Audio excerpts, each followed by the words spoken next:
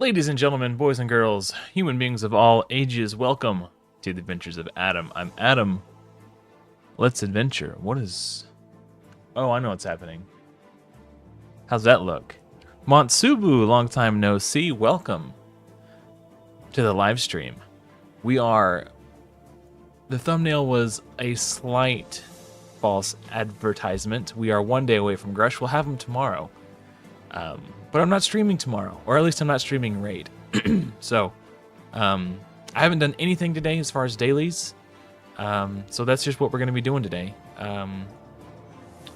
Somehow I'm still on gold 5. I haven't done any arena today. Just by the skin of our teeth, by 2 points. Yeah, so we're going to do our daily quests, our Forge Pass missions, our advanced quests, our Doom Tower climb, all that good stuff. I don't have anything particularly exciting. Just hanging out with you guys. Oh, you're raiding Molten Core and Hardcore? Wow, that's awesome, dude. Unfortunately, with my commitment to content creation for Raid, it's difficult to find time to also play Hardcore WoW. I'm going to try, but at the rate, it was already slowing my pace, only being able to play on weekends. But now that I'm back into Raid, I might not be able to. I don't know. We'll see. It's just going to depend on my mood. But I also started playing Slay the Spire because I was looking for a game I could play at work that has like an offline mode. Because my tablet, we're not allowed to connect to the Wi-Fi at work, and my tablet doesn't have a data plan. So I was looking for offline games I can play, and I was actually planning on playing Slay the Spire when we're done doing raid stuff today. Anyway, that's awesome to hear that you're raiding Molten Core. That's sweet. Are you doing Horde or Alliance? Oh, I'm actually wearing my WoW shirt today. As an interesting, or maybe not so interesting coincidence. Depending on your perspective. Let's see. Increase a champion's level in the tavern 3 times. Oh, I also leveled Apothecary. I'm not sure why. Alliance, awesome. Nope, not that. My logic in the moment was that. So, if you've been following the last couple updates, you would recall I have recently rebuilt my Haikatoon. She is no longer 300 speed. She is 224 speed, and she's in my clan boss team. My next fastest champion is Arbiter at 270. So I've been using Arbiter as my Doom Tower turn meter booster champion. Once I get Vizix, I think Apothecary might be the play, simply because he's got a big single target heal for Vizix while she's provoking. So I just went ahead and I booked him during CVC. I leveled him up. He's not geared, or he doesn't have masteries yet. I might not even take masteries on him. I don't know. It's a lot of energy to invest in a champion who doesn't get a whole lot of value out of them. I might get like Lore of Steel and then stop there or something. I don't know. So let's just take these quests one at a time. Make 4 artifact or accessory upgrade attempts. I think the hard part is going to be finding an artifact or accessory that needs to be leveled up.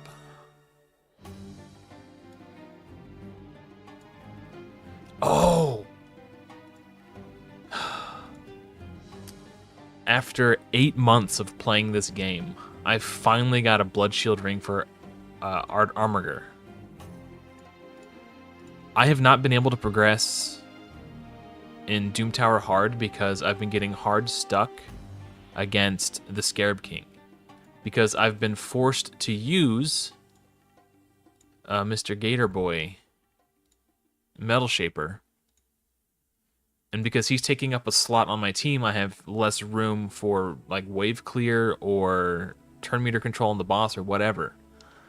So now that I have a Blood Shield ring for Armiger, I no longer need a Metal Shaper on my Scarab Lord team. I have a Blood Shield ring for everybody else on my team.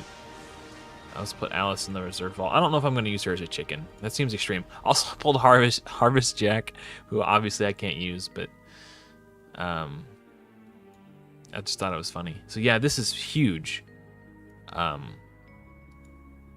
think Scarab King is in this rotation too, by the way. Let me double check. He might not be. If he was, I would have seen him by now, right? So there's Griffin, Spider. No, he's not in this rotation. So when it comes around next rotation, I'll be ready for him. Man, HP champions only. Can't use Harvest Jack. So we basically have these guys here, but the problem is I don't really have any damage dealers. I guess Ironclad, but I don't really have a way to heal him.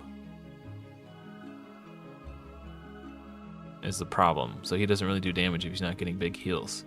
I guess he's kind of a damage dealer.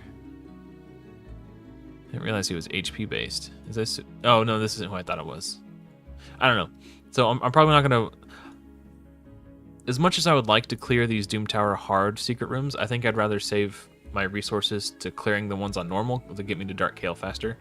But I actually think I can do this one with the champions I have. Not with the champions I have built, but with the champions in my collection. I was looking at this last night. Was it this one? No, it was the Spirit Affinity one. This one, this is the one that I think I could do. With champions I have access to. So Gnarlhorn is just a beast of a crowd control champion. So if I just need to get him moving fast so we can keep all of them provoked. And then she was like one-shotting enemies with her A2. And then an additional crowd control, so it's 2 CC champions. Then I would just basically need healers to keep my crowd control dudes alive. And Lamabur, who is not a particularly good champion, could do this job pretty well. Attacks all enemies, places a 15% continuous heal on all allies for 2 turns. So big heal there. And then he could heal a single target for 25% of their max HP and put Revive on Death on them. And he's got an all battles aura, so it gives me 10% more speed. I think he's going to be the healer for this. And then I just need to figure out one more, probably like a turn meter booster. So either Vagabond, who does a 15% turn meter boost with a 25% increase attack, or there's a Skinwalker one. This guy. Increase speed and turn meter boost. So he's basically like a apothecary, but with a 4-turn cooldown. And he's got additional CC on his A2. So this guy seems really good for Faction Wars too. So this is kind of a 2-for-1. I'm not ready to like focus this secret room yet, but I think I could do it with those champions. But yeah. This is the team I've been climbing with this month so far on Doom Tower Hard. Scylla the Drake, Spellwear, Archmage Helmet. I wish this was an All Battles Aura. If this was an All Battles Aura, it would, like, all my problems would be solved. But it's Arena only. Or if hers was an All Battles Aura, that'd be really nice too. But, having to take Haikatune out of this team really hurts. It's a major setback. But I think we're going to spend all my energy today farming Dragon for the ×2 speed gear. Because, as I mentioned earlier, my Arbiter is only 270 speed. I'd like to get her up to 300. Or my Apothecary. Whoever my Doom Tower speed champion is going to be, I would very much like for them to be at least 300 speed. Hey, what's up, Moonlight?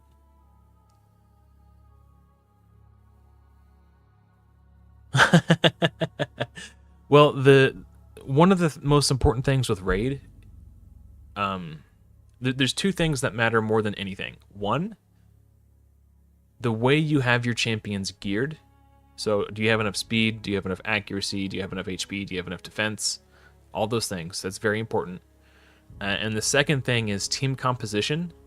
So generally when you're building a team, you want to make sure you're not focusing on any one champion in particular, but rather you're filling roles. So for this team, the roles that I have a turn meter booster and Arbiter, but you could use any turn meter booster. I personally prefer Haikatune because she has the All Battles aura and she places an increased speed buff. But Arbiter's fine for now. And then generally you can get by with 2 crowd control champions, but Archmage Helmet doesn't crowd control everybody, so I have Bellower as like a backup crowd control. Most teams would probably run 2 crowd control champions and a damage dealer, but because my crowd control is a little bit inconsistent, I'm running 2 crowd control because that's the most important thing. I will kill them eventually. They will die. It's going to take longer, but the important thing is my team doesn't die. And the way I achieve my team not dying is by just crowd controlling everyone. And then you have like a flex support. And for that slot, I'm using Seal of the Drake. She's got the heal, she's got additional stuns, and she's got a revive. So I've got a video. If you just go to YouTube and type best free-to-play Doom Tower hard team, my video is usually the first one that comes up. On the thumbnail, it has a picture of Yakarl the Scourge and Vizix, and in big yellow letters it says Doom Tower hard is easy, and it goes more in depth on the strategy behind this style of team. In that video, I use Lady Kimmy as my speed champion, and in that video, I use Walking Tomb Drang as my damage dealer. But any AoE poisoner, any AoE HP burn champion, or any champion who hits really hard and ignores a ton of defense can work. Bomb champions are good too because bombs ignore 100% of enemy defense. So if you have Nishak, he makes a great one because he does the bombs and the bombs turn into poison, so it's like a double whammy. And also Nishak's passive gives extra bomb damage at the high end of Doom Tower when their HP gets really high. Nishak is just a great one. But yeah, I don't have like a dedicated damage dealer on this squad. I'm just focusing on crowd control. I'll get there eventually is kind of like my mentality. If I get to a point where the waves are taking too long, I can use Drexlar for provokes and HP burns, and that will kind of speed things up a little bit, but his provokes aren't quite as consistent as just Bellower's stun set plus block cooldown skills A1. It's just, I get more CC that way. What's up, Jolo? Doing good. Yeah, man, everything's good. I started playing Slay the Spire yesterday at work, and all day today. It's actually been really addictive. The reason I was looking into Slay the Spire specifically is because in Godforge, they aim to have some sort of normalized PvE game mode that they've been comparing when they're trying to get people to visualize what it's going to be like. They say a rogue-like game mode, R-O-G-U-E, rogue-like. And Slay the Spire is the game they often use to draw parallels. So I kind of wanted to see what Slay the Spire was about. It was $10 on the App Store, which is like, okay, sure. And I've heard lots of good things about it. There's another game that's very similar. It's a clear ripoff of Slay the Spire, but it's a free-to-play game. I forgot what it's called. Let me open it for you. If you wanted to see kind of what a rogue-like is, if you've never played one before, but you don't want to spend $10 just to find out, there's a free-to-play gacha game that looks like it was made by the same people that made AFK Journey. It's called Ancient Gods. That one right there, Ancient Gods. It's a clear ripoff of Slay the Spire. They took all the things that were great about Slay the Spire and then like found ways to gotcha them. This might be a failed run. Oh, no, maybe not. Okay, I can't take it off auto. There we go. Recovered. That's another good thing about Arbiter. She's got the AoE revive. Oh yeah, Cupidus. Yeah, I wasn't really paying attention. So if you're struggling with a CC team like this, generally what you can do is just find someone who's not crowd controlled and click on them. And block cooldown skills I consider to be crowd control.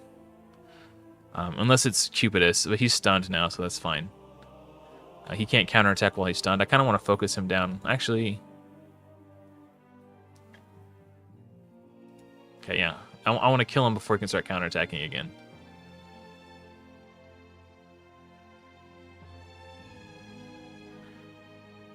The main problem is you haven't a decent support. Nothing good pulled from shards, and no time and patience for fusions. That's another reason why I really like this free-to-play Res Only Plus series, is it teaches people how to beat the game without fusions.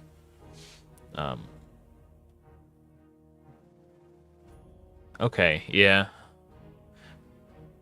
Yakarl the Scourge is like so important for this style of team. Yannick is good too. If I were you, I would focus on Yakarl fragments and wait till you have Yakarl, and then whatever, if you have enough left, then maybe go towards Yannicka, personally. And Drexler is just a matter of time and patience, so you'll get there eventually. Gorgorab can work. Gorgorab is basically just a little baby Arbiter. It's a very similar kit. Just slightly... I can't... Oh, good, he got stunned. Okay. Sorry. Snick Track. Oh, he's Ally Protect. Yeah. Snick Track is good. He can fill the Seal of the Drakes slot to some degree. Yeah, the Ally Protect is good. Yeah, Doom Tower hard is just hard. Like, don't feel bad if you can't progress. There was a time in the game where when this feature was released, it was end game content. There's so much bloat and feature creep in the game, it doesn't feel like it's end game. Now it's sort of mid game, but you know, for the first 2 years, you know, I think it came out like after a year or two into the game and it was end game. So if you're less than 2 years into the game and you're struggling in Doom Tower, don't feel bad, because this should be like, it was designed to be difficult for people who were already end game, if that makes sense. So don't get down on yourself if you're struggling to progress in Doom Tower hard. I think I kind of want to see when that came out. I don't know where I would find that information, but I started playing in March of 2020, so when COVID-19 happened, basically. And I felt like I had been playing for at least a year by the time Doom Tower came out. Because like the first big new piece of content that I was witness to was Tag Arena, and that was a flop. And then they usually do big content patches like that once every 6 months. So I think the game had probably been out for at least a year and a half or 2 years when Doom Tower came out.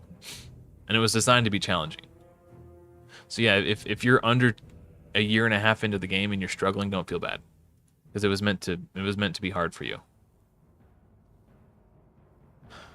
But going back to what I was talking about earlier, when in regards to making sure your champions are geared well, if you feel like gearing your champions is something you struggle with, or you feel like you're not getting enough out of your champions after you gear them, make sure. I've got a guide. Let me link it real quick. I'll find it for you. It's the first video I uploaded to my channel.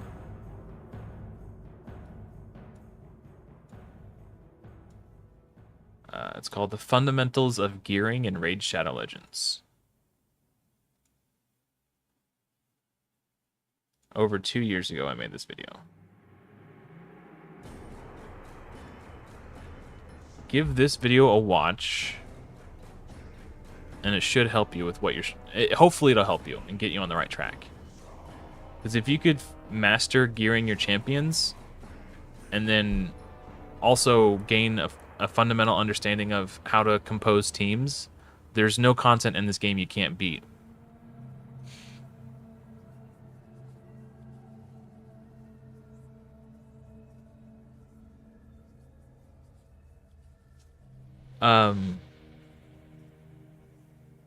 Do I have to have a buff extender on a super cheap early game Wixwell team, or can I make do with... Yeah, Valerie works. Actually, there's someone in my clan who uses Valerie. I don't know if he's watching. Wolf, if you're out there. Oh, hey, Tyler. Sorry, I missed your question. Yeah, go ahead and ask, buddy. Sorry, I was kind of going on a tangent, and I lost track of chat. You got lost in the shuffle.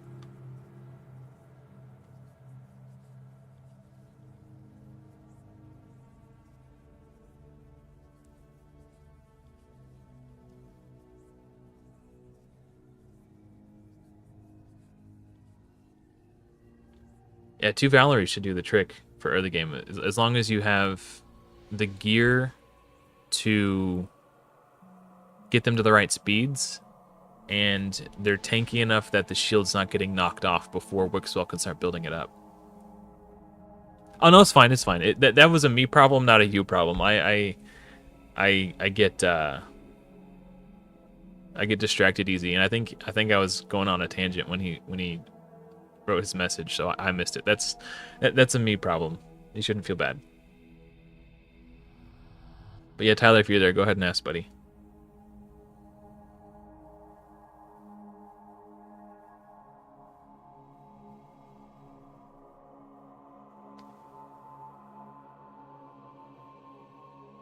If you're using any crowd control set, whether it's the stun set, the freeze set, or the daze set, those are not affected by your accuracy.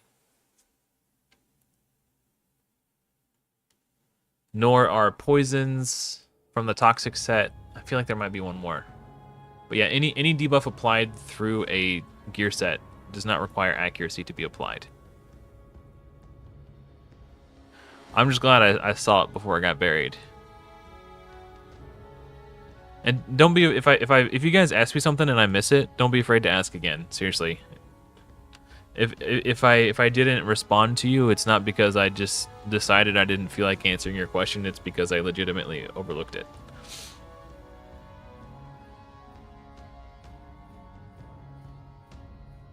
Well, hopefully that helps you out, Moonlight.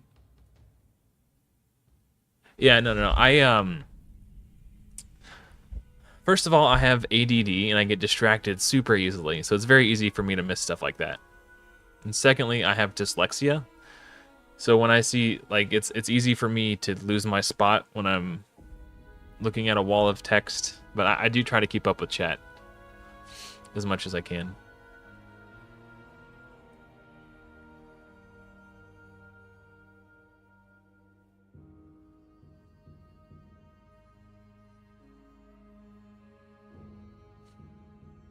Oh man, these runs take forever, but the important thing is that we're clearing them at all. Okay, we need to CC Blind Seer. She does a 2-turn block debuffs, and if debuffs get blocked, then they can't be crowd controlled if they have block debuffs on. Okay. Well, let's get this guy so he doesn't. Just plain whack-a-mole. Okay. The tricky thing about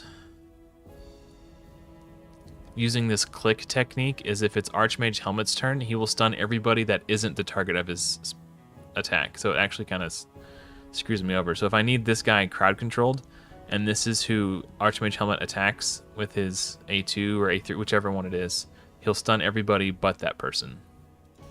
So it's a little counterintuitive with Archmage specifically. Yeah, so he stunned these two when I had her clicked.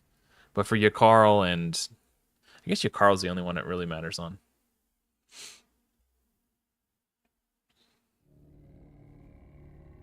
Yeah. If Archmage Helmet had an all battle speed aura, this would be so much better. Like all my troubles, all my Doom Tower hard troubles would be alleviated.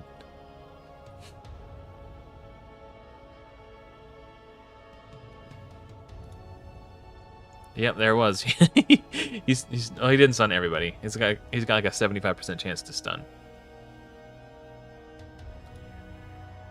Okay, Bellower's stun set.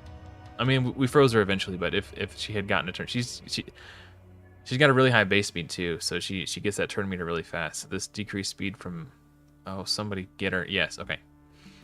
He does block debuffs too, so he's the next.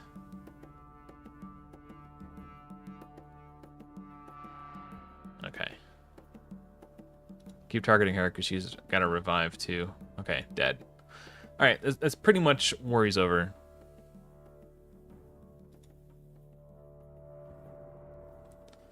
I think having Bellower on the team is kind of nice. I turned off his A3, which is the decreased defense and decreased attack, because I want him to do the AoE decrease speed for more crowd control. Just slowing them down by 15% is good. Whoa! Moonlight, welcome to the YouTube membership program. Thank you, man. I appreciate that. That's awesome. Welcome. I need to get on top of making some emotes for you guys. I have some really basic ones, but they're not very good. I don't even, they might even just be too small. Can I even do my own emotes? Yeah, so we've got, that's all I've got so far for emotes. You can kind of tell what they are. One's supposed to be angry and one's supposed to be excited. I don't know.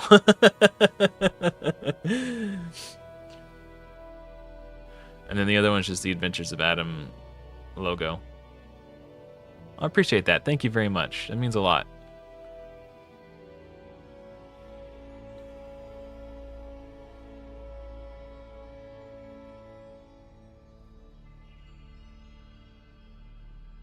I wasn't even paying attention.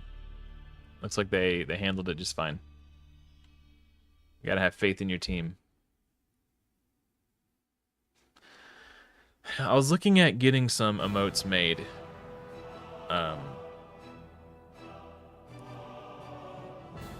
Yeah, I don't know. I'm not opposed to it. I just and I know of a person who can do it. I just gotta contact them, and I don't know. I'm not good at making correspondence with people. Reaching out to people and getting things done are not among my strong suits. I'm a procrastinator. A chronic procrastinator.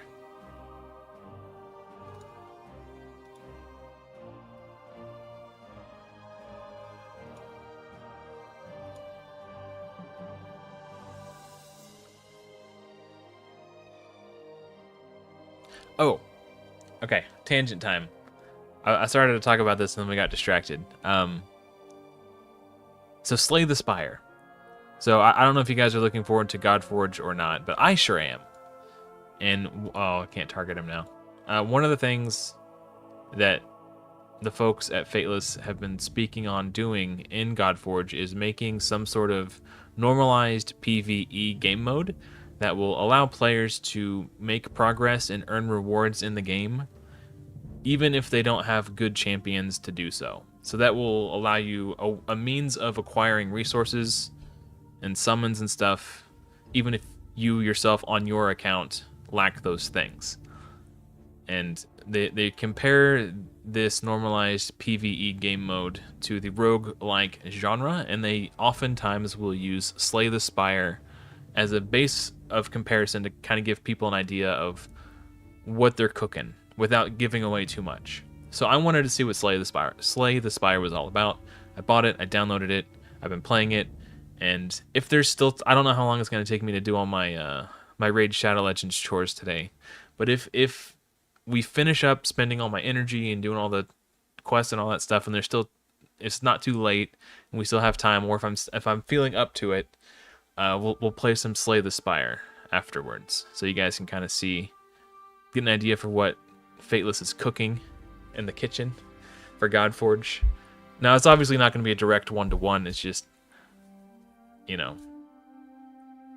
but should give you a pretty decent idea of what to expect. So I don't know how fast these enemies are, but if you were watching, their turn meters were already almost completely full by the time my Arbiter got a turn, and she's 270 speed. That's why I really like to have 300 speed on my turn meter boosters in my Doom Tower hard team, and B, furthermore, why having an all battles speed aura is so important, and why I like Haikatoon specifically. So having Haikatoon locked into my clan boss team is making things difficult on Doom Tower. And funnily enough, the video where I announced I was moving Haikatoon out of my clan boss team and into my Doom Tower team, that video is among my most disliked videos on YouTube Apparently, a lot of people seem to disagree with that decision. But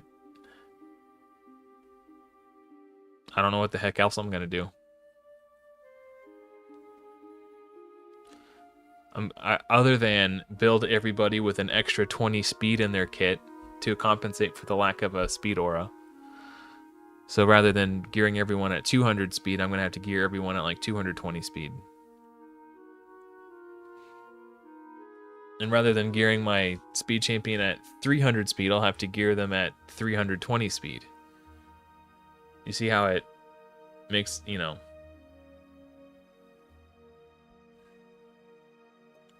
The speed aura is everything. I had a second Haikatoon, but there were many people who didn't think I should be allowed to use a second Haikatoon on this account. So I empowered my first Haikatoon, which was nice to get some extra stats on her, but not having a second speed champion with an all battles speed aura, or just any champion with an all battle speed aura. It wouldn't have to be my speed champion who has the all battle speed aura. But I was looking at rares who have all battle speed auras, and there are none who do anything of legitimate value other than bring a speed aura. They would just be a wasted spot on my team. So it's going to be a very difficult handicap to overcome. Actually, let me check out hellhades.com. There's a thing, they've got a thing. I'll switch to this screen right here so you guys can see what I'm doing. Rage Shadow Legends. They have there's like a buffs and debuffs.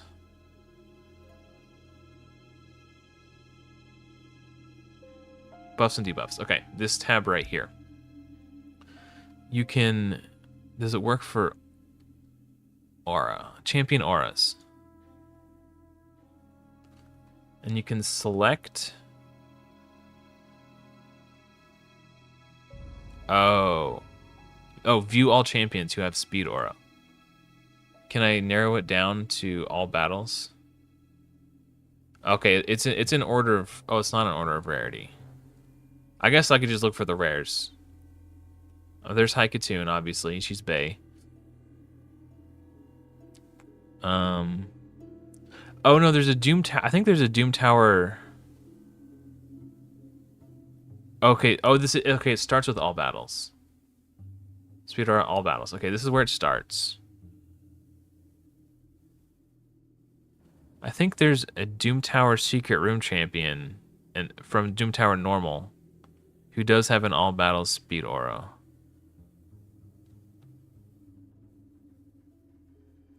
But yeah, so these are the ones I'm working with. Oh, Hellfreak. No.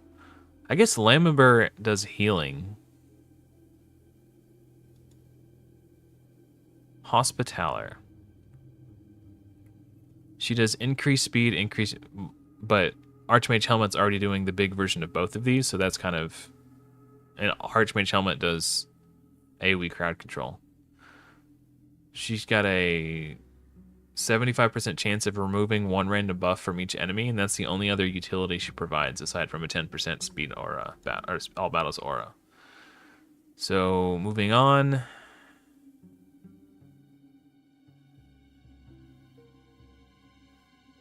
Mother Superior is a 13% all battles aura, and I have her in my vault, and she does a little bit of healing.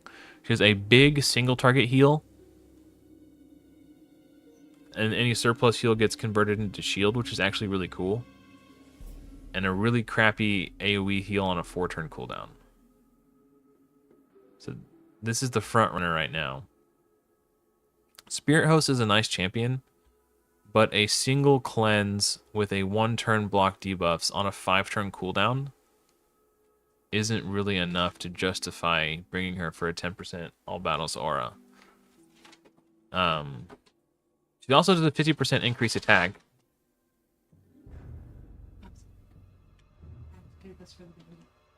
Oh, 1 second. Let me mute my...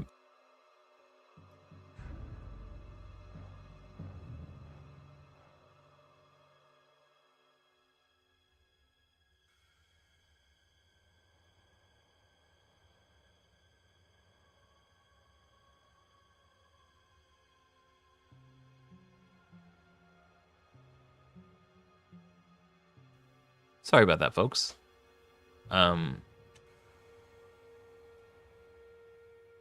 Pretty sure she did that on purpose. Anyway. Okay, just want to make sure my team was still rolling. Yeah, 5-turn cooldown, 1-turn block debuffs with a cleanse. That's hard to justify that inclusion on my team.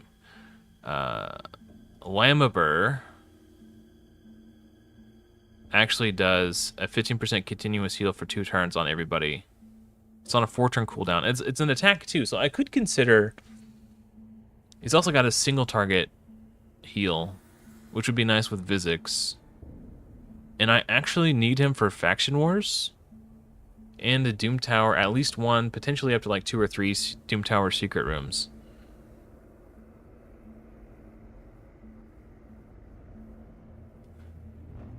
Huh. Maybe Lamabur is the play. So it would be him instead of Syl of the Drakes? Is that even a thing? I don't know. Maybe it's not him instead of Syl of the Drakes. Let me look at my team. So right now, eventually, in a month from now, I get Vizix the Unbowed. Between Yakarl the Scourge and Vizix, the 2 of them in tandem provide enough CC to keep enemies locked down. So crowd control. And then speed champion.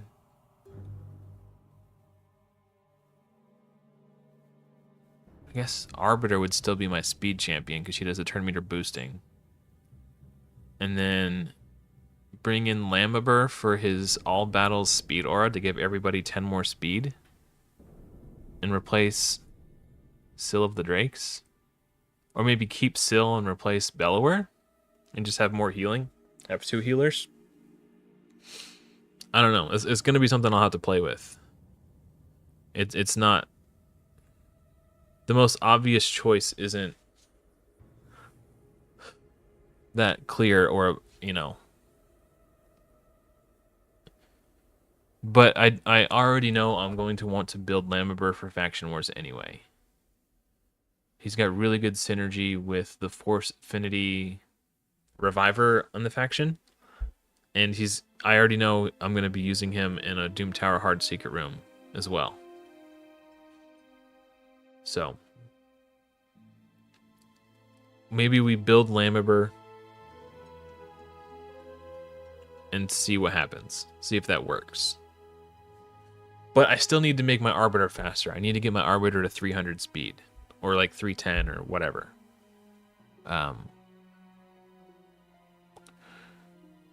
So, yeah, we're going to be farming Dragon tonight. Since they have the ×2 speed rolling. And I'll probably just keep farming Dragon until I can get enough speed gear to get my Arbiter moving faster. Like 300, 310, something like that. Archmage Helmet does an increased speed buff, which is nice. Because Arbiter does not do the increased speed, she merely does the turn meter boost.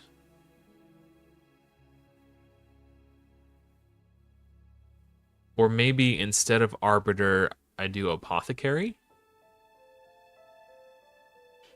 Apothecary has the big single target heal for Vizix. And...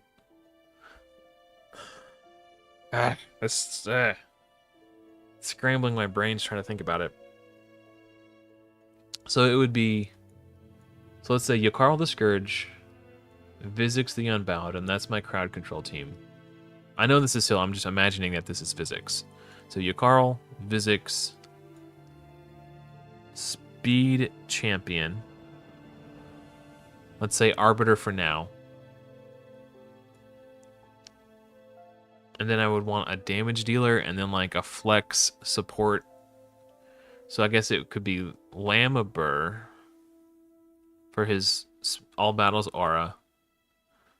And then the last spot could be either A, a damage dealer, or B, another crowd control champion if the affinities don't match up. Well, like, I guess Vizix is Void. There will be some floors where I cannot use Yakarl because some enemies either are immune to freeze, or when they are frozen, bad things happen to me.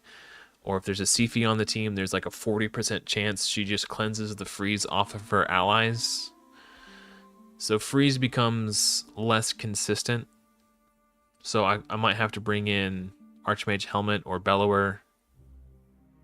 I'll have to get creative on those waves. But for 99% of the waves, Yakarl, Vizix, I guess this would be Lamberber, Arbiter, or Apothecary. Sill? Probably works. Yeah, I don't see why that wouldn't work. I just wish I had a better speed aura than 10%, though. That's just rough. Oh. What if? Oh, no, that wouldn't work. That was dumb. I'm dumb. Never mind. I was thinking, like, what if I use Lamberber on Clan Boss for his speed aura? Put 10 speed into all my champion builds for that team. And then I'd have more healing, but then I totally forgot I need Haikatune's A2. That's why that speed tune works. It's not just the speed aura. I was getting ahead of myself. Hey, what's up, B? Yeah, still playing Raid. Getting back into the Rares Only Plus series. Yeah. So there wasn't just one reason why I had stopped when I did. It was a series of compounding reasons, and one of the reasons, actually, believe it or not, was I can go back to this now. One of the reasons, believe it or not, was that I, for the life of me, could not get a blood shield ring for my Armiger, and as such, it was halting my progress in Doom Tower Hard. That was really frustrating. Another piece of compounding frustration is that I couldn't get beyond Baumel 50, which is understandable. Baumel 50 is an insanely hard boss on Doom Tower Hard. So that was frustrating, but again, not the only reason. It was just one thing after another. Yes, Rares Only Plus is the name of the series. So the premise is I'm progressing through the game using champions who are rare, uncommon, or common, plus any champion who is free and permanently available to all players. So this does not include temporary fusions. It does not include any temporary limited time promotional champions like Alice or Rathalos Blademaster or any of these. It's not using champions from limited time promo codes like Ninja or Sun Wukong. And the reason I'm doing this series specifically is so that I can make content that is, first of all, challenging to myself, because I've played this game for a long time and I wanted to challenge. B, to make content that is both educational and relatable to as many people as possible for as long as possible. So if somebody stumbles upon this series 3 years from now, I won't be using any champions in this series that they don't have access to. So they will still be able to use it as sort of like a guiding light to help them get through the game. So that was my thought process behind the Rares Only Plus. So it teaches players of the free champions who they should be using, how to use them, where to use them, and how to build them, and how to get by until you get them.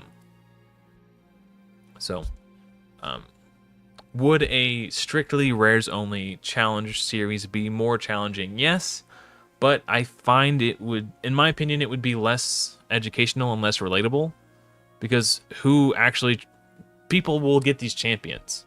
People will want to use these champions. So I'm showing them how. And also, it's so funny because this actually happened last night and yesterday. So often do I get people leaving angry comments on my videos and guides telling me that my guide is bad because I'm using champions that they don't have, or this isn't really a free-to-play guide because you're using... This is a specific comment I got last night on my Doom Tower Hard guide. That video is basically this team with a few minor, that guide was made on my old account like a year or two ago. Somebody commented on that guide, this isn't a free-to-play guide, you're using Lady Kimmy. So, let me show you why that's a silly argument. But I'm assuming he left that comment before I got to the point on the guide where I was talking about viable substitutions. Is Lady Kimmy a better champion than Haikatoon? Yes. Yes, she is. But when you compare their kits side by side,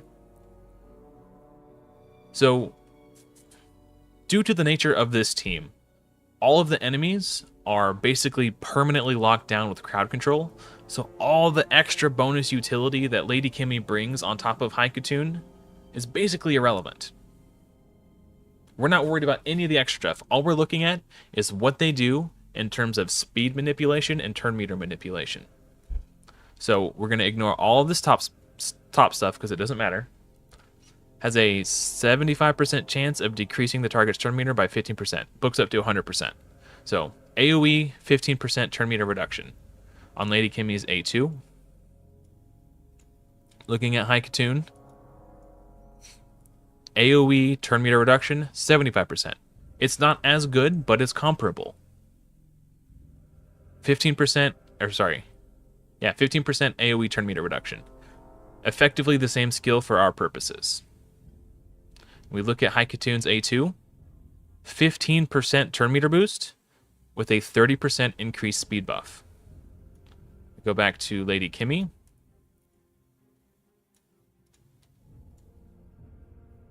%15% turn meter boost with a 30% increased speed buff. It's the same skill. The only difference here is Lady Kimmy places an AoE decreased speed, which is completely irrelevant because we already had Vizix on the team who does that job. Vizix already places AoE decreased speed. This is a redundancy and it's irrelevant. However, if Vizix were to get a resist, Kimmy could act as a backup, but so can Haikatoon. Haikatoon does it on her A1. They're the same champion. The biggest difference is the speed aura. Haikatoon is a 19% speed aura, where Lady Kimmy's is a 30% in Doom Tower. So Lady Kimmy does have a better aura. That's basically the only difference. So when I see comments like that, it really makes me mad. So one of the reasons I made this series was to prove to people, when I say that a replacement can be used, a replacement can be used. I'm not just talking out of my ass. I know what I'm talking about. People just need to quit getting so bent out of shape about the color of a border around a champion and focus more on what that champion brings to the fight. Okay, I'm going to let my cat outside. I'll be right back.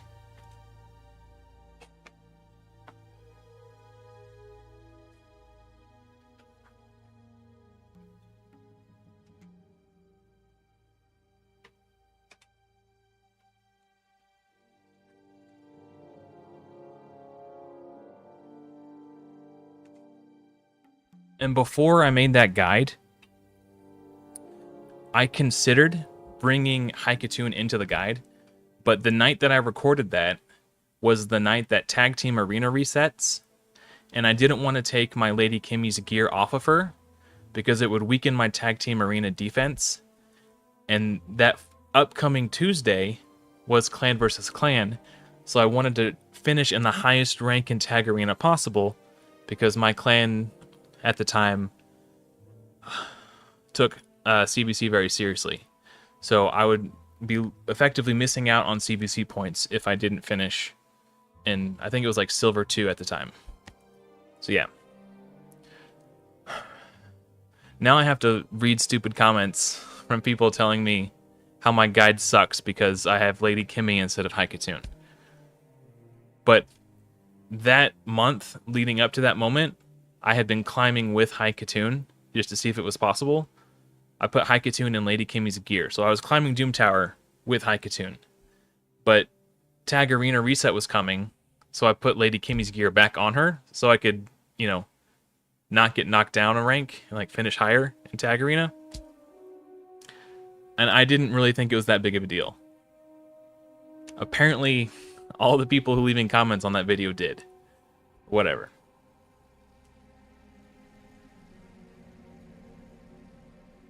Oh, thank you, Andrew. Yeah, it's been really fun. It's been really interesting. You feel the struggle, but the other end of it is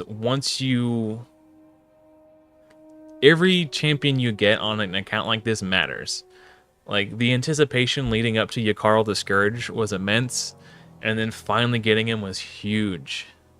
I was struggling in so many areas until I got Drexthar. Man, now Drexthar solos, like, basically the entirety of Doom Tower normal. He solos Iron Twins up to stage 10 on all affinities, and then stage 11 on magic. He solos a couple Doom Tower hard bosses with the gear that I have. Like, he's just been insane. And same thing with Yakarl. Like, I could farm Fire Knight 20 without Yakarl, but it was like an 85% win rate. So I farmed it enough to get my Arbiter, and then I stopped farming it because it was kind of wasting energy. But once I got Yakarl, boom. Doom Tower, or Fire Knight 20 on farm. So because it took me so long to start farming Fire Knight, my Savage gear is really bad. And you guys will see that when I do my Yannicka build video. I was really struggling to get a good build for her together, but I think I'm proud of what I've managed to do with the gear I have. Yes, World of Warcraft music in the background. Good ear, Louise.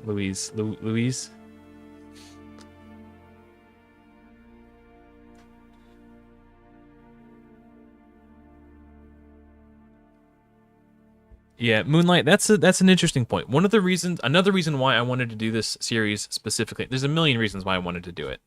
But another one of the reasons is, in theory, anybody could spend a bunch of money, obtain a bunch of OP champions, use those OP champions to farm up OP gear, then take that OP gear and slap it on a bunch of rares and do a dungeon video and say, look how easy it is, guys. And to me, that seems really disingenuous.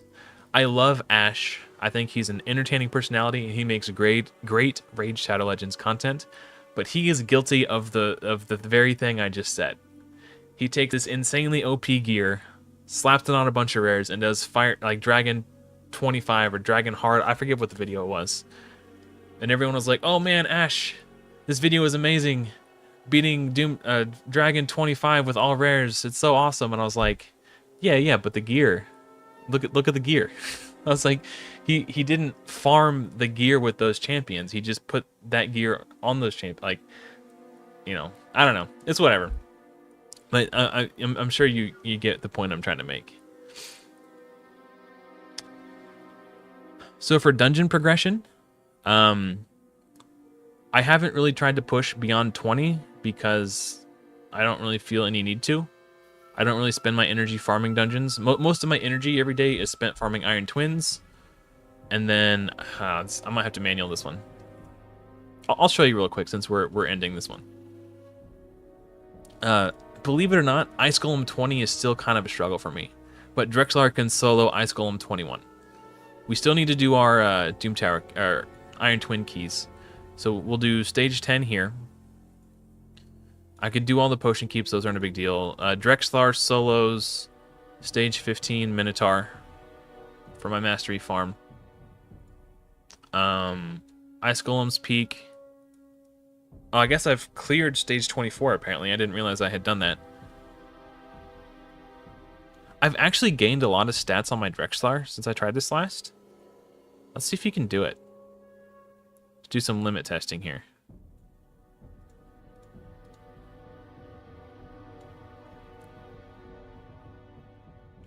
What's up, Solar Nebula? So this might not work. It'd be cool if it did. But yeah, he's gained a ton of stats since I was here last. So he might be able to solo 25. I know he can if you have good enough stats. Like Ash has done a video where Drexlar solos stage 25. I just don't know if I can do it on my account. That would be amazing, Lewis. Is it Lewis or Louise? I know there's a professional Magic the Gathering player who pronounces it Louise. Louise Scott Vargas. Yeah, Drex can solo 25. I just don't know if my Drex can solo 25. I don't know if my gear is good enough. But we'll try it.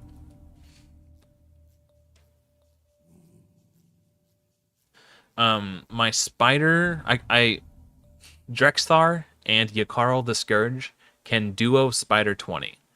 So I can actually farm food in Spider 20 when I need to. When I need to farm Spider 20, I can farm food.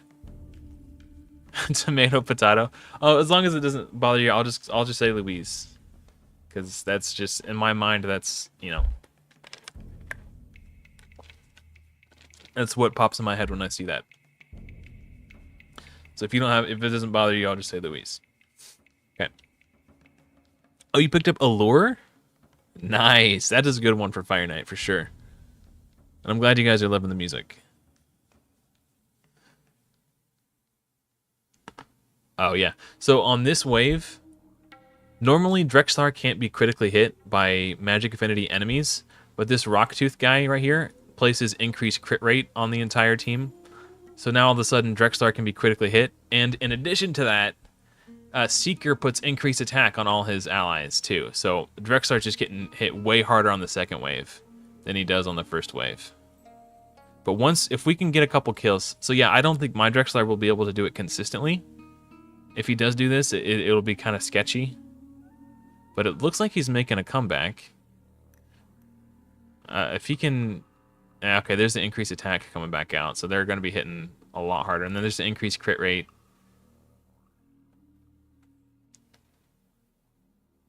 It's close. Yeah. The second wave is just really harsh.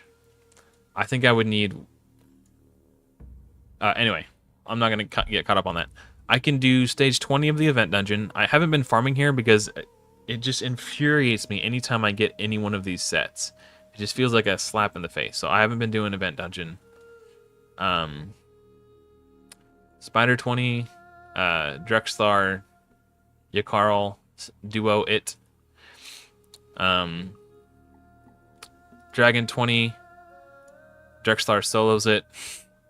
That's my Dragon 20 team, is Drexthar Blood Twin. Sand Devil, I have cleared stage 15, and I can do 15.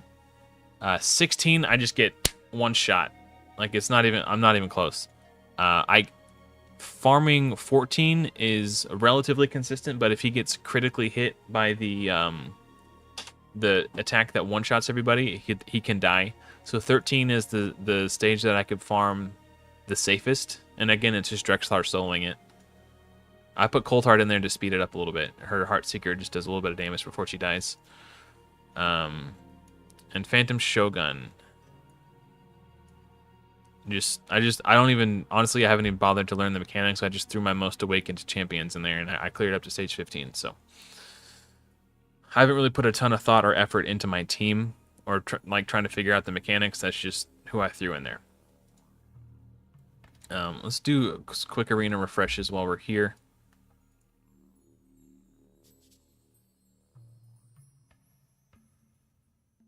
Oh, nice. Well, I personally, I can't use Mordecai. He doesn't fall within the parameters of my challenge. But Akoth the Seared might do a similar job.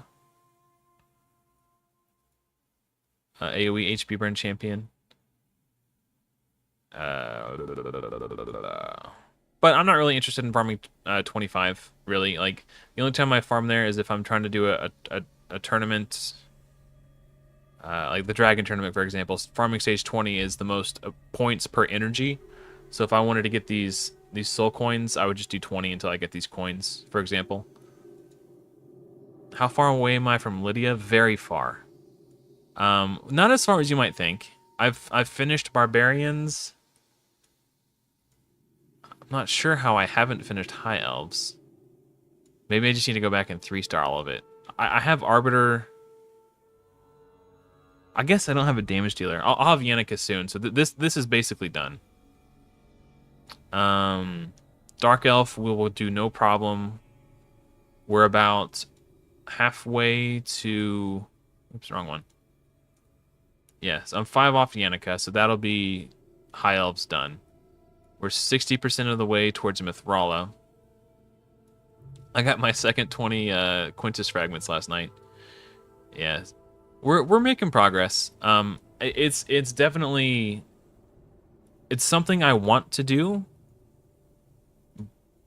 but I also understand it's going to be extremely challenging. Oh, halfway to Lydia. Nice, dude. No, it's okay. I don't mind the questions at all. I am going to have to manual this, though. Okay, if I do a turn meter boost, then her passive triggers.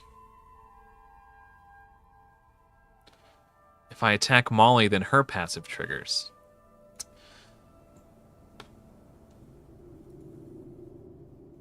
We got the stun. I think Yannicka has more turn meter. So I'm going to steal her turn meter. See if we can get... Actually, let's do AoE decrease speed. And see if we can stun... Nice. The Valk was the main concern there. Okay. Well, let's just... I want to kill Molly. Maybe I should kill the Valks. Her passive is just so annoying.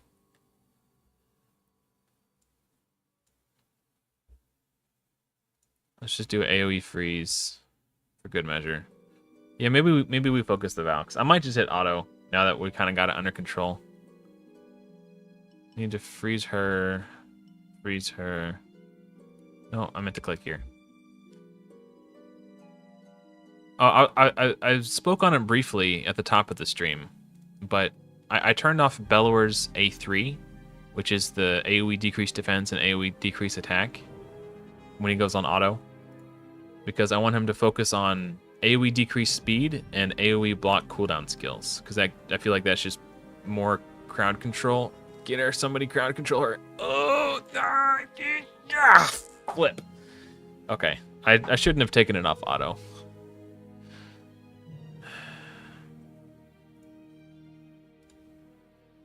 Nice.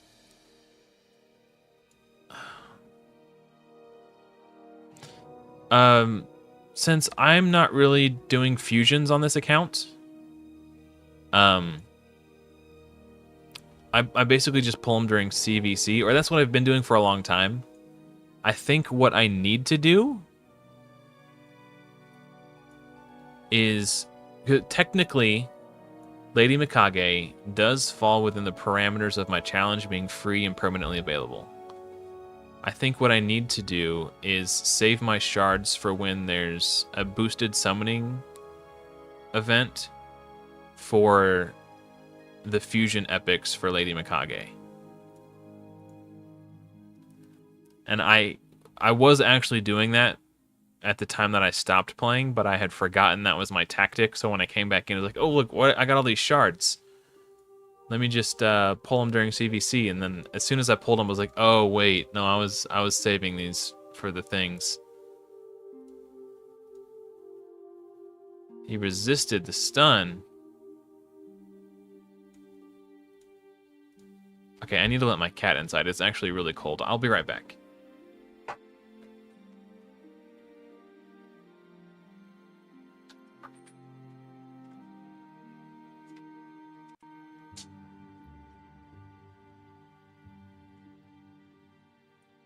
Ugh.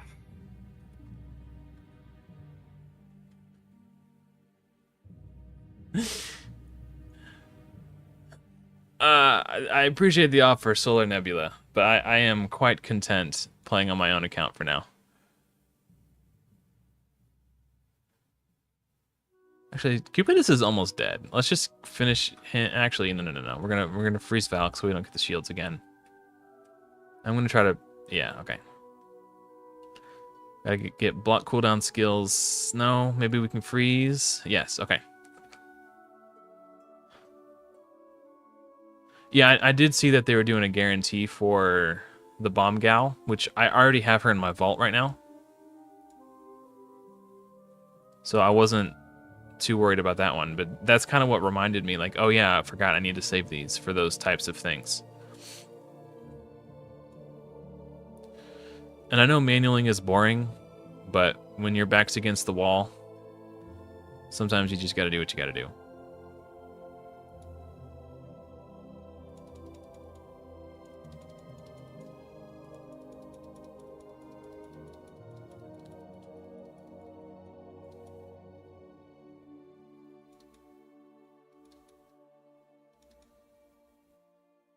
Wait, did you end up pulling the Mad Hatter, or did you just try to pull Mad Hatter? Brachus is... he's a pain. So when he dies, he pops back up and he's going to kill someone. Also, the fact that this entire wave is force makes Archmage Helmet really not good. I'm not even going to bother with his stuns. I'm going to just rely on... I guess since they're already... Actually, let's do decreased speed. So I need to kill the Brachus last? Maybe not. I have 2 revivers, right? Maybe it's fine.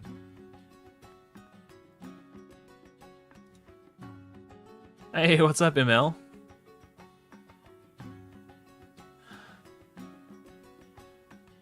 I'm 2 epics away from Mikage, believe it or not.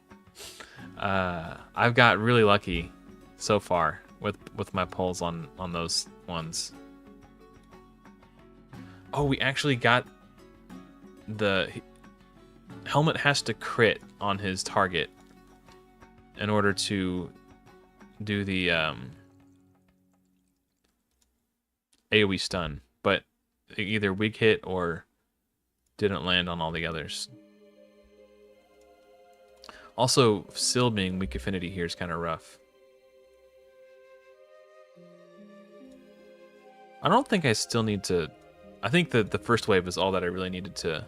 Oh, you know what? Manaya does need... I think she does block debuffs. Let's get some CC on these folks. Nice. Yeah, the team is they're doing their thing. I'm just gonna let them go.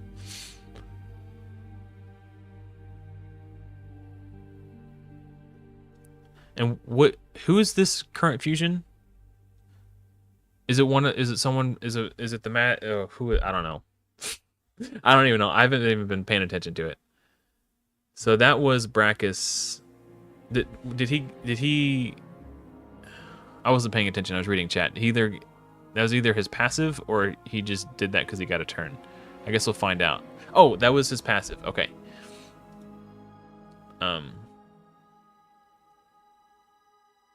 Oh, that's cool. Okay, that's good to know. I'll keep saving shards and I'll save my gems in case they don't have enough shards. Mad Hatter. Okay. I every now and then I notice that my microphone redlines. I need to put a limiter on it. So you guys ears don't get blown out.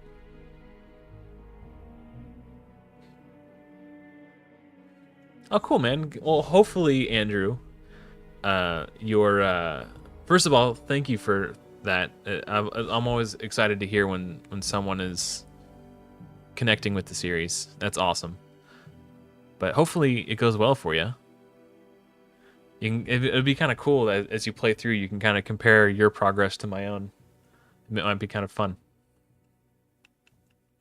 But yeah, I recently took a break from Raid and I'm back. So I decided to, rather than joining in with the, not that there's anything wrong with the Hell Hades free-to-play series, I didn't want to start a new account. I just like let's just play on the Rares Only Plus. So the Hell Hades free-to-play series sort of got me stoked for Raid again and everything going on around Raid, but I didn't want to start a new account.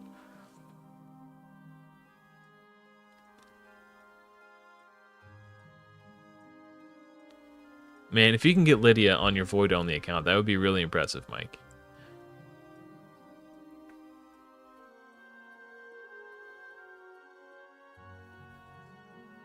Let's crowd control Manaya, please. Somebody.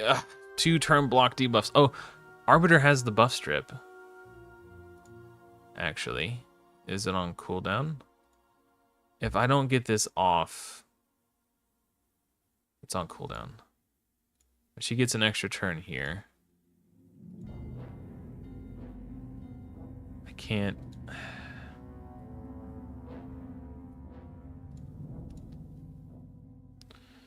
Yeah, Valkyrie's passive just stole Arbiter's turn meter. Let's knock that block debuffs off. Now we can rock and roll. Weak hit.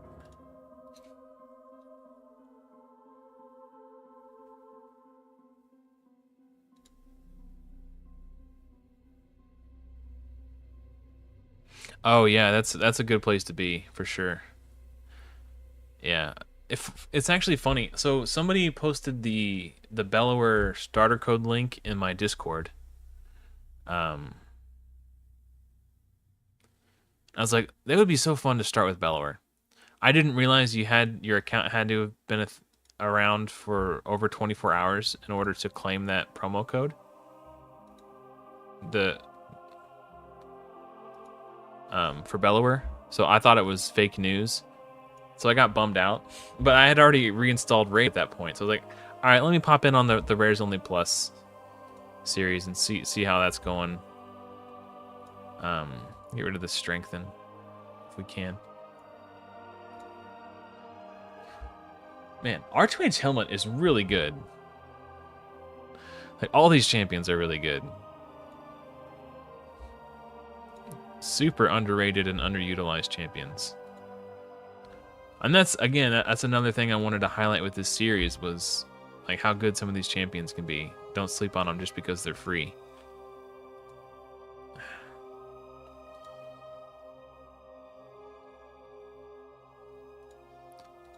But yeah, since I had already installed Raid, I thought like, all right, well, this promo code didn't work, but maybe I'll hop on the Rares Only Plus and see how that account's looking.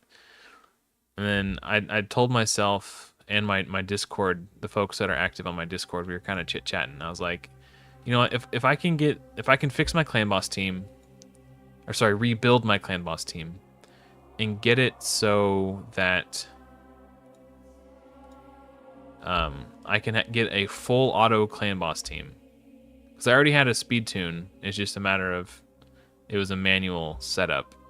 So if I can figure out a full auto setup for my clan boss team, I'll start playing the Rares Only Plus again. So I came home from work, I got on the calculator, and I figured it out really fast. Like way faster than I thought I would. Like normally it takes hours and hours to like figure that kind of stuff out, but I snapped it out in like 20 minutes. So I was super soaked. I was like, all right, let's revamp the Rares Only Plus. And here we are. I think I just want to focus this Valkyrie. Let's knock that heal over time off. I'm just gonna do the AoE attack just because it does damage. I just want to kill everyone. Massacre. I will try to freeze there though. Also, this leech comes from Yakarl the Scourge in his masteries. Harvest Despair Mastery. I think I have it on Bellower too. Let's do another turn meter boost.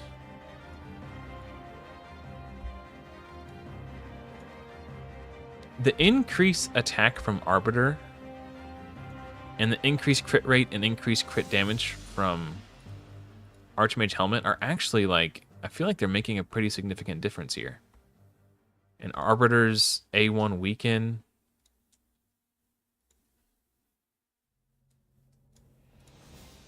Because I don't have, like, and decreased defense from Bellower's helping out too.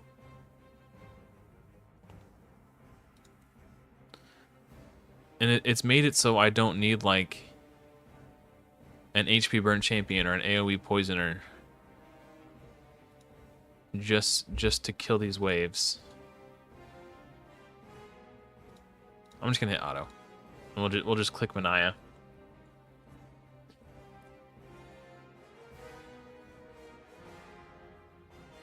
Well, because Bellower is a rare, he would fall within the parameters of my challenge, even if you acquire him through a promo code. I pulled mine from a shard, but I don't see any problem with using the promo code for Bellower.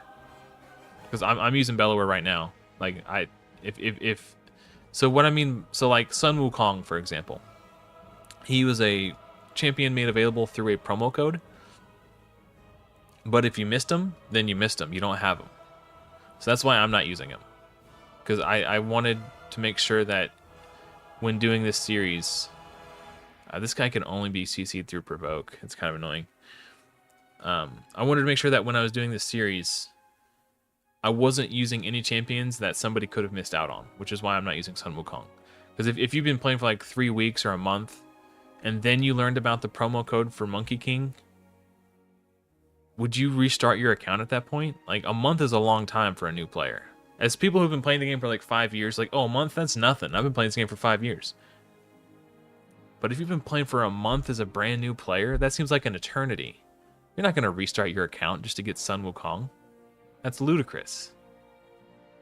So yeah, that's why I'm not using promo code champions. But if it's a promo code for a rare champion, rares fall within the parameters of my challenge. To me, that's perfectly acceptable. I know some people in the past spoke about doing like joining me on the challenge and using the promo code Godspeed to get Apothecary, for example. Like, that's totally fine. Which to me, that's a waste of a perfectly good promo code, because Haikatoon is so much better than Apothecary, in my most humble opinion. But for reasons I've already spoken about in great detail. The speed aura alone. And the AoE turn meter reduction. Hey, congrats on Palace of Arabia. Hell yeah.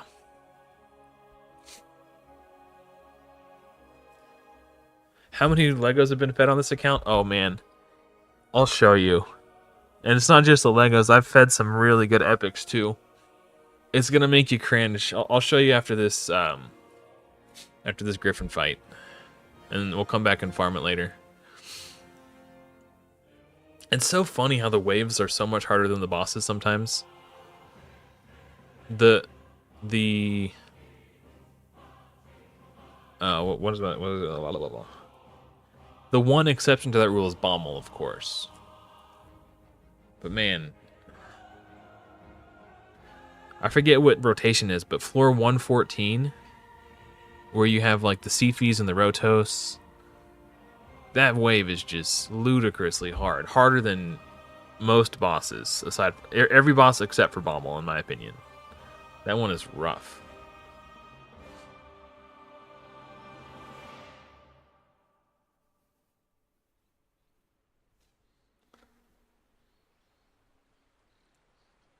Any advice on which character can replace Coldheart, Soulbound Bowyer, or Armiger?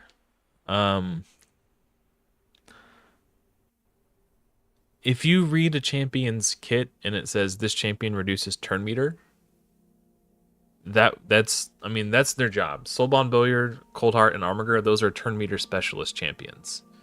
So if you don't have them and you're looking for someone else, there's a champion called Elfguard, who is an uncommon that you can farm from stage 6 of campaign, I think it is. They're not as good as Armiger, but I don't think they need to critically hit to reduce the turn meter. They do a larger turn meter reduction, but it's on a 2-turn cooldown.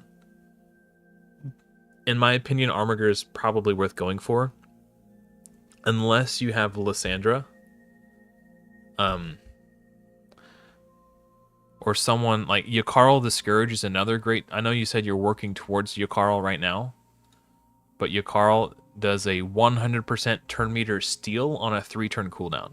So if the target has 100% turn meter, when he uses this, it drops their turn meter to 0, and then Yakarl gains 100 turn meter. And then he goes again. So it's effectively a 2-turn cooldown. So he's doing it constantly. Yakarl is a great one. But dude, Armiger, just 30% turn meter every attack. He is very stat hungry, because you need 100% crit rate. You need tons of speed, so he takes enough turns to be effective, and then you need enough accuracy. So he's difficult to gear, but he's worth it, man. I still use Armiger on my other account that isn't a Rares Only Plus. He's just a solid dude. Yeah, any champion who has turn meter reduction can be used in the place of Armiger, Coldheart, Soulbond. But Armiger's the man. He's like a top 5 turn meter control champion in my opinion. But if you have Allure, she kind of suffers from the same issues that Armiger suffers from, where you need 100% crit rate and she needs to be really fast. She's kind of squishy, but it's a 75% turn meter reduction against Iron Knight or bosses like Fire Knight, Scarab King or Scarab Lord, whatever his name is, Dark Fae, like really good, really good. Probably the best single target turn meter control champion in the game. So if you have her, she's great. I think there might be I don't know how long into the game you are, Moonlight, but there might be a new player promo code to get her. So if you're still within the first like 72 hours, you might be able to redeem it. I think the promo code is my turn. Ooh, piece of candy.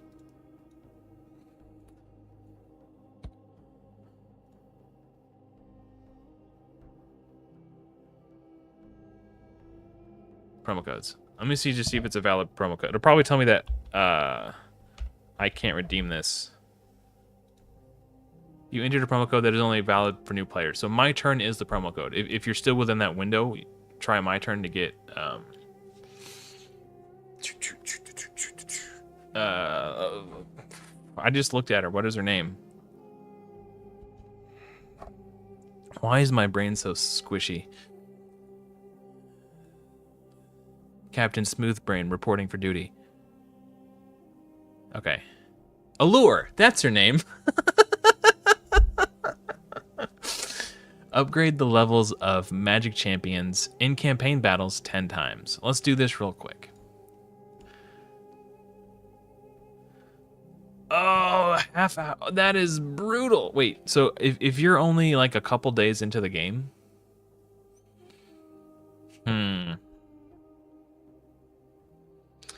Is this a reroll angle? Of all the promo codes to put in, there's ones that I feel would be stronger for your account than Allure anyway. I was just saying, if you've yet to acquire, is this a reroll angle? Or was it just is I don't know. We need magic champions.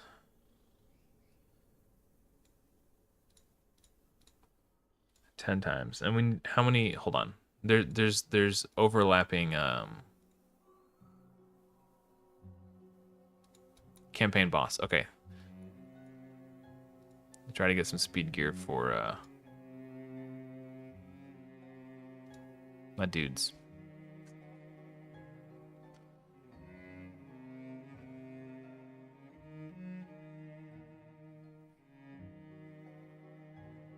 Yeah, I don't know. If a player was 3 days in, would I recommend they re-roll to get a starter promo code? Maybe. It depends on if that seems like. At the end of the day, it's your own mental health is important. So if the idea of starting your progress over seems like an unsurmountable burden that you don't want to bear, then don't do it. But if you're trying to min-max your account and get a good like head start, there's a lot of people who do that sort of thing. Oh. Okay, I gotta look at these Slayer accessories. Just new.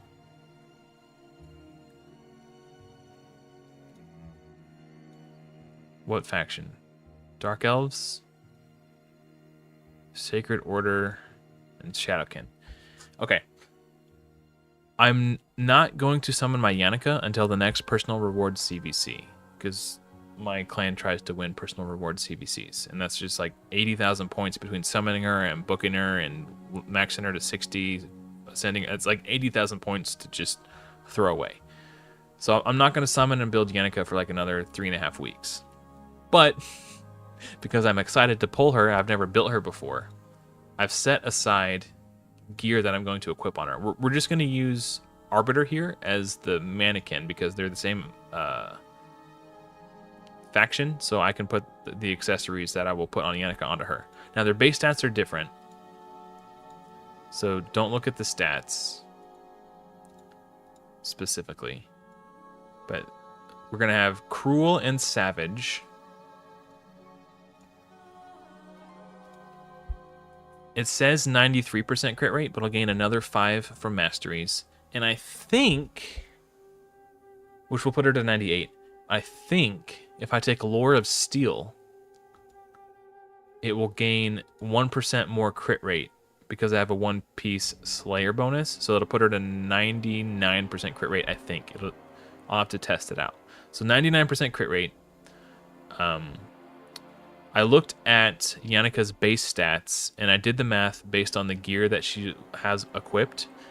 And with this gear, she'll have 4,500 attack and 215% crit damage and about 184 speed. So it's not an insane Savage build, but for my account, that is going to be massive. I do not have an AoE damage dealer and crit damage gloves.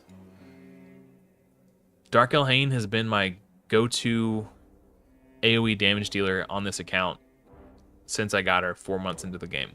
And she's been carrying me hard. She's in crit rate gloves.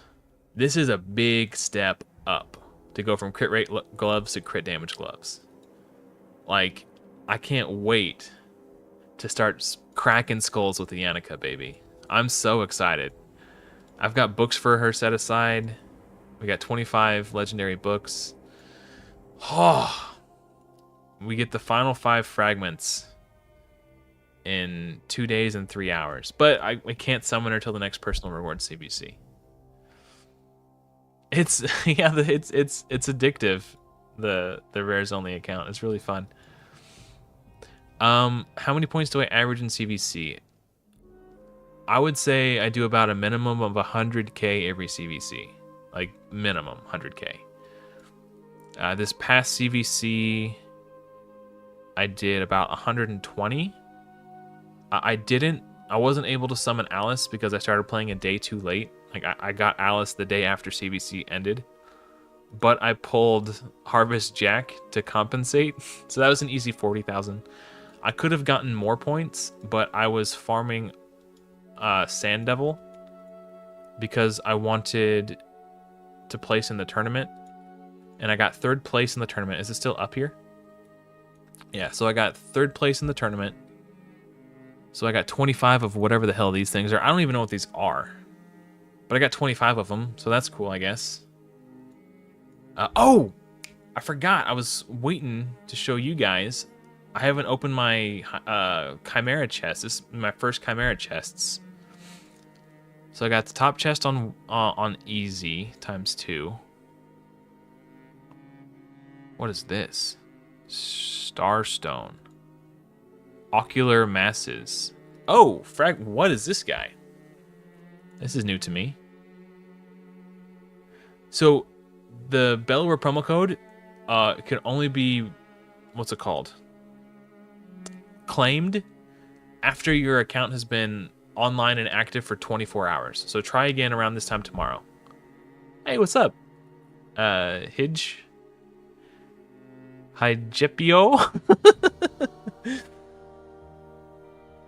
Alice is not within the parameters of my challenge because she is not free and permanently available. I'm only using free permanently available champions. This guy is within the parameters of my challenge, though. If I can get him from collecting shards from... I'm not even going to look at this right now. There's too much information to absorb. He looks cool, though. What is this? Oh, so this is all for the relic stuff. That's basically all this is. Okay. I get it. All relic stuff.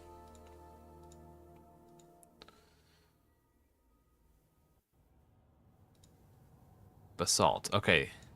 That sounds vaguely familiar. We are 2% of the way towards whoever that guy is. Okay. I'll do these keys later. I don't feel like doing it right now.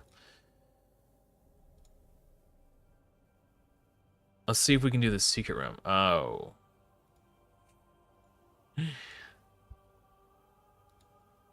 I just need 4 more Bellowers, I think, and then I can... Ugh. I might actually low-key, unironically build this guy for Clan Boss when I get Dark Kael.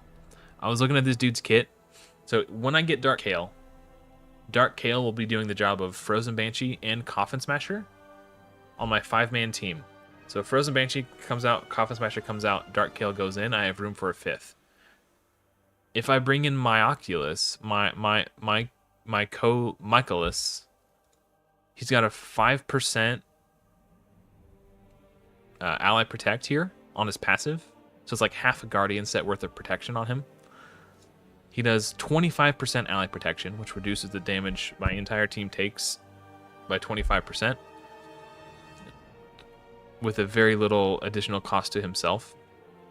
And he shield buffs himself for 20% of his max HP, and then heals everybody else by 10%. So right now, the reason I'm dying in Clan Boss is because the damage I take every turn exceeds the amount by which I heal every turn from my Guardian set. The damage just slowly starts to outscale my healing. So this will give me about 30% more healing over the course of my runs, and whoever's taking the stun will be my lowest HP champion. His A1 heals the lowest HP champion by 10% of their max HP. So rather than my stun target always dying first, they're going to be receiving heals, and they're going to be equal with everybody. The reason my Clan Boss runs fail is because the stun target dies, and then now there's one less Guardian set. So now we're taking 10% more damage. And then the next hit, and then someone dies on the next stun. Now we're taking 20% more damage, and then and then they die on the AOE. So if I have more healing, I can probably go till turn 40. I think my Oculus will give me another 10 turns in Clan Boss once I get Dark Kayle. It's either that or Vizix, who does the 50% ally protection. But Vizix doesn't have any self-sustain in her kit, aside from the shield she does on her A3. I don't know. It's going to be something I have to mess with. But I think this guy, I think it'll be really fun to build and spotlight him in Clan Boss. Even if he's not the best solution, I think it'd be a cool video. And dead. Okay. Okay. Now we know for sure. Let's do our daily quest that awards silver keys. Actually, let's do this real quick. First, just knock this out. Fight in Classic Arena. So if you guys are new to the series, and you want to see something wild, assuming she doesn't have some stone skin, okay, watch how much damage Soulbond Bowyer does. 97,000 one-shots the Siphi. 129,000 power Siphi, fully awakened. One shot. Soulbond is nuts. Anyway, I've seen her do up to 120k to a single target. But she's in Instinct, which ignores 20% defense, and then Cruel, which ignores 5% defense. So 25% defense ignore here from the gear sets, and her A2 ignores 75% defense. So this A2 deals true damage when you have 25% additional defense ignore. So it ignores 100% defense, and I think it has like a 4 times attack multiplier. So when you have a Arbiter to boost her attack by 50%, she just slaps. She'll one-shot an Ultimate Death Knight, she'll one-shot Duchess, one-shot Siphi. Just doesn't matter who it is, dead. Like, Soulbond Bowyer's the GOAT. She's been so massive in Arena for me on this account. Speaking of massive in Arena, made it to Silver 1 in Live Arena. It's closed right now. Maybe we'll hop in for some funsies in Live Arena a little later when that opens up. But first, let's do the... Okay, so I'll do that in a moment when I do... Oh, Demon Lord key. It went Force today. I can't 4-key Force. I would have to get 3 keys in on Void. And then I could, but I just wasn't... I just don't have time to do that in this clan. So we need 1 more key for Nightmare top chest. Oh, sorry, I've been ignoring chat a little bit.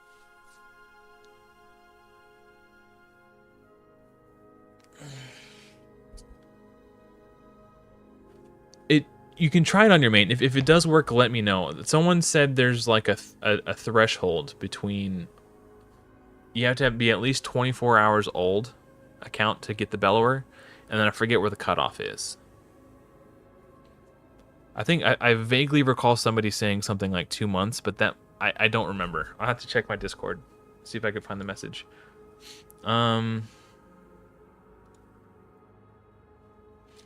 Welcome gift promo code for Bellower does work if you created your account and it's between 5 and 20 days old. Okay. So I guess it's between 5 and 20 days. Maybe. I also heard reports that it works if your account is like 24 hours old. I'm not sure. So conflicting reports. It's worth a try because Bellower is great. He's been huge. Like when I was trying to progress through Doom Tower normal for the first time, he made it so much easier. So much easier. The account needs to have got a notification and Plarium Play / email for it to work. I did not know that. Thank you, Matt. I'm not even entirely sure what that would entail. Or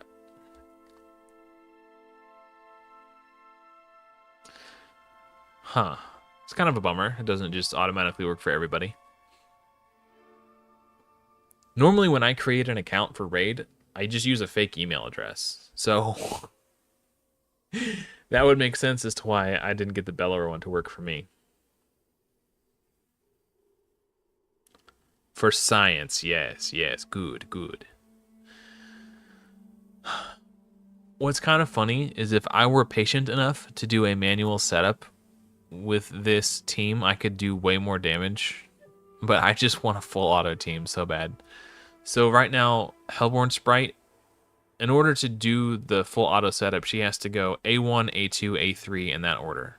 So because she's using her A2, it's putting heal reduction on the clan boss, which could potentially take up too much space and prevent poison from being applied. So it's actually costing me a lot of damage over the course of the fight. Or if the bar is full of poisons, it could prevent me from placing the weaken from her A1. And also she's not using her A1 as frequently, so it's being applied less often. So yeah, if I really wanted to like try to min-max and set a personal best clan boss record, I would just do a manual setup. But my current best record with this team is like 22.8 million on Ultra Nightmare. Think I'll ever 1 key? I think I can get to a 2 key. I feel pretty confident I can get to a 2 key on this account. Once I have Dark Kale, there's a couple things I can do to try to increase my damage. I can either bring in someone like Razin Scarhide, who does really strong physical damage and applies the big version of decreased defense and weaken, and will keep it on the boss 100% uptime, which will give the rest of my team more damage, and he himself will do more damage. Or I can try to bring in someone who will try to allow me to live longer into the fight and just ride the Dark Kale poison wave for as long as possible. So I did build... Oh, also... Kira the Watcher is part of the Lady Mikage fusion. So I think she is technically allowed. She falls within the parameters. If Lady Mikage is allowed for my challenge, then Kira the Watcher should be as well. With Kira the Watcher, who does increased defense and ally protection.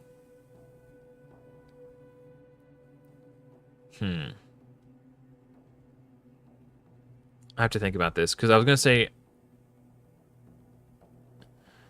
I would lose the block debuffs from Marked, so I'd have to come up with a different solution for that. Maybe not. I don't know.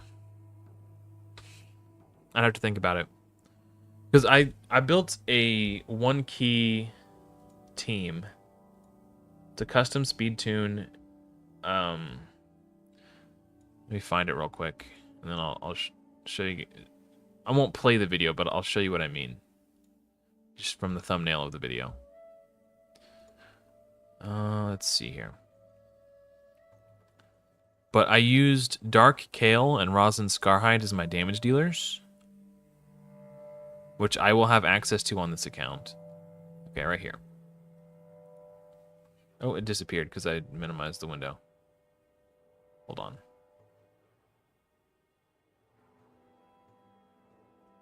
Okay. Well, not that. Sorry. Still searching. I zoomed in so it'll appear larger on your screen, and when I zoomed in, it changed the layout of how the, rather than, you know, 8 thumbnails on the screen at once, now there's only 1. Okay. So this team right here.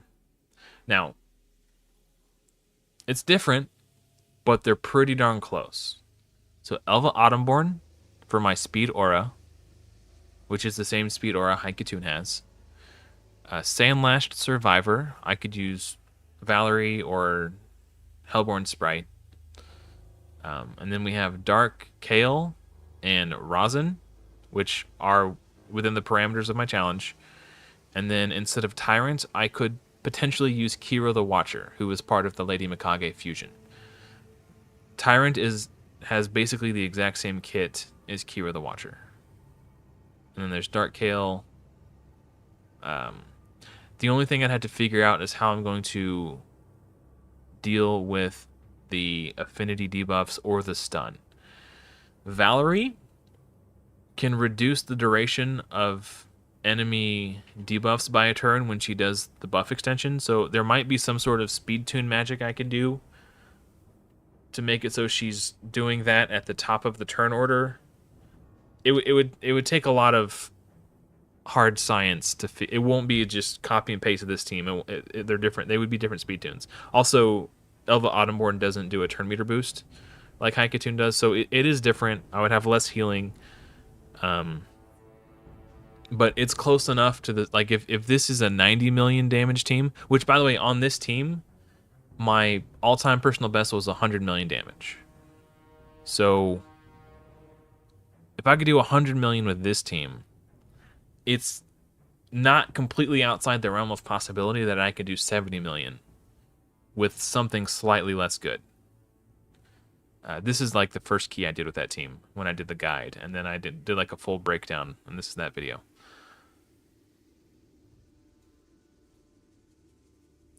Yeah, Andrew, that's a bridge we're gonna have to cross when we come to it.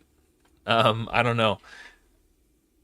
For my own personal enjoyment, I would say yes, just because that's just what I would want to do. When is my next key respawn? 6 hours. Okay, that's perfect. I'll have it just in time to do Ultra Nightmare when it resets. Okay, let's go ahead and hit Brutal real quick. We'll end the key early. We only need 21.7. We'll say 22 million for Brutal. Oh, I can quick battle. That's even better. 31. Cool. All right, smashed it. So Clan Boss is done. Bam, bam. Now we can do our Doom Tower farming. We'll get that done. Live Arena is not open yet. Can clear this out real quick. I think I've done all the things on hard I can do. Switch to normal just to pick up some rewards.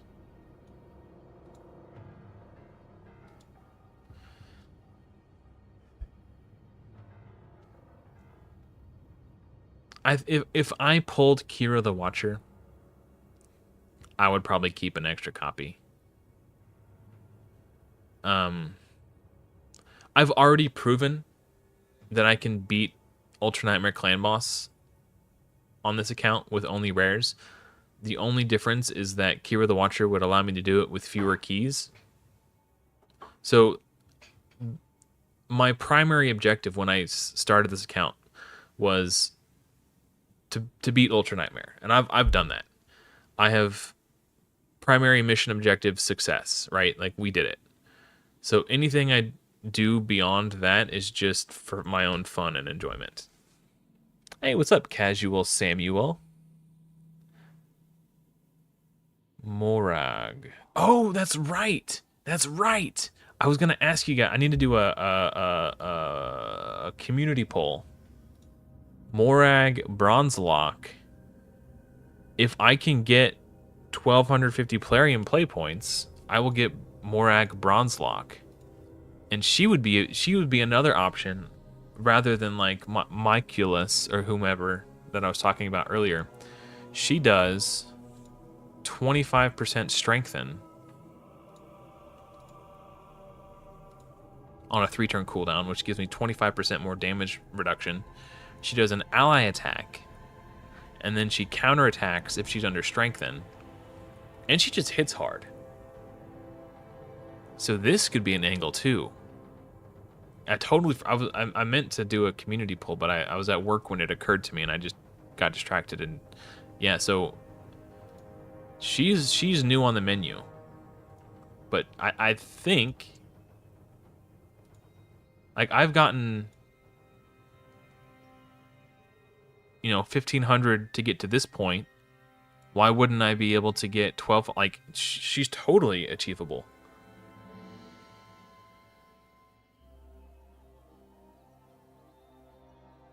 Yeah, I think she's totally on the table. I don't see why anyone would be opposed. I was gonna say object, but that's not. I don't see why anybody would be opposed to me using her, because as long as she looks like she's a free, permanently available thing. Yeah, I don't see, like, I think if anybody wanted to deny that, they would be taking crazy pills. So if I get her, I'm gonna use her for sure. There's a promo code. Oh, if you could find that promo code. Yeah, she just did 100. Soulbond Billiard just did 120k to that Arbiter. Soulbond is juiced, man. Wait, this guy's name is Fart14. Had to do a double take there. Yeah, Soulbond is jacked and juiced. Soulbond Bowyer is single-handedly more responsible for my Great Hall progression than any other champion on this account.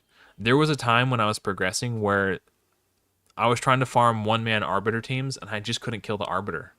I didn't have any champions who could do it. Like, my Aethel couldn't, like, I was getting farmed by Arbiters. Like, one-man Arbiter teams were killing me in Gold 5 Arena. And it wasn't until same thing with one-man Ultimate Death Knight teams. I was just getting farmed. And once I got that Soulbond, I just started one-shotting these. I went from like a 70% win rate in Arena to a 100% win rate in Arena. And I was able to take battles I wouldn't normally take. Like, Soulbond gave me so much Great Hall progression on this account. Like, Soulbond is juiced, man. I lost my train of thought. What are we doing? 50 energy. Okay, we'll get to that in a second. Before I forget, I want to get my Iron Twins keys in today. So we'll knock these out real quick. Oh, PP 500 is the code. Nice! You know what? I was going to make a PP joke, but I'm just going to keep that to myself. I'm not even going to allude to what I was going to say. I'm just going to keep that to myself.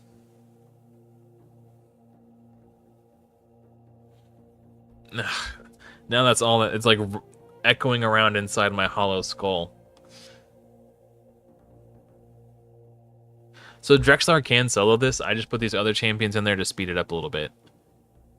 If I can get 2 Heartseekers, yeah, it just makes it go so much faster. She's gonna die before she gets a 3rd one off, for sure.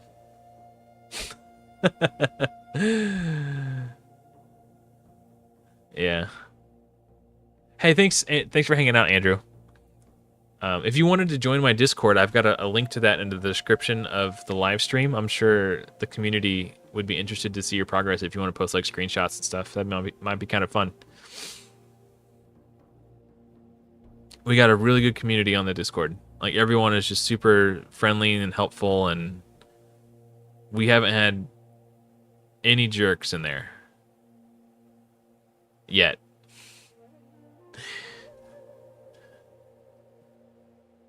Yeah. So. Ugh. So by farming Iron Twins every day, I know that I really wish Armiger would just use his A2 there. I need to do an AI setup, but I just don't. I've been too lazy. The general consensus is that it's not worth farming Iron Twins on days when it's not void. And I respect that opinion. However, I do disagree with it. If you're not getting like Nightmare and Brutal Hydra chests every week, you should just farm Iron Twins. Like, getting more soul coins, I think I get 1.2 soul coins worth every 2 days, and that's not counting the amount I get for farming it on Saturday. So 6 days a week, 3 times...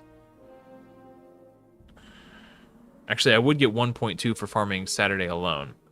So we'll say 1.2 times 4.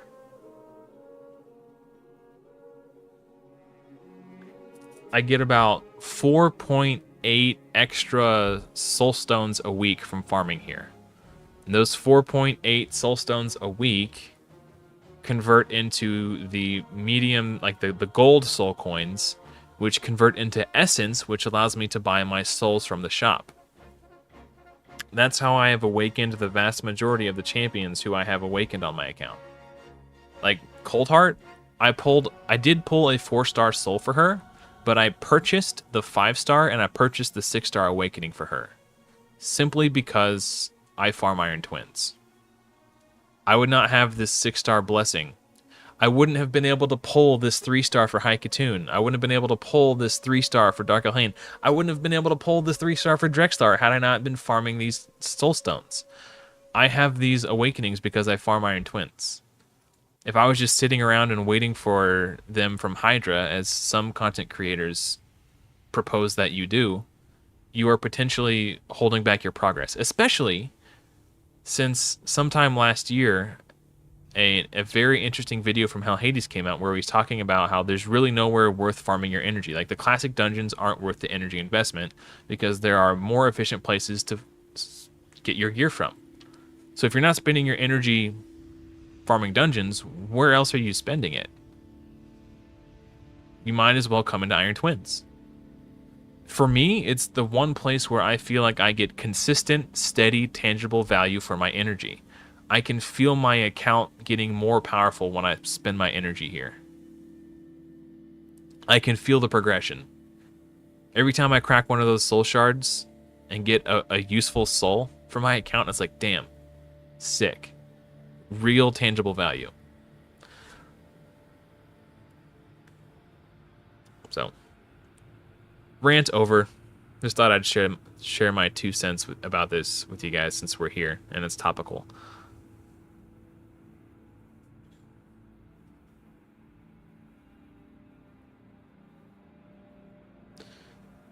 Yeah, the Pinpoint Dungeon, yeah, that is a good place to spend your energy. That's true. Yeah, Pinpoint is good. I cannot farm there. I get so frustrated. I think it's so stupid how Plarium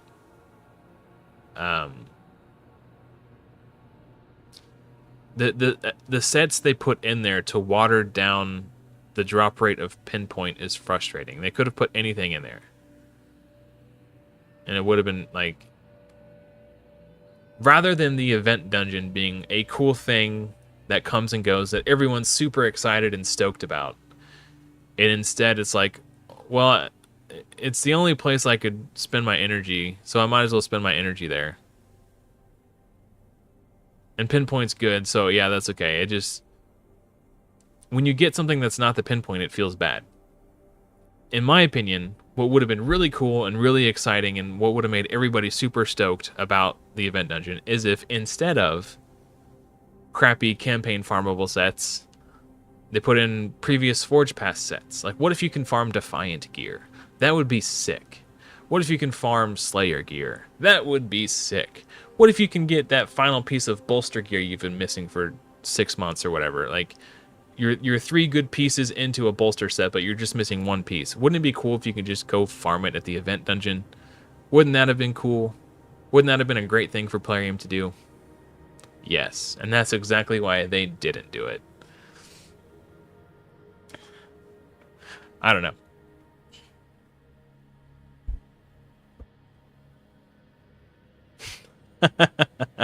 That's a fair point, Moonlight. Yeah, I don't know. I just...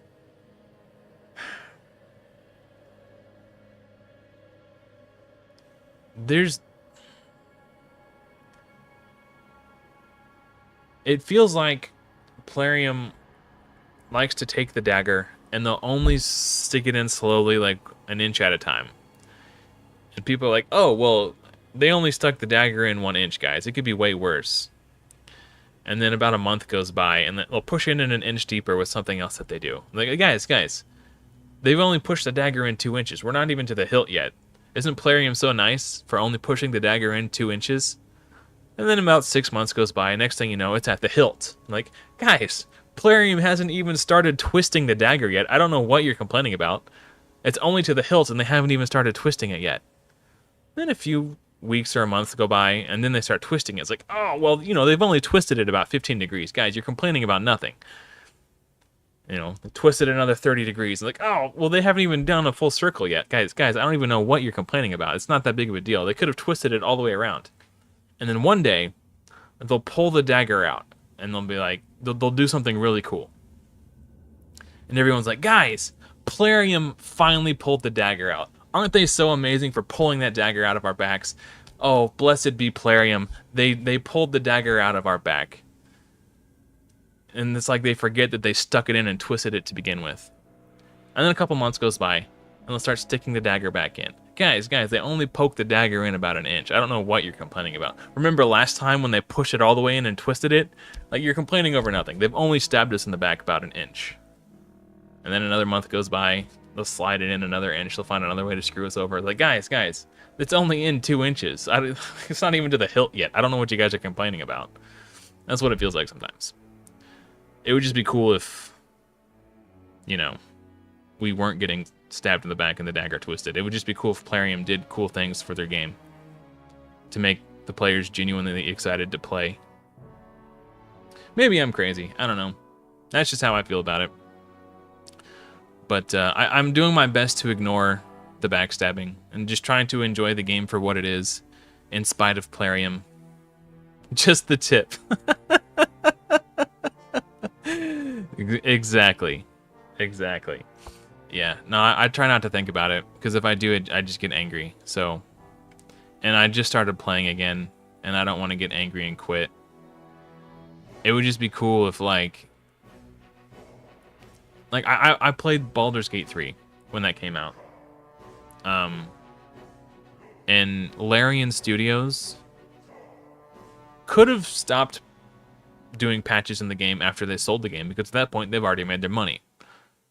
But it's been like a year and 8 months since that game came out, and they're still doing patches and quality of life improvements. They're still updating the game for free to no cost to the players.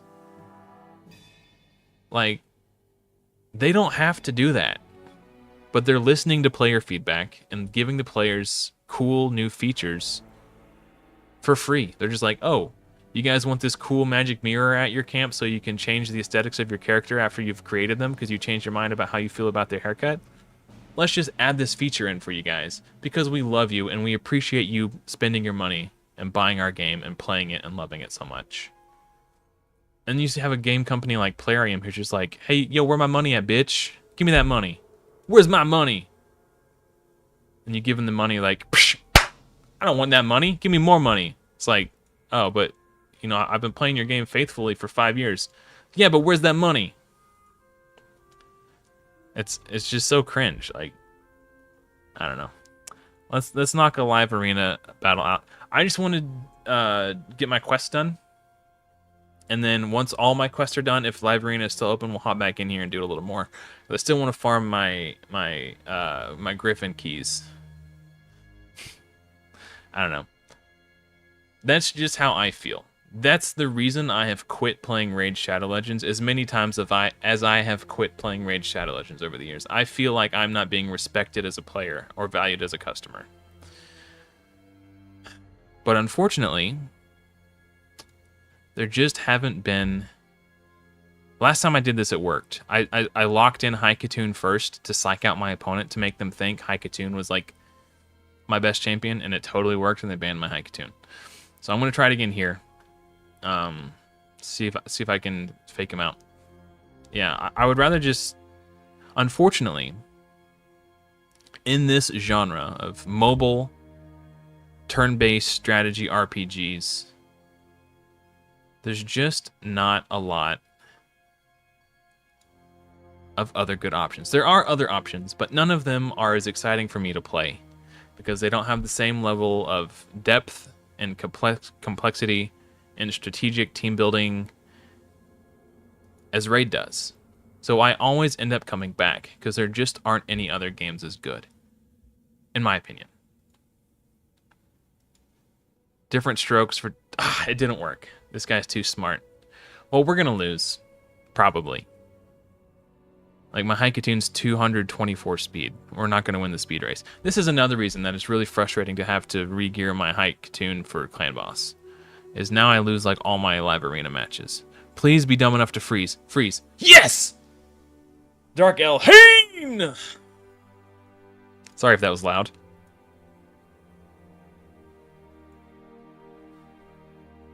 Oh, who's...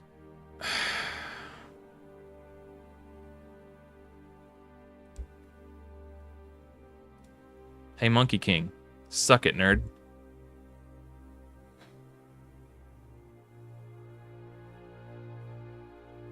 I thought I was going to lose this for sure, so I'm just really excited to be back in it. Weak hit! Weak hit! Misstep is so annoying! If he missteps this, I'm going to be so pissed.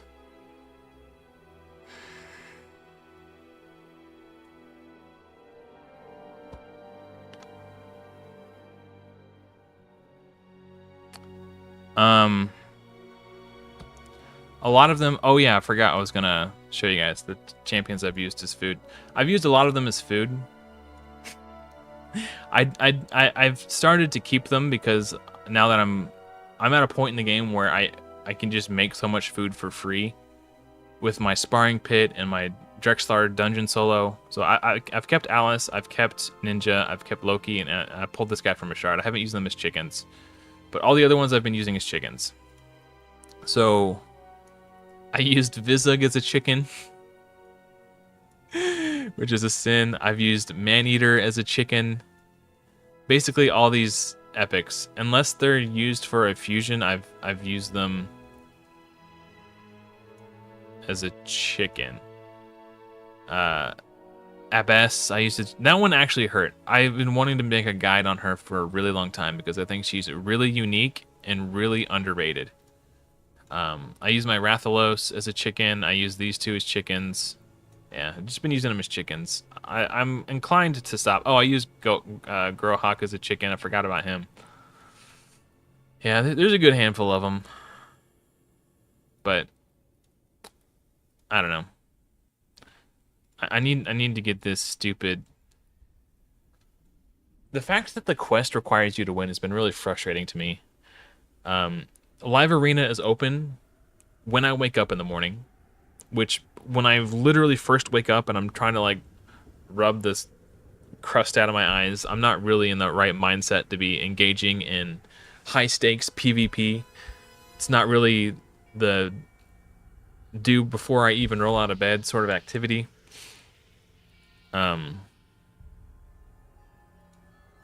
So yeah, I don't really mess with it when I first wake up. And then it's not active again until literally the moment my shift starts. And the first 3 hours of my shift are the busiest times for my shift. So I just don't have... It's very difficult to find time to do Live Arena when I'm at work. In those first 3 hours. And guess what? It ends in 3 hours. So if I don't get it done in the busiest time of my shift, it's closed again for like, what, another 4 hours? I got to sit around. So it's been super stressful and super annoying. It's another one of those things that Plarium just likes to slide that dagger in inch by inch, just a little bit further, just a little bit. If we stab them straight to the hilt, they'll feel it and they'll pull away. But if we just slide it in slowly, it's like boiling the frog, right? Like,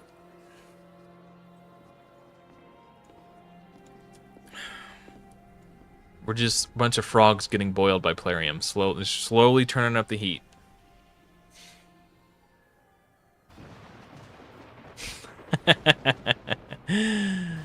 Yeah, that is funny. Yeah.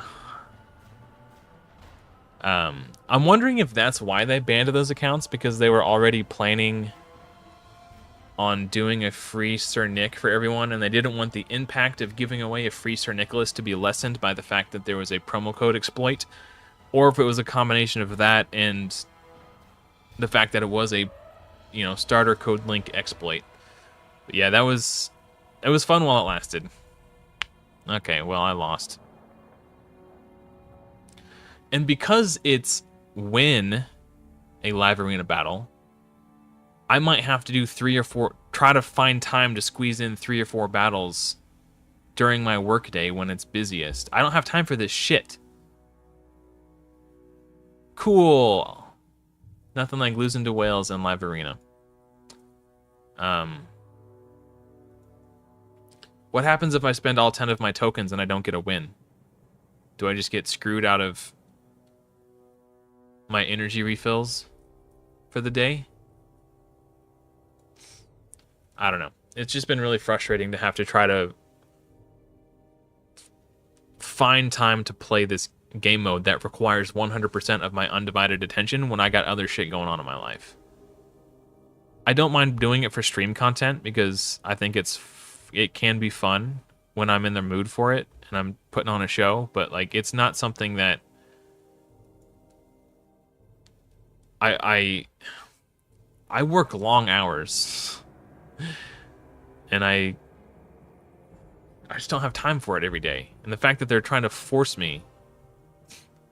Yeah, that's what people say, but that means I have to, hypothetically, I could potentially have to find time to do 4 live arena matches every day.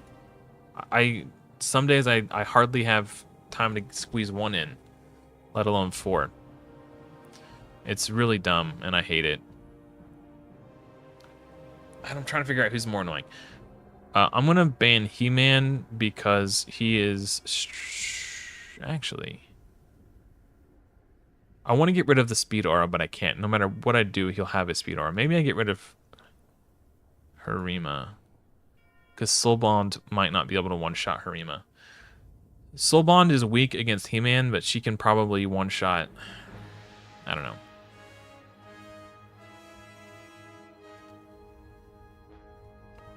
Well, I lost, so that's fun.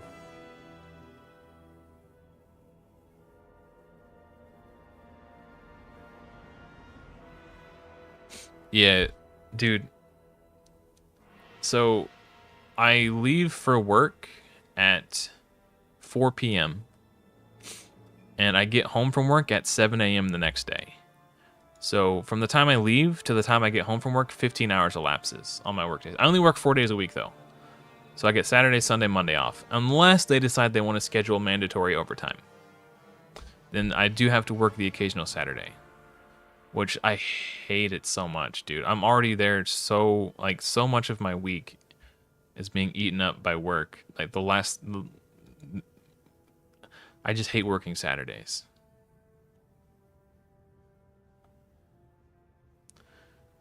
Yeah, that's a good point, Lonely Wanderer. But like, I still have to... I might as well try to win on my first one if I'm going to be in there.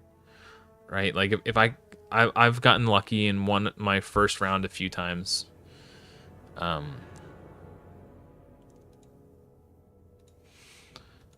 man, I'm excited to try Yannicka. This dude's got a +4 Deacon. So this is the 4th one. This is the one that everybody says is supposed to be a free win. It's a bot, allegedly, but it's a level 97 account with a +4 Deacon and Harima. We'll see. And allegedly, the bots always ban your first pick, so we'll see if that trend continues.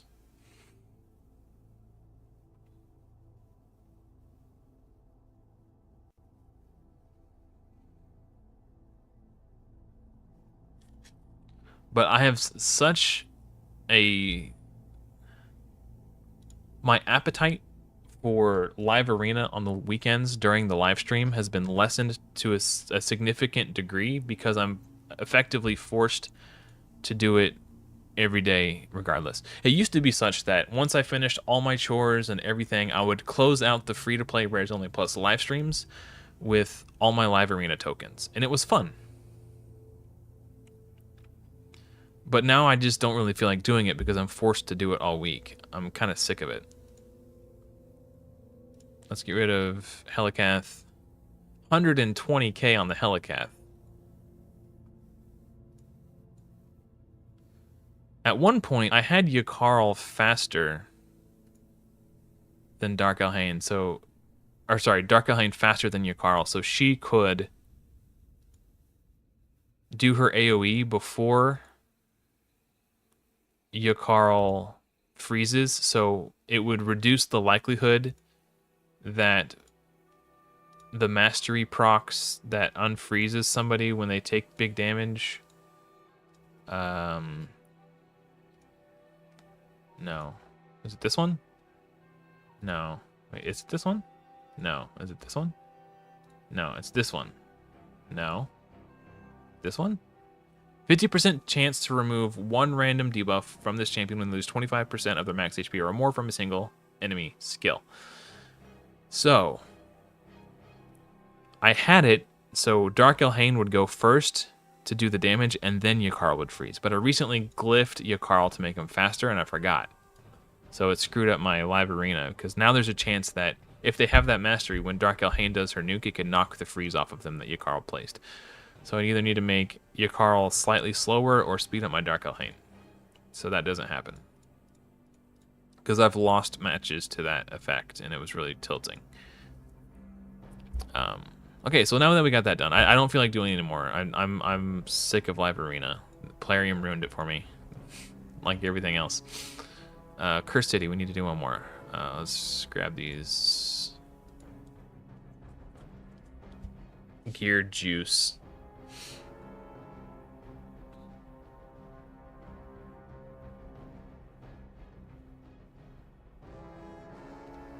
While this is running, I'm gonna go let my daughter know that bedtime is in 15 minutes, so I'll be right back.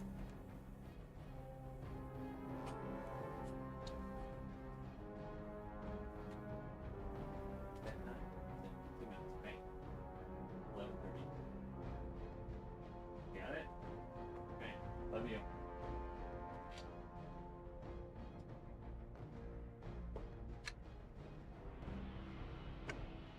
Okay. What else have we got? Tag Arena. Actually, hold on. Is there some... Oh, wait. So that used to be such that you would get advanced quests that says, like, do Tag Arena with a team of each affinity, but I think the live arena thing replaced that. Did it not? I think it did. Let's do... I have to kind of pay attention to this, and then we'll do the other... Okay. Faction Wars without losing a champion. Oh, easy. Barbs is up.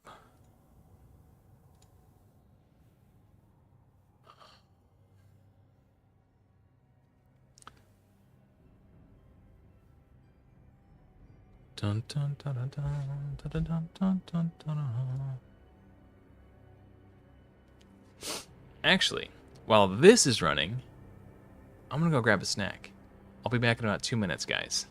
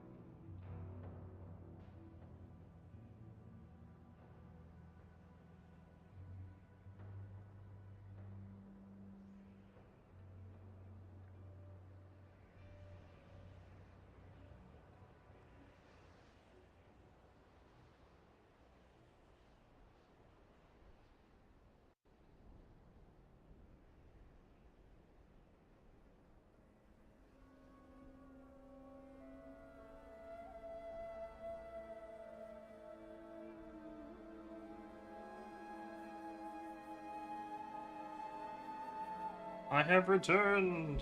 Ouch. Oh, okay. Stepped on something sharp, and then I stepped on it again. I think it stuck on my foot. It's not there now. Okay. So my wife and I got dinner from KFC tonight. You're hungry? Well, don't worry. I can share. What is behind me? What is that yellow? My green screen. You guys got a peek behind the veil.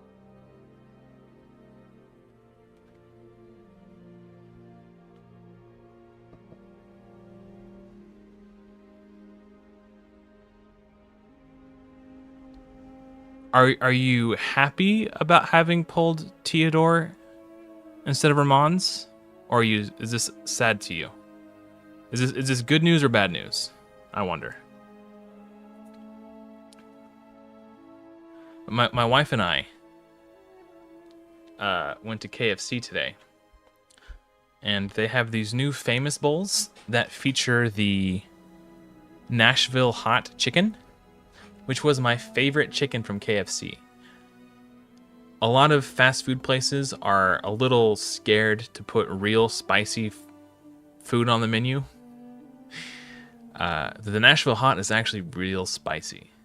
It's not like insane, like blow your head off.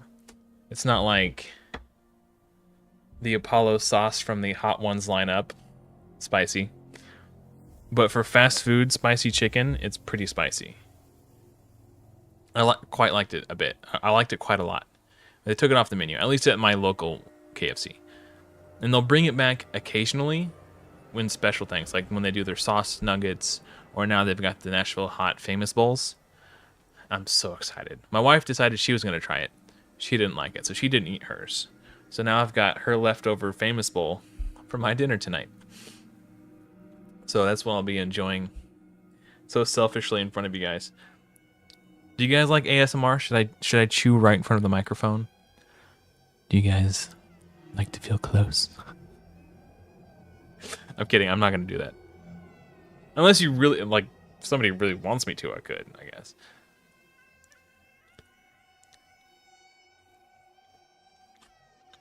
This is good.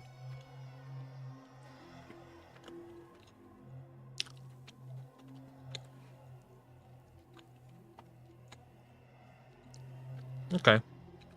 Well, Theodore's pretty sweet. If you don't have a seer for like Doom Tower hard speedruns, it's possible that Theodore could speed things up for you.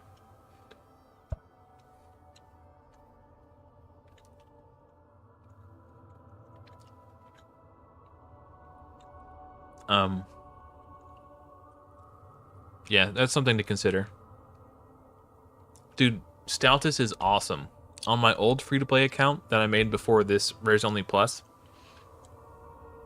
my Stoutus solos Minotaur 15 in like 20 seconds. He's a beast. I love Stoutus.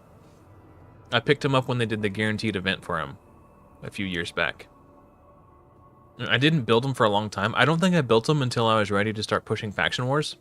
And after I built him, I'm like, dude, this guy's nuts. And that was obviously before Dragon hard mode dungeons were out. So I didn't, obviously didn't know he was going to be good in Dragon hard because the dungeon didn't exist yet. Otherwise, I may have built him sooner. He could also trio Fire Knight 20 with a Cold Heart and Lydia, and it's pretty darn close to a speed run. I could farm food in Fire Knight 20, 2 food champs at a time. Dude, Josh, I cannot for the life of me could not pull Godseeker and Neri on that account. It was so frustrating. The fact that all of the Revive on Death champions one might need to farm Sand Devil 25 are all Void epics. It's just so frustrating that they hard gate accounts progress behind Void epic champions. Hey, cool. It's cool that you chose Aethel. That's who I chose for this account. I ended up regretting it. not regretting it, but I ended up building a Kale anyway. I thought the 25% weaken was going to give me a little bit more game over Kale, but honestly, I think Kale is just the way to go. I will never not pick Kale as my starter. I've even tried Elhain a few times because I heard she's really good. Man, I think Kale is just the best. Yeah, I think I have completed Sand Devil 25 on my old account, but I didn't have a team that could farm it consistently. Because the Revive on Death champion that I had and that I was using was her. And she, even though I didn't build her with accuracy, there was like a 3% chance that she just puts him to sleep and screws up my entire run. So my team wasn't consistent, but I could farm it. I could beat it. I have cleared it. It wasn't a consistent farm because of this stupid skill right here. Or maybe it was this one.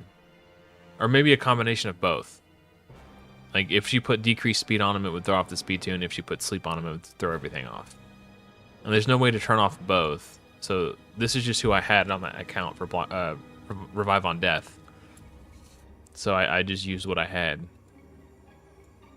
I technically beat it, you know, if you're talking about, like, you know, beating the game, I beat it. I just can't farm it consistently.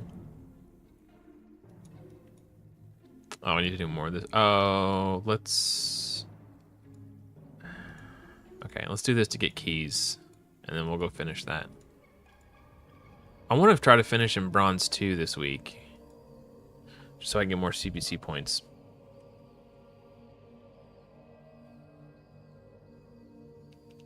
Yeah, there are tons of rare poisoners, and I did eventually pull Frozen Banshee. But the question is, just because there are tons of rare poisoners, which one are you going to build? If you don't pull Frozen Banshee early, which one is actually worth building? I pulled Grave Chill, and I struggled to justify building her because when I pulled her, I had already built War Maiden, I think. I'll have to go back and watch the series. But because I had already 6-starred War Maiden, I was like, well, it doesn't really make sense for me to build Grave Chill. I've already got a decreased defense champion. This is awkward. So yeah, unless you pull exactly Frozen Banshee, I'm not... I mean, I don't blame you for going with Aethel, because that was a choice I made, and I justified it for the same reason that you've justified your decision. Like, you and I were on the exact same page. I'm talking about hindsight. I regretted it. I mean, I still made it to where I am. You know, it's not like it ruined my account, but I think I could have made a little bit of progress a little bit faster if I had taken Kale.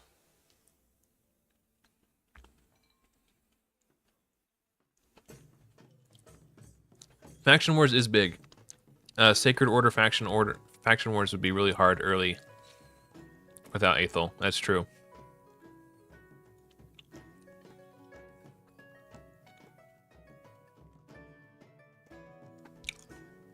Yeah, Petrifia is good too.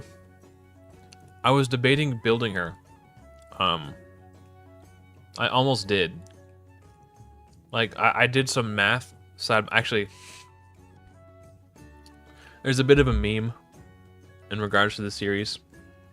Because I'll do community polls. I'm not doing the community polls because I need people's help deciding what I should do. I'm mostly curious to see what people think, because I find it fascinating to kind of see under the hood of, you know, like how people perceive the game. I know how I feel, so it's interesting to see how other people feel. So, no, that's not what I meant to do. Full screen. Okay, let me find this community poll. Got to scroll down quite a ways.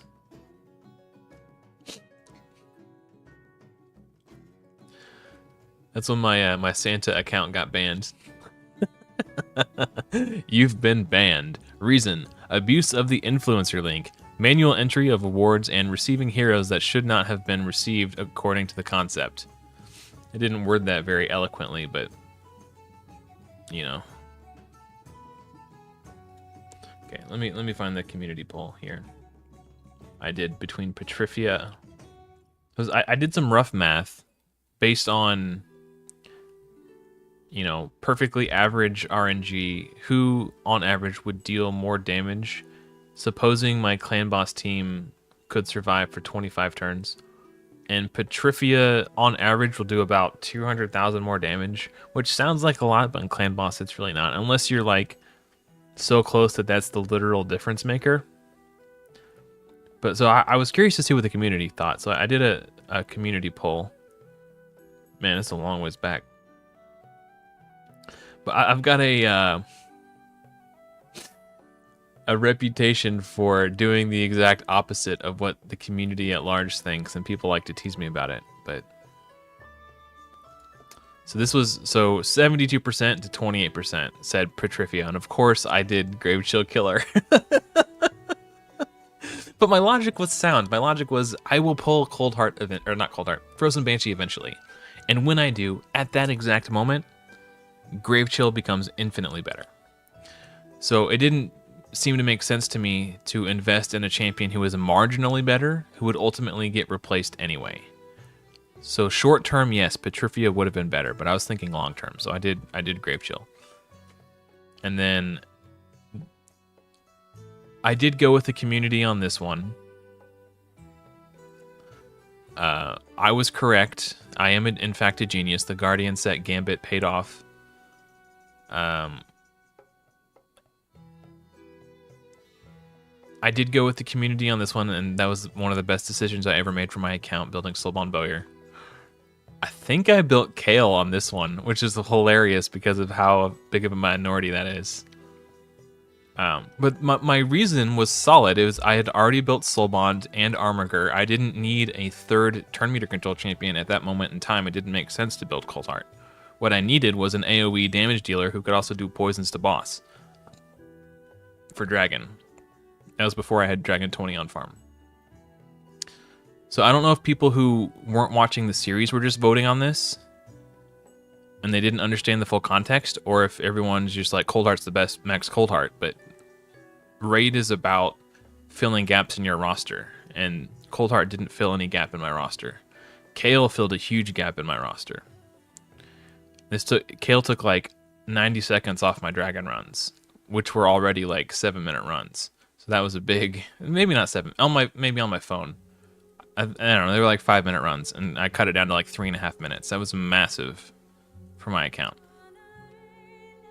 But yeah. This one, who should I do masteries next?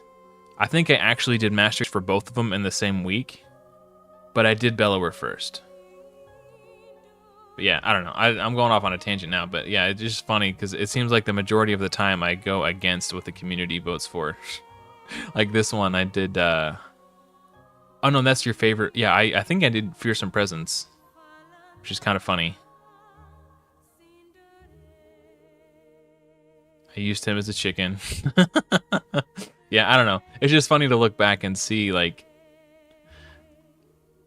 you know, a moment in time from a year ago. Yeah, I don't know. Anyway, I digress. You voted for Kale? Yeah, I would have too. I also voted for Kale. And ultimately, my vote is the only vote that matters because I'm the one playing the account every day. I'm the one who has to suffer if a mistake is made.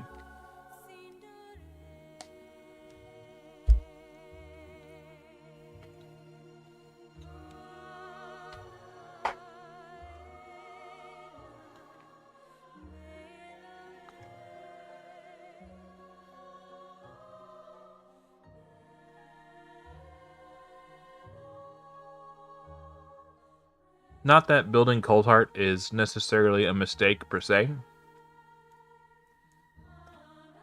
but I think in that context, she wouldn't have helped me as much as Kale helped me.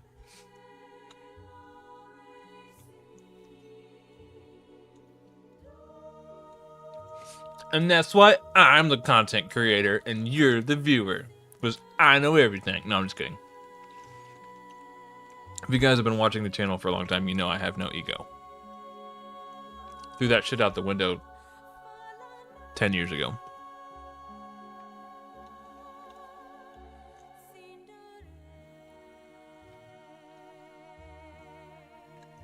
Gotta get new food in here.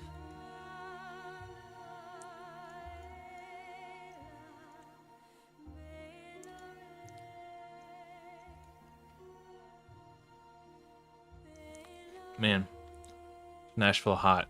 So good. Oh, somebody said something about spice a while back. Hey, Joshua Lynch, congratulations. So I have a stepdaughter who I started stepdadding for when she was 3. And I thought I knew what it was like to be a parent. But because I didn't raise her from like a floppy puddle of worthless goo and shape her into a human being, I didn't get the full experience. And I'm very sad that I missed out on those early years. Because a lot of bonding happens in those years. And there's a certain closeness that Quinn and I have simply because I changed her diapers, I fed her from bottles, I sang her to sleep when she was crying at night. Like, those are things that if you miss out on that, there's just nothing you can do to compensate for that bond. Now, I'm not saying I love my stepdaughter less. I love her just as much. It's just that she and I aren't as close because of that. We don't have that connection from birth like Quinn and I have. And it makes me sad. I wish that I could have been there for her in those early years. But when your first child is born, it changes everything. Like, you become such... I guess it depends on where you're at in your life when you have your child. But I was... Man, it completely changed the way I look at the world. Things that I thought were important, it became clear to me how unimportant they were. Like, it's insane. It completely changes your perspective, and I'm hoping it will make you as good of a... Like, it will improve you as a person to the degree at which it improved me as a person. It completely changed my life in the best way possible. So I'm very happy for you, Joshua. That's awesome. You got a 3-star soul for your Drexlar? That's awesome, man. Yeah, get those frags, baby. Drexlar is huge, especially like 3-star is such a great breakpoint. You go from a 15% chance to place the Brimstone to a 30% chance. And it's 30% chance per hit, and his A1 has a 3-hitter. So it's like 30, 30, 30. Like, it's a pretty high chance to place it. Oh, I don't know exactly how many. I have to go back and look. But Rathalos, Dame Adeline, Vizug, Grohawk, Abbess. Do you count Maneater as a legendary? No, probably not. Not technically. Or not officially. Technically you could, but he's not a 5-star.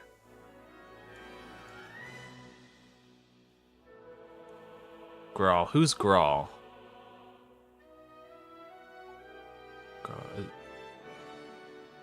Hold on, let me look up Grawl real quick. Go to hellhades.com and have a look. Oh, wrong one. Oops. Graal. Well, if you count, oh, Crypt King Draw. Oh. Crypt King Grawl.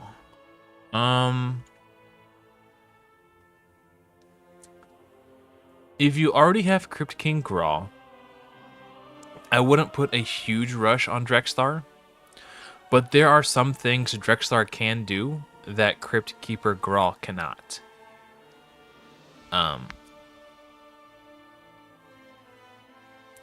So I wouldn't put a major rush on it. I wouldn't kill yourself trying to spend all 20 of your tokens every day if you're in Bronze 1 and you're a new player. But it is something that I would work towards. Drexlar is great in Fire Knight 20. He gives you good CC for the waves, and he's got a 3-hitter on to help get the shield down. He's really great in Fire Knight 20. If you have the gear for it, Crypt King Grawl can solo Spider 20, which is great. Because right now I do a duo on Spider 20 with Yakarl and Drexthar.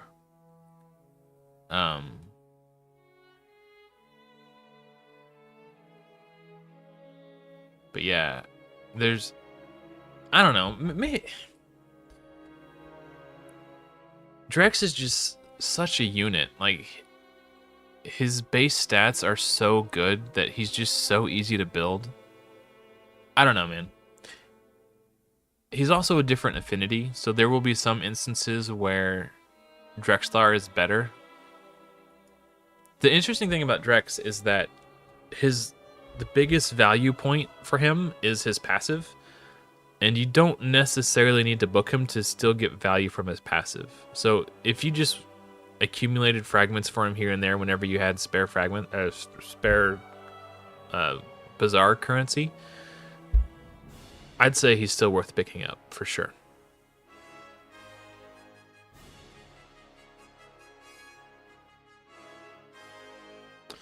Yeah. And there's no cooldown on his passive either. And he's got the 3, like, I don't know. It could be possible for Crypt King to solo Dragon 20. I don't know. I've never tried it before. Andrew, yeah. I built Shield Guard. I had seen Shield Guard guides before, mostly from Ash, but as we talked about earlier in the stream, anyone could put insanely OP gear on a champion and make that champion look good, right? So I was a little skeptical on Shield Guard. Boom, dude, he was my first 6-star on this account, and he was an animal. Shield Guard is nuts. So Shield Guard was, yeah, super surprised. Lived up to the hype. Shield Guard is cracked, as the kids would say. Get off my screen. Oh, son of a... Okay, we'll just do it this way, because you don't want to get out of my way. Elite hacks. Yeah, Shield Guard was nuts. There is an uncommon I have yet to build, who I am going to have to build for Faction Wars. Is it Orcs? Orcs has some great epics for Faction Wars. Really, really good epics in Faction Wars. I beat Orcs on my free-to-play account, on my old free-to-play account, using all epics. The rare Orcs suck for Faction Wars. However, War Chanter, he attacks all enemies. He's got a 40% chance of placing AoE decrease attack and a 40% chance of doing AoE provoke. That's better than every rare in this faction for Faction Wars, and that's on a 3-turn cooldown. And then his A1 has a chance to stun, a 30% chance to stun. I'm probably going to have to build 2 of these guys, at least 2, maybe even 3 of these dudes for Faction Wars when I'm ready to do that. This is an insane uncommon. He's HP based too. Almost 19,000 base HP for an uncommon is crazy. This is another guy. Like, if I get Lydia because I beat Faction Wars, it's going to be because of War Chanter. Times 2, maybe times 3. Because the rares just suck. There's like 2 good rares. Where are they at? Chopper, I think, is pretty good. Single target stun on a 2-turn cooldown. Just 100% chance to do it. That's it. That's all he does. That's... I think there was another one that was okay. Another hack I could do is fuse a bunch of Torture Helms because of this passive. It's on a 3-turn cooldown. That doesn't need to be booked to do that. So I could just fuse 5 Torture Helms and put them all in regen. Or maybe I'd just build one and like, oh, I guess I'd have to 3-star it, wouldn't I? I was gonna say he might be able to solo it, but I'd have to put, yeah. I don't know. I'm gonna have to do something real cheesy for Orcs. Yeah. Ooh, Orogrim is nice. That's awesome, dude. I haven't built any commons. I included them in the challenge just in case I want to build one someday, or need to build one. I want it to be on the table, but I haven't actually built any yet. I might have used. There's the doggy, the zombie doggy. I think I might have used this guy like on day 1, 2, or 3, like super early. He does the big poison. I might have used him in Clan Boss. I don't remember. I've done it on some accounts, but not this account. I don't. If I used him, it wasn't extensively. It was just to like get the top chest of like easy or something. But yeah.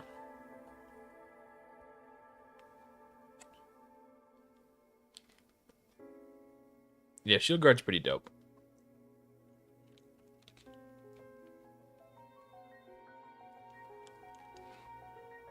No, it didn't hurt Clan Boss, actually. I made him my stun target, so rather than Aethel taking the stun and being stunned and missing her turn, he was self-cleansing it. So early game Clan Boss, he was wrecking it.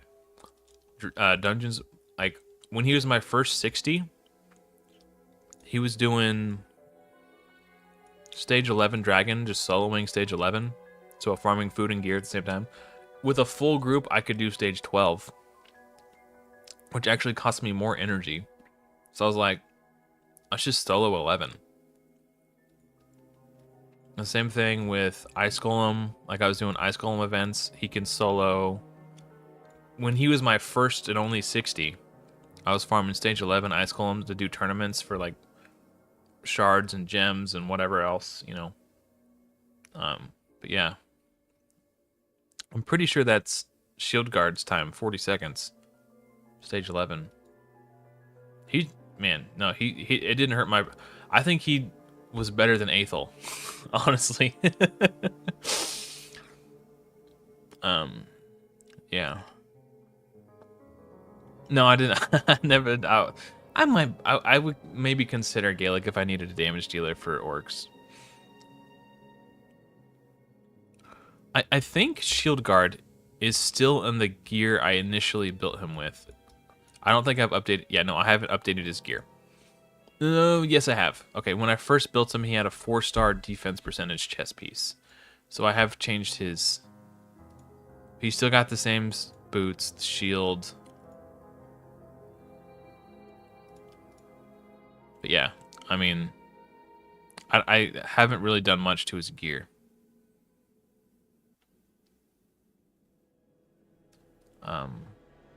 He was just a beast. He also does the small version of decreased speed on his A1. Like, super underrated. Maybe not underrated. I think the word is out on Shield Guard. But I was surprised. I thought it was just going to be like clickbait content, but it turns out no, he's actually worth the juice. I'm going to farm these silver keys, get another energy refill, and then we'll go into Dragon and spend the rest of our energy. Yeah, defense-based nukers are, I would say, can get a slight competitive edge over HP nukers because you can increase their damage with increased defense.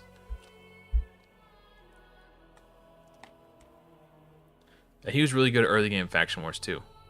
Shield Guard is just dope.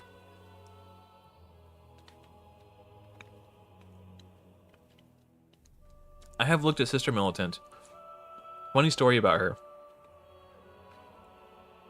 My first account... Now, when I start playing a game, I like to kind of figure things out on my own. I don't watch guides until I've been playing the game for at least, like, 2 weeks. And I'm like, alright, this is how I feel about it. Let's get some other opinions, make sure I'm not doing anything wrong. So I played Raid for about 2 weeks before I started watching any guides on it. When I was pushing through campaign for the very first time, Sister Militant was part of my campaign clearing team. Because I was like, man... I just wanted an AoE champion. So I had Kale, I had my sniper, I forget her name. She's a campaign farmable uncommon from the Undead Hordes. Her name was like Dempfmere or something like that.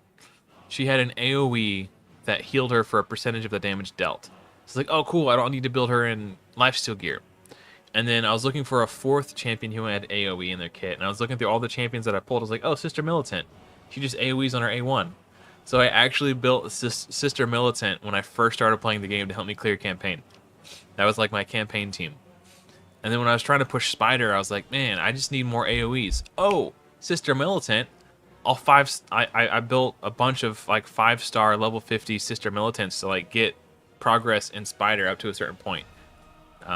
So yeah, I like Sister Militant. I don't know if I'd ever do that again, knowing what I know about the game now. As a noob, it was working for me, but I don't know.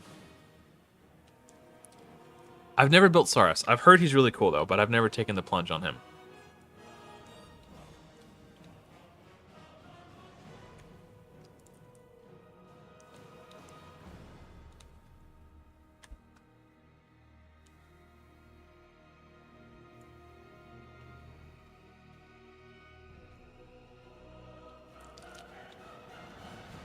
Yeah, if I get Morag, I will use her for sure.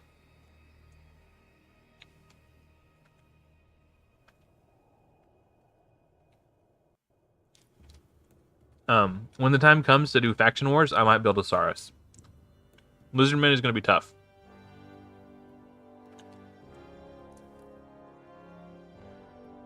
Lizardman is one of those factions where the final boss is the one who has damage that scales off your max HP, and his attacks ignore 100% of your defense.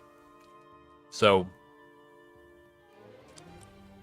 I struggled with Lizardman Faction Wars on my old account, and that account was free to play, but it was pretty stacked.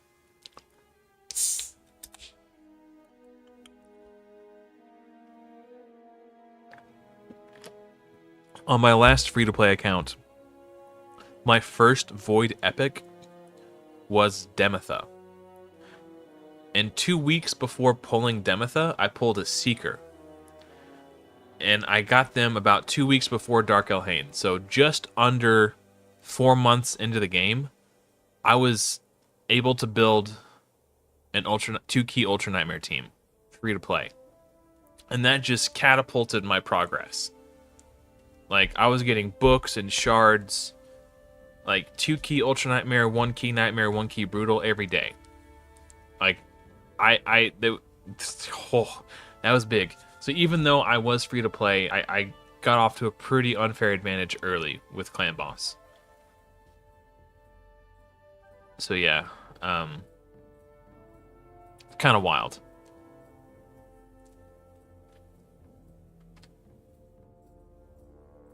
The biggest reason I haven't focused Faction Wars sooner is because I know it's going to be really hard.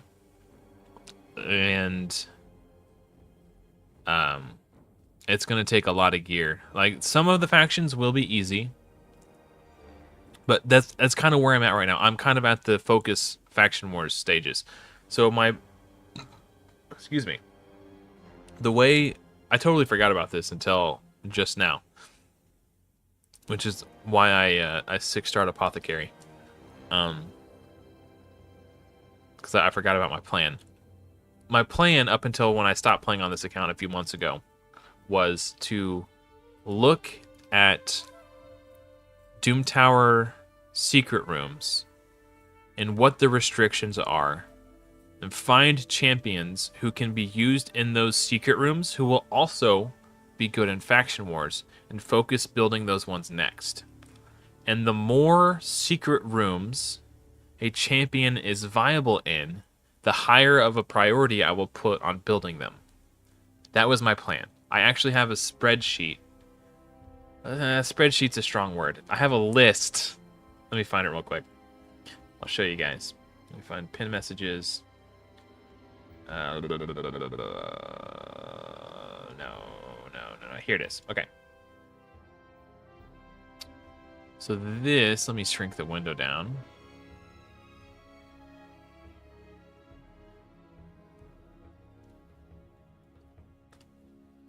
So this, I say it's a spreadsheet. Again, spreadsheet is a generous description. So this shows the rotation 1, rotation 2, rotation 3. Same thing, rotation 1, rotation 2, rotation 3. And this is Doom Tower normal. This is Doom Tower hard. And the number represents the secret room. And then this describes the restrictions. So Doom Tower normal, secret room 1 on all 3 rotations is just rare champions. And then for Doom Tower hard, it's epic champions. Pretty easy. Then it's so I'm looking at this list and seeing how much crossover a champion would have across as many secret rooms as possible, that's also good Faction Wars champion. And the more boxes that I get to tick, that determines the value I weigh a champion in terms of who I should 6-star next. So, funnily enough, Yaga the Insatiable was actually a high priority pick because he fits in Epic. He qualified as Tolarian Alliance, I think. Or no, Galen Pact. It was Galen Pact. It was... There's one where it's Skinwalkers, Force. Like, he just fell under, like, 6 secret rooms that I could use him in. And I knew he was likely to be my boss killer for Faction Wars. So I actually 6-starred Yaga the Insatiable. And then because I had already 6-starred one champion for the Force, Skinwalkers, Galen Pact sort of train, I started putting a high priority on other champions who fell within those parameters to give me more game on those, rather than spreading out across several secret rooms and not really being able to complete them. I wanted a hard focus, because the sooner I knock out these secret rooms, the sooner I can start acquiring champions like Dark Kael. And Dark Kael is really the last Doom Tower Normals secret room champion I'm after. And then I want to start pivoting into Doom Tower hard secret rooms, because Thea the Tomb Angel is really cool, and eventually one day, someday she'll be my Doom Tower hard wave speed clear nuker, paired with Mithrala Lifebane, Lydia, and 2 Renegades. I'll have a full auto Doom Tower hard wave clear team. I've already tested it on my old account. I use the same champions on that old account. It's just going to be a matter of, can I get the gear? So that team works. So yeah, so these factor into who I level for Faction Wars next. I'm trying to dip my toe in as many waters as possible. Trying to dip my pen in as many inkwells as possible, I guess. So yeah, this is pinned in the Raid Help Center section of my Discord, by the way, if you want to come check that out.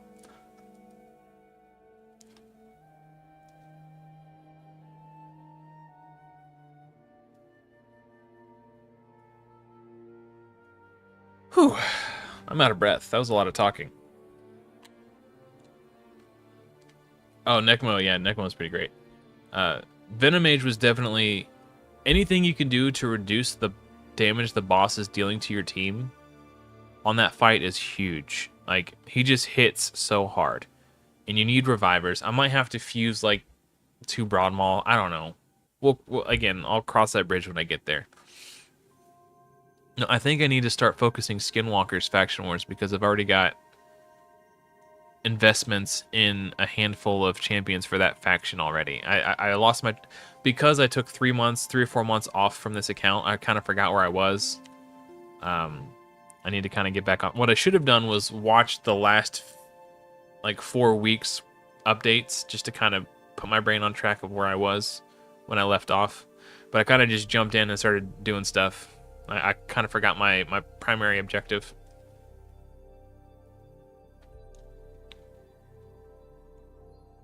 Rosin will be good too. Yeah, for sure.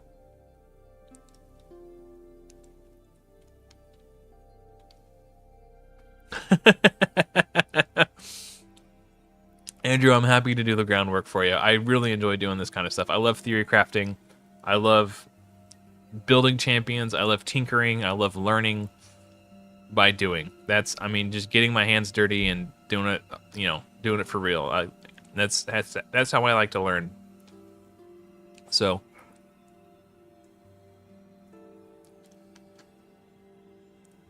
yeah, Broadmaul's dope. The only reason I don't use him, and I haven't fused him yet, is just because Haikatoon is better. She's got a speed aura, and she does the big version of increased speed. But yeah, Broadmaul's great. He's not bad. I just... Because I already had Haikatoon, and she was already built, and she was already a part of so many teams, it just didn't... seem prudent, I guess, to put a high priority on summoning him. Maybe he's the answer for my Doom Tower hard speed champion. I don't know. I'll think about it. There's a lot to consider. But I've already 6-starred Apothecary just on a whim. I'm very impulsive. I need to pump my brakes when I start feeling crazy like that. I was just like, oh, Apothecary would be fine.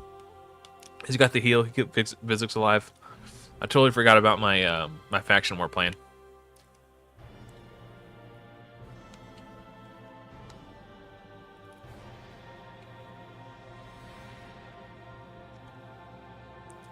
The only day I missed a fragment for Drexthar was the day I unlocked Tag Arena, because I leveled up and unlocked it at like 2 o'clock in the morning. So there just wasn't enough time in the day for me to get all my refreshes in without spending gems to spend all 20 of my tokens. But after that first day, I never missed a day, and I bought a Drexthar fragment every day. If you go back and watch my series, I think it was like episode 2 or 3 when I started talking about how like stressful and like how much of a burden it was to me, like mentally and spiritually, to like put that much effort into acquiring him. But I stayed strong, and I never missed a day. I'm proud of myself for that.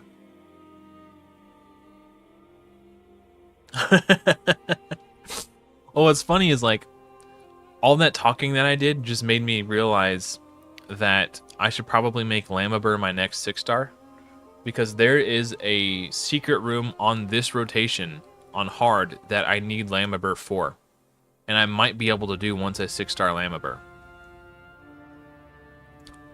And he's going to be good in Faction Wars. So if I do a community poll and put Lamabur in on that community poll, no one's going to vote for Lamabur. And I'm just going to look like the douche who always just says F you to the community.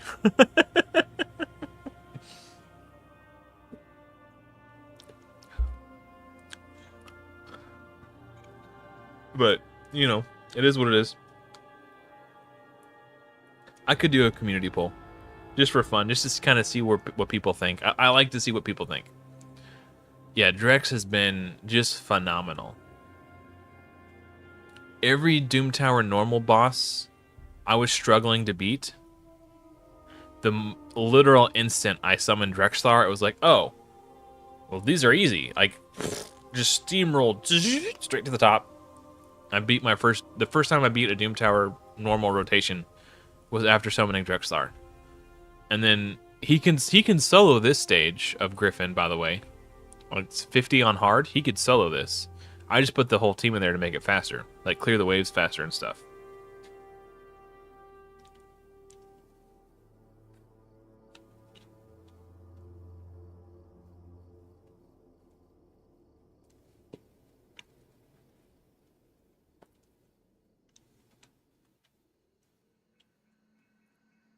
I just realized it would probably speed it up even more if I put Soul Bond in here instead of Coffin Smasher. I just wanted the decreased attack, but I don't think I need it.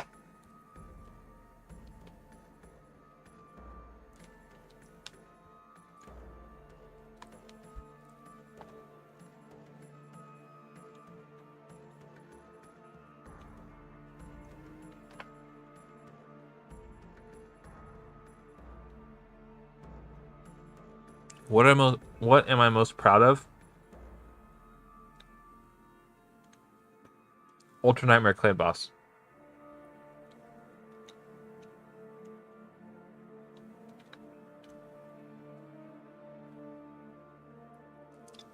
If I can get Lydia, I think that trumps Ultra Nightmare. But being able to show people that not only A, it's possible, but B, how to do it and how I got there is something I'm very proud of. And the same thing if I get Lydia. Like if I can get Lydia, it'll be like, not only did I do it, but I will have shown people the entire journey from beginning to end on how I did it and how they could do it too. I think that's really cool.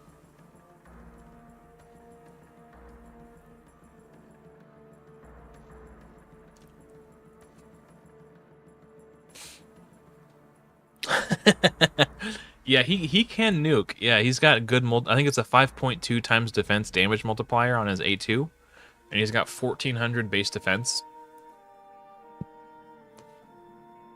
On my old account, my last free-to-play account, the one where I got Demetha, I used Drexthar as my go second team nuker. So my go second team on that account was Seeker, Stagnite in a shield set, a level 50 Reliquary Tender in an immunity set, and then Drexthar was my nuker. That was one of my Tag Arena teams. And it was surprisingly good. Because when Seeker gets critically hit, he puts up increased defense on everyone. So that buffed Drexthar's defense. And then Reliquary Tender was an immunity, so she couldn't get like stunned or whatever. She couldn't receive decreased defense and get nuked. And then she would cleanse what was likely a decreased defense or other crowd control debuffs from Drexthar. And Stagnite would do AoE decreased defense, and then Drex would nuke with his A2. It was incredibly effective for my level of account, where I was in Tag Arena anyway.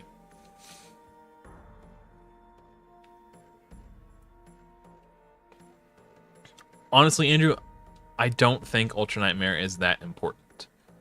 I wanted to do it for the sake of content, to just have that guide out there for people to watch and give them hope that they can do it if they're willing to put in the work. But you really don't need the books. You really don't need the shards. I just wanted to do it for my own gratification and for also to make content.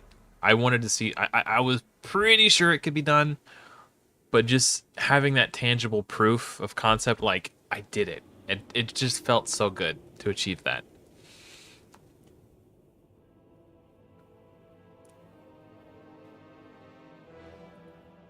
But honestly, like because your influx of legendaries on this style of account is so low, like if you can just get to Nightmare, you'll probably have enough. Like I've got 25 legendary books just sitting in my tavern, waiting to be used. But I had on this account, I had been doing champion training events super aggressively.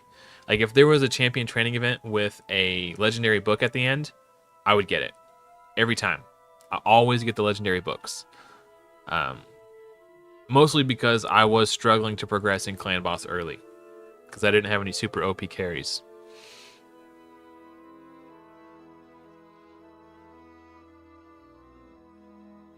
Oh yeah, you do get gems and silver and gear. The gear is good too. The cruel gear, the immortal gear. Yeah, I mean, there are other upsides to it than just the books and shards. But it's a lot of work. Like it took a long time to do, and a lot of stress and mental energy. Dude, yeah, okay. Are you talking about the Drexthar fragments? Yeah, every time I would forget to buy a fragment and a few hours would go by, and the time that my 24-hour cooldown on the Drex fragment would reset would be pushed back. So even when I had an alarm set, I would still forget some days. And I'd be sitting there making my video and be like, oh, god damn it. Like, I can't believe I forgot again. But despite that, I still never missed a day. Some people were saying I should just let it go until the next day. So I would pick up the fragment when quests reset every day. But I was like, no, I refuse. I'm going to get a fragment every day. And I never missed a day. That's another thing I'm very proud of. Especially as difficult as Tag Arena was early on. Man, Arena is just the worst on these accounts. Like, every freaking team that you go against has a Sun Wukong when you're early, and he'll just one-shot your entire team. Like, unless you have better speed gear, you're just gonna lose. There's no such thing as a fair fight in Arena when you're playing this style of account. That was another thing. I don't want to say I'm proud of it, because literally all it took was just hitting that blue button every 15 minutes and looking for free wins. So I don't feel accomplished, but I'm relieved that I'm no longer having to go through that, I guess. So I don't consider it like an achievement, many people have proven that you can do it on, like, you know, nothing accounts. But as far as I'm aware, I had not seen anyone else. I have seen people try to make like free-to-play friendly clan boss teams, but I've never seen anybody do it on an account where every single ounce of progression was earned using champions who fall under such tight restrictions. The gear I have on this account was farmed using rares and free, permanently available free champions only.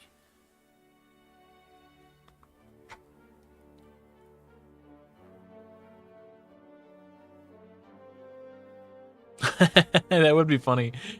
Yeah. The key, you might actually have a sneaky advantage, because if you can start farming Guardian Set like a month before I was able to start farming Guardian Set, you could, in theory, get there sooner. Because right now we're on the Guardian rotation. So I wasn't able to farm Guardian Sets right away, I don't think. I'd have to go back and watch. I didn't start talking about Guardian until I started coming up on Nightmare Clan Boss. Because I didn't want to start preaching it in the weekly updates, because I wasn't fully confident that it was the correct path. But I was doing it on the live streams. Because the series was intended to be a guide. So if I was preaching farm Griffin, farm Griffin, farm Griffin, and it turned out that wasn't the right path, I would have felt really shitty. So I wanted to be absolutely sure it was the correct path before I started preaching farm Griffin in the weekly updates. But it's there in the live, if you go back and watch the live streams. But I talk about it with a caveat, like, I'm not entirely sure if this is the correct path. This is not a path I've ever taken.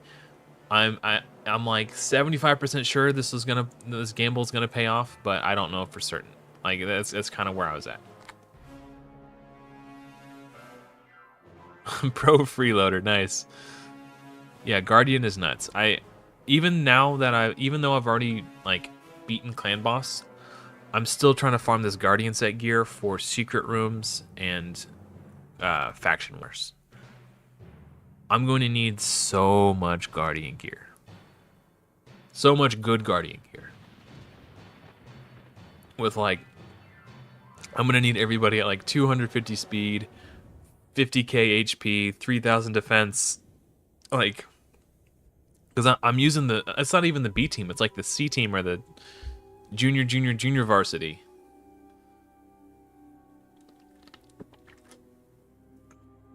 Like, but yeah, gear is so important on any account, but it's even more important on an account like this, where I don't have access to OP champions to steamroll the content. I'm going to need to rely on gear to steamroll the content.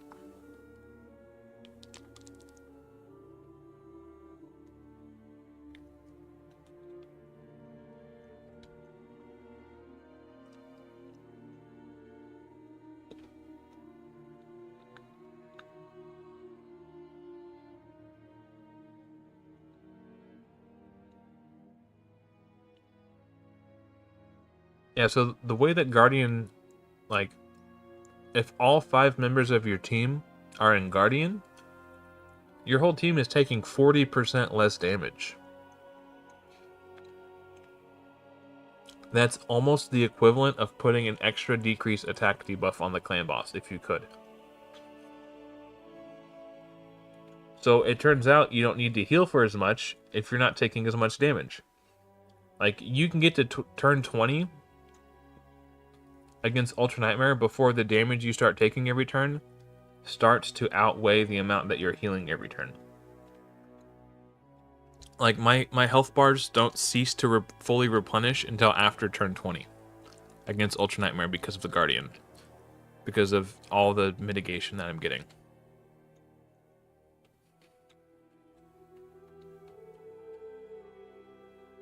Oh, that's cool. Cool. That's the guy that does, like, the doggy style team, right?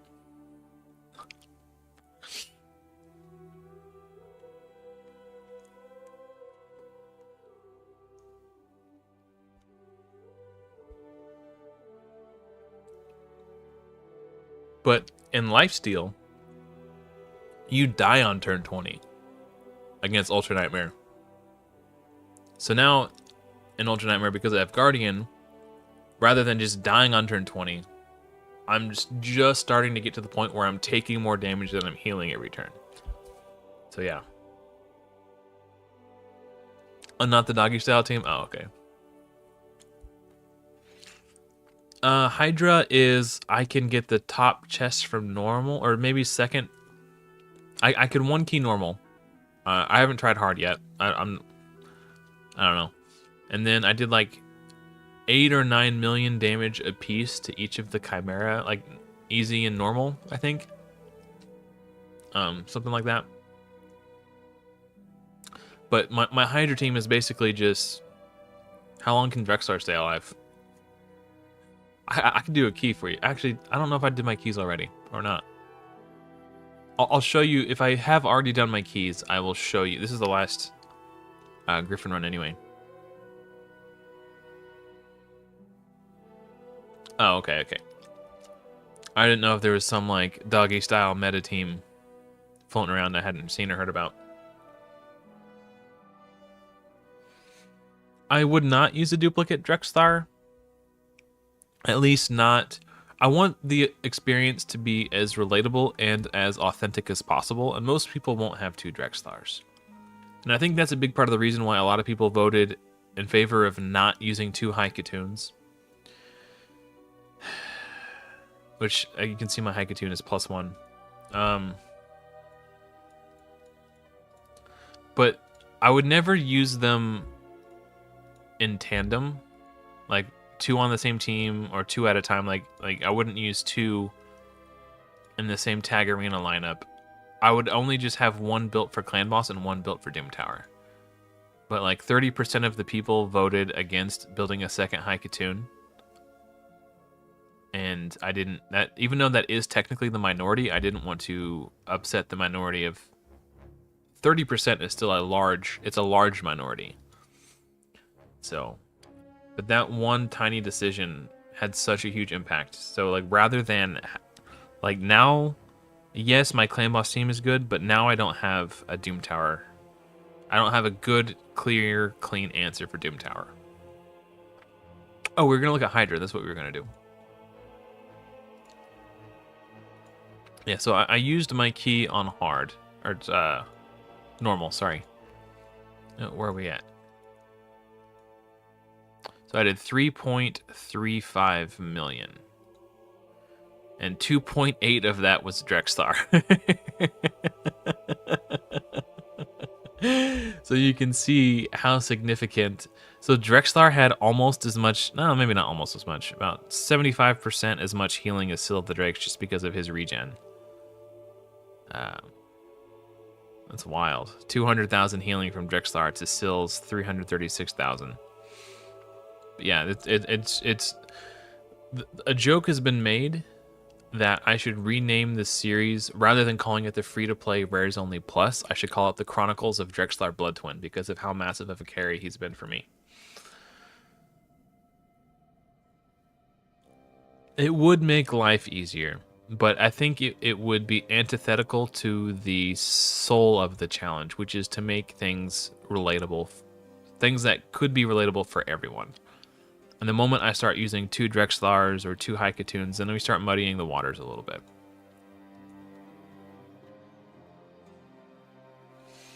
I'm definitely going to need Hex sets, and I'm definitely going to need Provoke sets. I haven't put a priority on farming those sets because I don't like farming Ice Golem. And I can't do Ice Golem 20 consistently. I could solo 21 with the Drex quite consistently. I think it's 100%. It just, I hate that dungeon so much. I just seeing it makes me angry. I don't know why. I just hate it.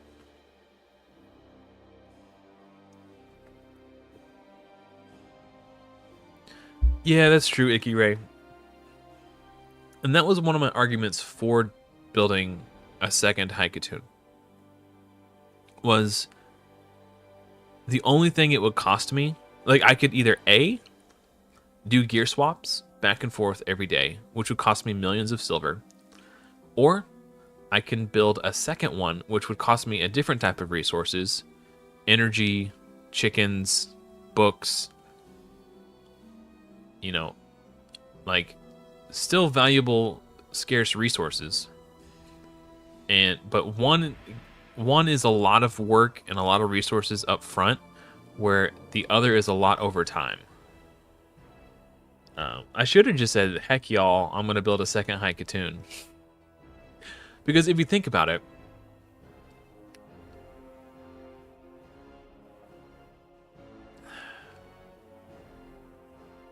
players will eventually pull a legendary speed champion on their account.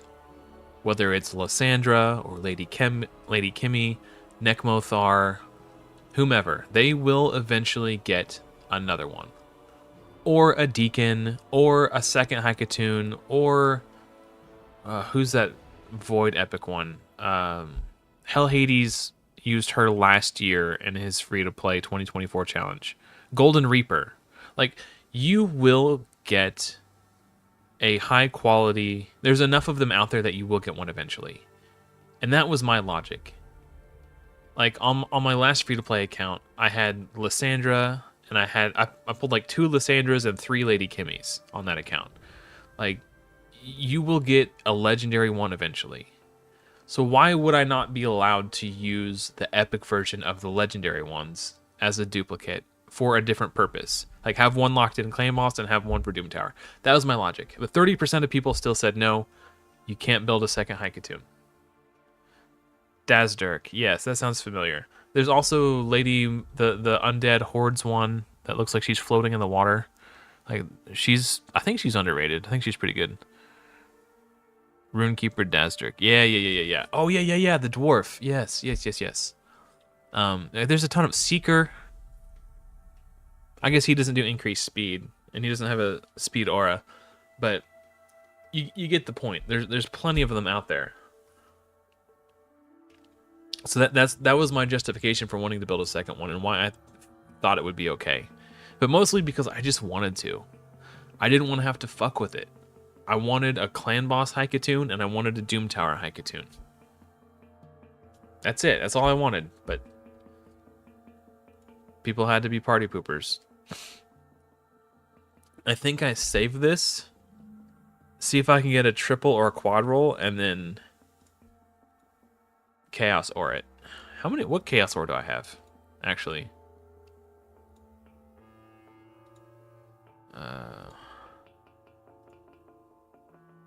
I don't have any 5-star legendary ones. Okay, never mind. I'll keep it until I do, I guess. 6-star legendary. Okay, I'm running low on these.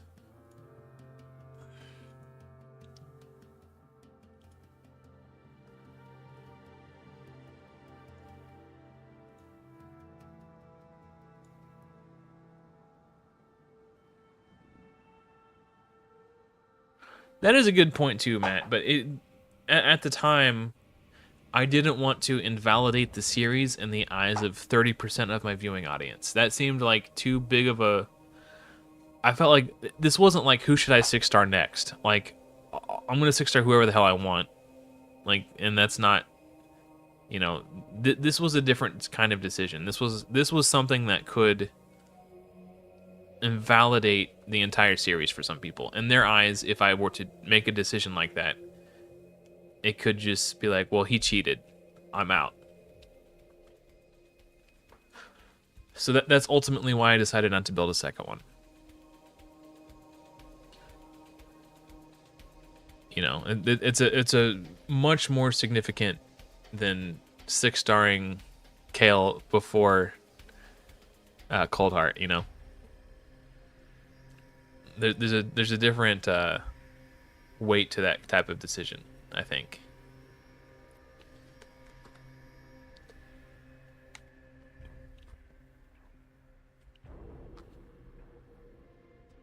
That's a fair point. To make sure they're never in the same place at the same time.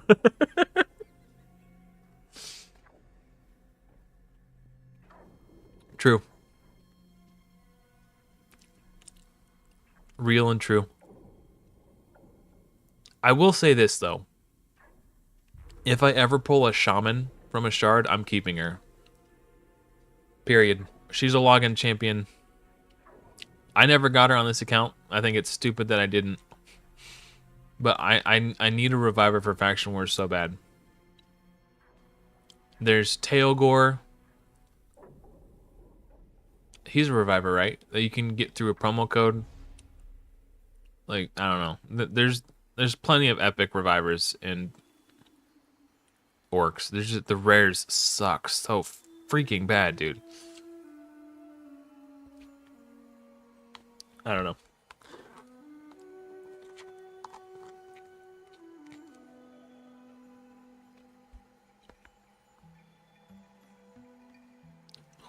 I'll try.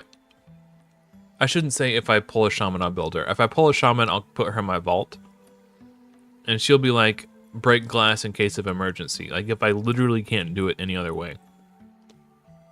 If that's the one thing standing between me and Lydia, I'll build a shaman.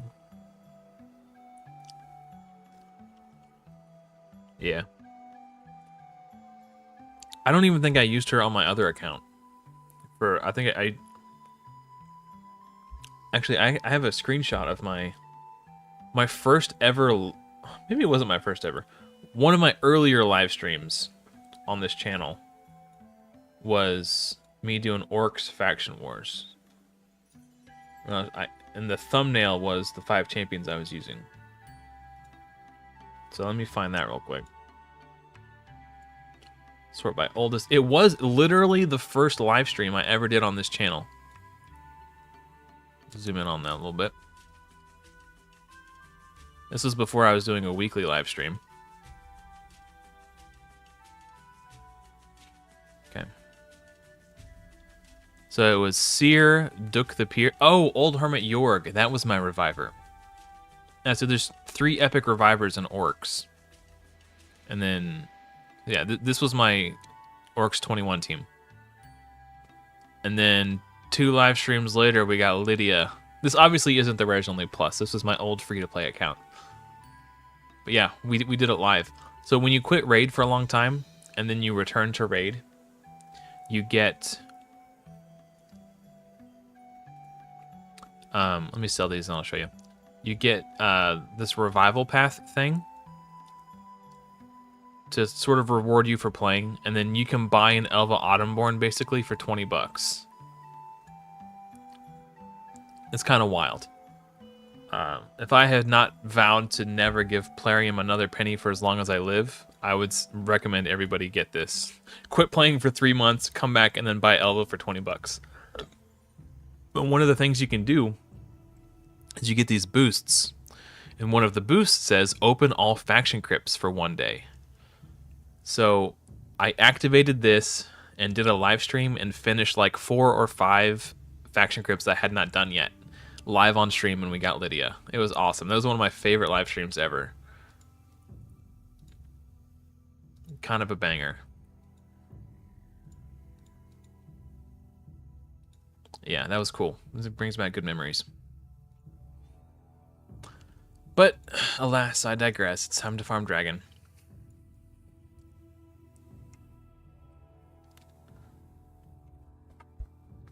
I have a couple Doom Screeches. I was planning to build one eventually. I don't know how serious I'm going to take Tag Arena on this account. Any form of player versus player with an account such as this one, it's just like, why even bother, right? But I had been theory crafting a Go Second team for this account for a long time that would involve Doom Screech. And it'd be mostly for Live Arena, because you can't rely on going first in Live Arena all the time. It's better to have a solid Go Second team. So the plan was to have a Doom Screech, probably Bellower for decreased defense, just because he's a little bit tankier than War Maiden.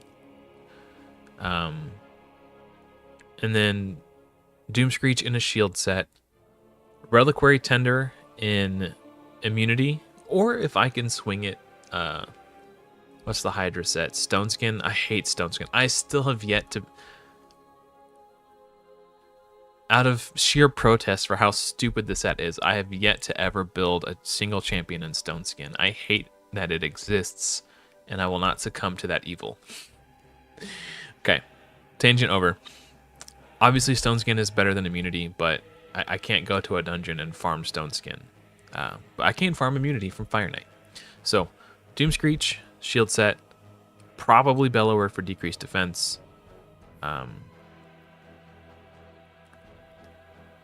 Reliquary Tender and Immunity, and then probably 2 damage dealers. So they can't just ban my only damage dealer and leave me absolutely hosed. 2 damage dealers, probably could be Drexlar Blood Twin. He's a defense-based damage dealer, or he can be. And then Marquez, who is a very hard-hitting, like, oh no, I would need Weaken. Okay, who has, there's Ashwalker and Candleguard, who do AoE weakens. So probably Ashwalker since he's Void. Does he do AoE weaken? I don't remember. I feel like he does. He's also a nuker in his own right. I guess I would need Weaken for Candleguard. If Weaken is on the enemy when Marquez does her nuke, first it's a 4 times defense attack multiplier, and then if there's Weaken, she attacks again for a 3 times defense multiplier. So it turns out it's a 7 times defense multiplier on her nuke. It's insane. Oh, Rianne the Conjurer. That's right. She also does the buff strip. Yes, that's the play. Okay. That would be way down the road then. We still don't... We're currently working on Akoth the Seared, and then we need Dark Kael, and then it'd be Rianne. So that's like a year and a half away probably. Which is why I want to focus the Secret Room so badly. I want Dark Kael ASAP, man. Yeah, Rianne is a good one. Yeah, that's actually a good call out. She would be much better. Yeah. Forgot about her.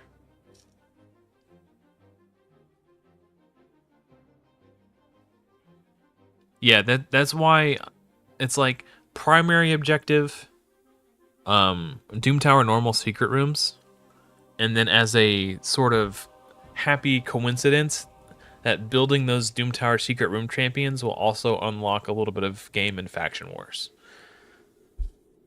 That's why I was referring to that chart earlier that has all the lists, the Doom Tower secret room champions, and because I really want Dark Kael and I really want Akoth. Like Akoth will be so good in my Doom Tower hard team as my damage dealer because his A3 is like a miniature warlord. It puts enemy skills on cooldown for 2 turns. And he brings shields, and he brings the burns for damage. It's like, that's exactly what my account needs. It's an AoE damage dealer who also brings crowd control. And when his burns trigger, I think it's like a 10% chance. There's some percentage chance that when an enemy is dealt damage from an HP burn placed upon them, that they receive a fear debuff. And if they receive that fear debuff, there's a 50% chance they skip their turn. So it's just like extra little like marginal gains in crowd control between the skill cooldowns on his A3 and the fears on his passive. I think Akoth is going to be the perfect damage dealer for my team and my account.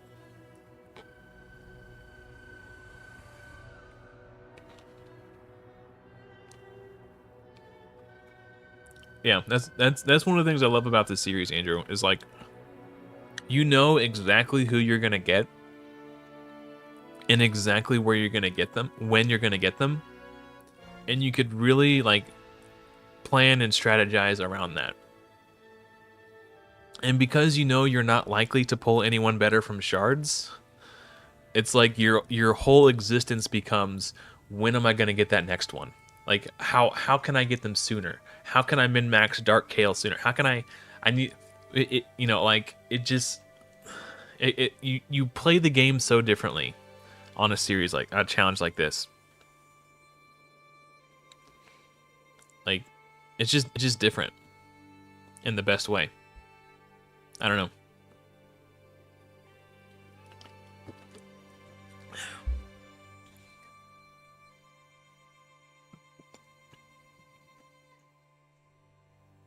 Look at the shadow of the dragon's neck just flopping around. Looks kind of sus. All right, that's enough of that. I can't unsee it now.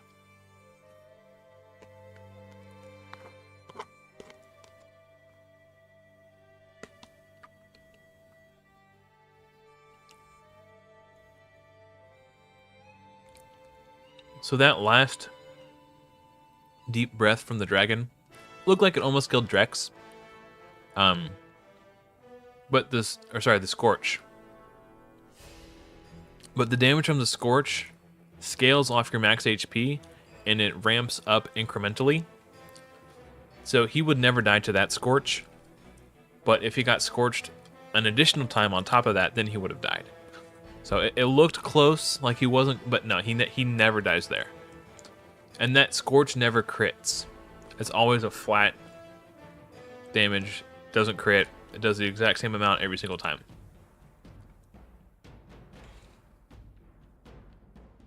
Commander for Bannerlords? No, I haven't.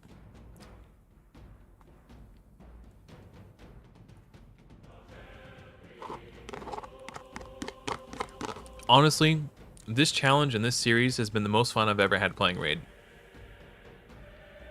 Especially when I destroy a whale in live arena. That is the most when Soulbond Bowyer pulls back that A2, lets loose, and one-shots the ultimate Death Knight. It's so satisfying. Like 120k, that ultimate Death Knight goes down. And then you freeze with your Carl, you lock him down so no one else on the team gets a turn. And you circle back around and you one-shot their speed booster with, or whoever, you one-shot their reviver with her A3. Or if you don't kill her, at least you reduce her turn meter to 0. Right, so it's just and then your Carl's locking people down, picking them off one at a time. It's so satisfying. And then there's the other side of the token where you not only face someone who is a whale, but their account is level 100 and they've been playing for 6 years and they just fart and your whole team explodes. That never feels good. I mean, some people are into that sort of thing. Not me.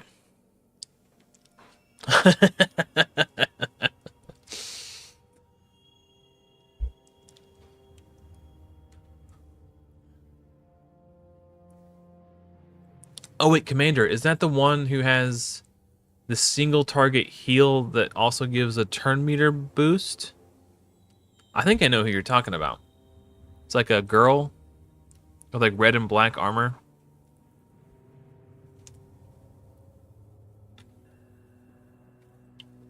Right now I have a Myrmidon built. Myrmidon and Archmage Helmet have been pretty hard carries in Faction Wars for Bannerlords for me so far. Okay, yeah, I know who you're talking about now. It didn't ring a bell at first, but the more I thought about it, I was like, oh wait. I think I know who you're talking about. Yeah. Yeah, she's pretty cool.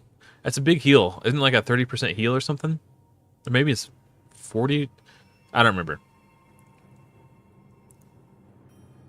If you're trying to do this on your Drexlar, and you only have a 1-star blessing, mine's 3-star, so it's not as big of a deal, but if you only have a 1-star, something you can do to increase your consistency to farm this is to turn off his A2, so he's only ever using the A1. It will...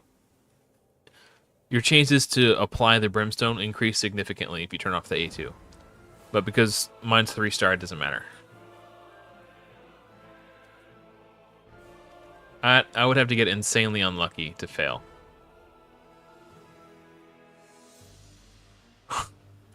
Yeah, the hellhades.com is just OP.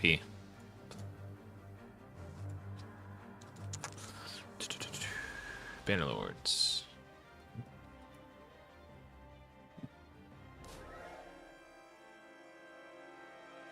This one. Yeah, okay. Oh, it is a 40% heal. Wow. Heals the ally with the lowest HP by 40% of her HP. That's always good. And completely fills the target's turn meter if they're fully healed. This champion's turn meter cannot be filled by this skill. That's actually pretty dope. Yeah, not bad. Who have I got for Faction Wars? Okay, this guy, he's on my list to max out soon because He works for the Force Affinity, Secret Rooms Only, the HP Secret Rooms Only, which is one that I struggle to beat. I beat it once on auto, but I can't, or manual. I haven't been able to auto farm it. So he's in the HP only. Obviously, he'll work in the Bannerlord Secret Room. I think he's good in Hydra. He's got a Provoke with a counterattack, so he can be a Mischief tank if I build him with high resist. He does block buffs on an AoE. It's only 60% chance, but hell, it's better than nothing. Like he's going to be good in Hydra. This is a high priority build for me. This guy's like, I've had my eye on this guy for a while. I just haven't pulled the trigger. So I'll have him for Faction Wars. I use Myrmidon. We're using Archmage's Helmet. I've used Stagnite as a chicken too. That was one of my first epics that I pulled on this account. That was a spicy chicken. That's pretty much the main one. So just Myrmidon, Archmage's Helmet. I'll use Spymaster eventually. Dagger isn't bad, but man, she's just so hella squishy. Like it's gonna be so hard to keep her alive when you're, and that sucks when you're trying to 3-star something. So yeah, I probably will end up building her. That's a good call out. I just don't know who else at that point then. Maybe a second Myrmidon just to keep everyone ally protected. Something like that. I don't know.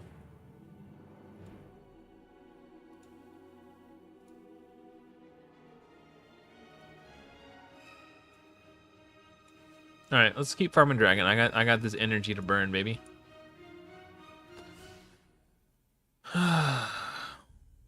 Yeah, Valerie is a good one, and she could help extend the duration of the ally protect buff and Myrmidon's self heal. Myrmidon also does AoE decrease attack, which is, it's the small version, but when you don't have access to the big version, it's kind of a big deal. Like 25% less damage is still really good. If you know, better than literally nothing, you know. And if I wanted to, I could try to awaken him and get the blessing that gives him the opportunity to place the big version.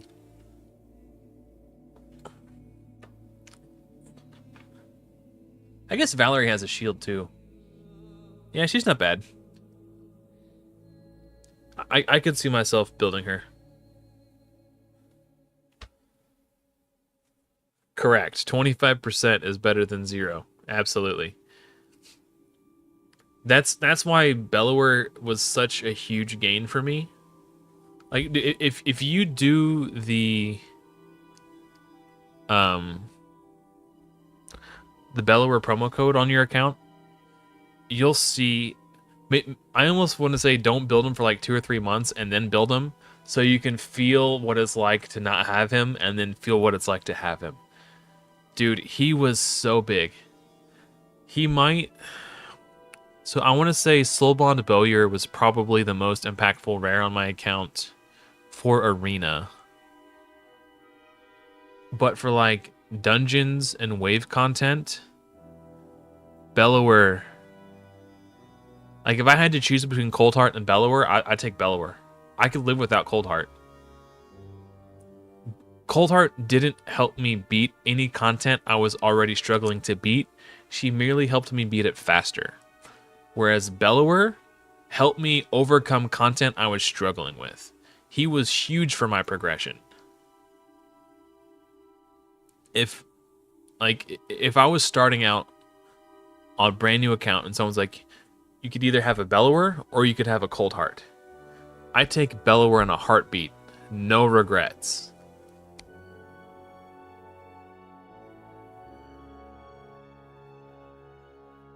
Yeah, and I got him before Nature's Bounty Blessing was a thing. So I didn't even have Nature's Bounty, and he was still freaking massive. Probably the most impactful rare on my account. Outside Clan Boss. Like, obviously, Marked was... I couldn't have my Clan Boss team without Marked. I couldn't have my Clan Boss team without Coffin Smasher. I couldn't have my Clan Boss team without Frozen Banshee and Hellborn Sprite. Like, those 4 rare Clan Boss specialists come into Clan Boss and do their thing. But that's literally the only thing I use them for. In terms of, like, overall account progression, Bellower was the king. King of the rares for me. Hey, what's up, Nobed? Nobbed? No, Nobed? Welcome. Oh, is it no bed? I'll say no bed. Okay. Sounds better than knobbed. So, the way this series works is I'm progressing through the game using champions who are rare, uncommon, or common, plus any champion who is free and permanently available to all players. So, this series does not include any champion who is obtained through limited time promotional champions. Like Alice, for example, we're not using her.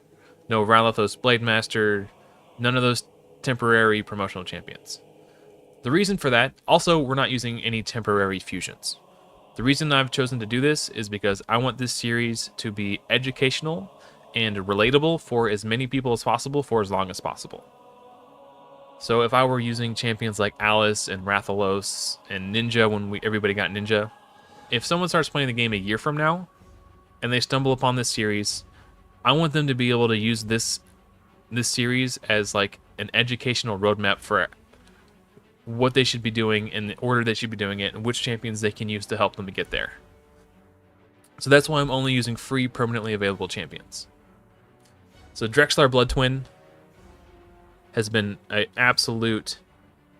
I was just talking about Beller a moment ago in terms of like the most impactful rares. The most impactful legendary I've had on this account so far has been Drex. Just there's just no... It's not even a competition. He solos Dragon 20. He solos Iron Twins up to stage 10 on all affinities. He solos stage 13 of Sand Devil. He can clear stage 15 and 14, but he dies sometimes. So 13 is the safest. Obviously, he solos Dragon 20. He can duo Spider 20 with Yakarl the Scourge, who also falls within the parameters of the challenge, since he can free and can be attained through the clan shop. He can pretty much solo every Doom Tower normal boss. He can solo a handful of the Doom Tower hard bosses up to like stage 50. He is just... Drexlar has just been an absolute unit everywhere for this account. Yeah, so that's what I'm working on. Those are the parameters I have laid down and the reasons I have laid them down. The strongest epic Haikatoon. I don't even have to think about it.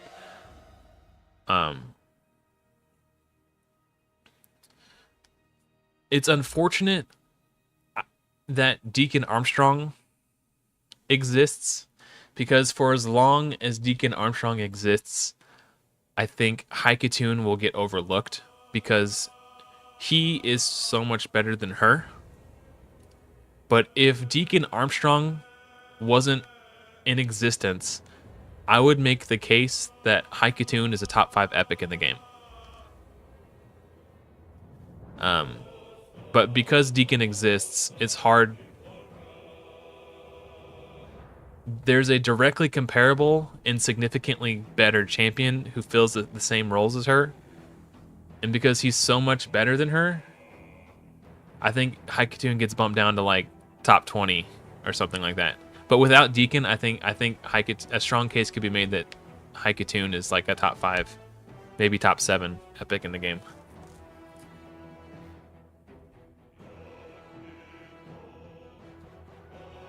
It's possible. I'm perfectly content farming where I'm farming. I don't want to put a whole lot of silver and energy and stuff into building a specific Iron Twins team. Like, could I? Yeah, sure, probably, maybe. I don't know. It's not worth the effort. There's just other things I'd rather work on. The second Haikatoon technically just became a +1 from the first Haikatoon. But if I would have built the second one, she would have been it would have opened the door to a lot of quality of life for me. But ultimately, I'm happy with my decision, even though it made me sad. Looking back on it, I think not building her, for the sake of maintaining the integrity of the challenge, was the right choice.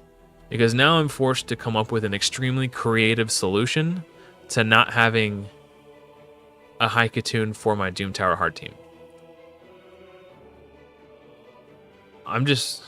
Well, okay. I say Haikatoon hands down. Dark Elhain has been pretty big too. But I use High Katoon everywhere. Well, man, Dark Elhain is pretty good too. I have to think about it. I think the reason I say High Katoon is because you get High Katoon at 30 days. You get Dark Elhain at 4 months. So there's a 3-month period where High Katoon is your hard carry everywhere. And then you get Dark Elhain, and she won't help you beat anything you have not already beaten, but the things you already beat, she helps you beat faster. She's kind of like a Coldheart in that sense, I guess. Like, Coldheart for me didn't come in and help me beat anything I couldn't beat already. She just helped me beat the things I already had on farm faster. The only champions I'm using from shards are rares. That is correct.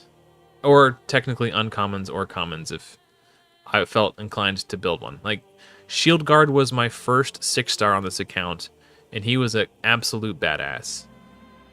I was blown away by how strong Shield Guard actually is.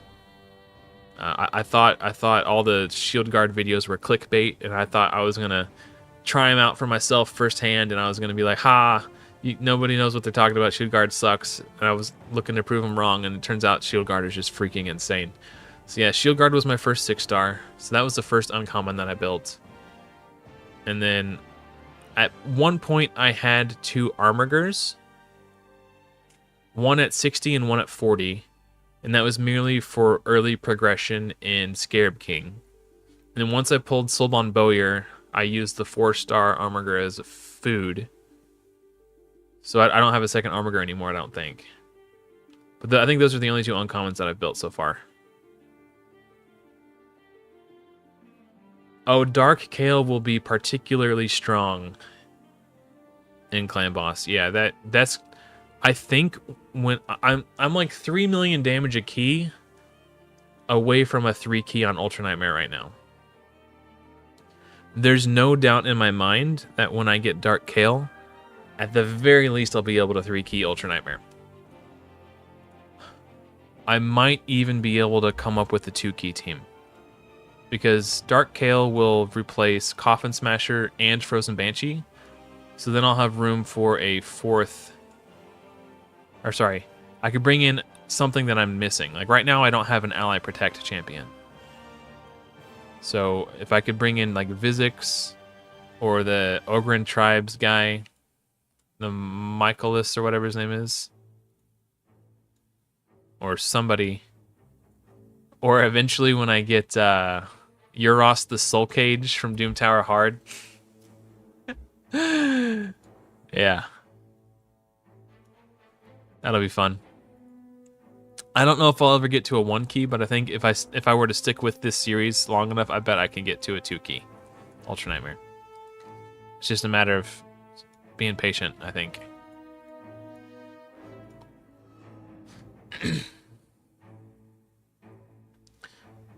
Yeah. So Dark Kayle. So right now it's High Katoon, Marked, Hellborn Sprite, Coffin Smasher, Frozen Banshee, and that's my 4 key team. When I get Dark Kayle, it replaces Coffin Smasher and Frozen Banshee. So Dark Kayle comes in, and I haven't lost anything. I still have my poisons, I still have my poison sensitivity, I still have my decreased attack, and in addition to all that, his passive reduces the chance that the attacker can critically hit by 15% if they're under poisons. So I effectively gain decreased crit rate debuff. However, it's not occupying a debuff slot on the bar. So I don't lose anything, but I actually gain 15% decreased crit rate, which NPCs, non-player characters, NPCs in Raid, all have a baseline 15% crit rate. So with Dark Kayle on my team, the clan boss will not be able to critically hit me. So that massively reduces the likelihood that one of my runs will end early due to bad RNG. So now I have a 5th spot open to bring in something my team was missing. Whether that's Ally Protection, maybe it's Rosin Scarhide, because right now my decreased defense champion is Marked. Right now my weakened champion is Hellborn Sprite. So if I bring in Rosin, not only does Rosin do a shit ton of damage and hit really hard, and he also, his A1 will also remove the increased attack buff off Affinity Clan Boss. His A2 gives me consistent 100% uptime on decreased defense and weaken the big versions. So it's possible that Rosin is the right choice for spot number 5, or I can try to go for more damage mitigation with an Ally Protect champion. And there's like 3 or 4 that I'll have access to here pretty soon. So there's Cagebound, which is the Lizardman. He does 25% Ally Protect. There's my Oculus from Ogryn Tribes, Void Rare. Both of those are Void Rares. He has a passive 5% Ally Protect passive, and he also does a heal when he Ally Protects, and he does a heal on his A1 to heal whoever the stun target is. So right now he's my favorite rare 3-turn cooldown Ally Protect. Or I could use Morag, Bronzalock. She's a new free permanently available champion through Plarium Play points. So Morag Bronzebeard for 25% strengthen, ally attack, counterattacks. That's a possibility. I could use Vizix the Unbowed, who's the big version of ally protection. And then this guy's a long way off, but Euros the Soul Cage does passive poisons, big version of ally protection, and 25% strengthen. He would be like the end game ally protector on my account. I'm a long way off him. That's just to kind of like put into perspective what options I have. There might be some more who have a 3-turn ally protect that I'm not thinking of in terms of like the 25% ally protection. But I really want, I would like to try my Colas, I think it's his name. The mushroom face guy from Ogryn Tribes, Void Rare. Right now, as it stands, around turn 20 against Clan Boss, I start to take more damage than what I can heal for from Guardian. Up until turn 20, I'm like topping back off to full every round. But then after turn 20, his Gathering Fury passive kicks up a notch, and I start taking more damage. So I start to slowly wither away. And whoever's my stun target at that point is usually the first to die. If I had my Oculus, he would give additional healing to the whole team, and then on top of that, additional healing to whoever the stun target is. So the stun target, rather than being the first to die, everyone might just die at the exact same time. And I'm confident that my Oculus will make it so rather than my team dying on turn 30, my team is dying on turn 40. And then I wouldn't have to tie up my Vizix in this weird Clan Boss build. Yeah, I agree. I think the Ogryn Ally Protect guy is really good. He also self-shields. I would just have to make sure that he is not the... Actually, I could play with that right now. I was daydreaming about this on my drive to work. Let's bust out the Deadwood Jedi Clan Boss calculator and look at this.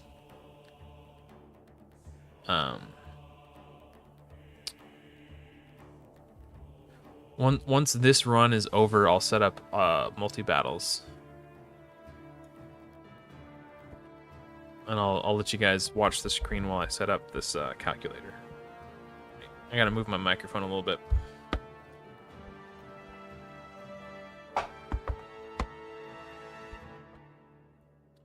Hopefully you guys can still hear me okay. Hellborn Sprite. Because I would want to make sure that whoever goes last on my team, which right now that's marked, will not be covered by ally protection for some of the attacks. And if by some miracle I can make it so the only attack in which marked is not covered by is the stun, I can guide the stun away from marked. So it doesn't matter that she's not covered by ally protect. Let me rank these guys up and we'll get some multi-battles going. Um, so if I can make it so Marked is covered by his ally protect for the first and second AoEs, I just try to make sure that she doesn't take the stun. I don't know why I came here. Make sure she doesn't take the stun, or he doesn't take the stun.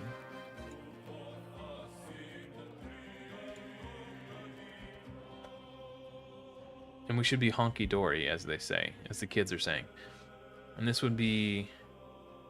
Right now it's Coffin Smasher for decreased attack and Frozen Banshee.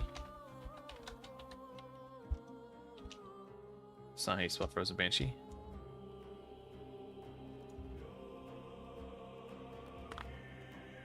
Oof. I think I was aware of instant rank up. I don't know who Ingid Twiststaff is. I'll have to look at them in a second. Okay.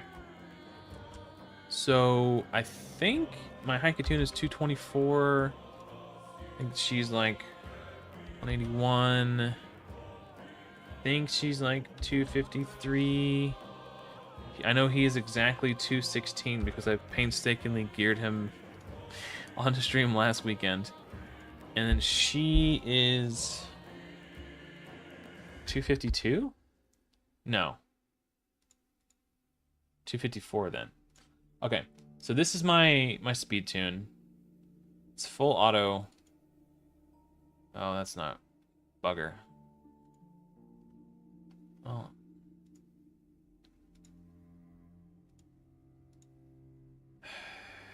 What? It looked fine. Okay. Something must not be right. Maybe it's this.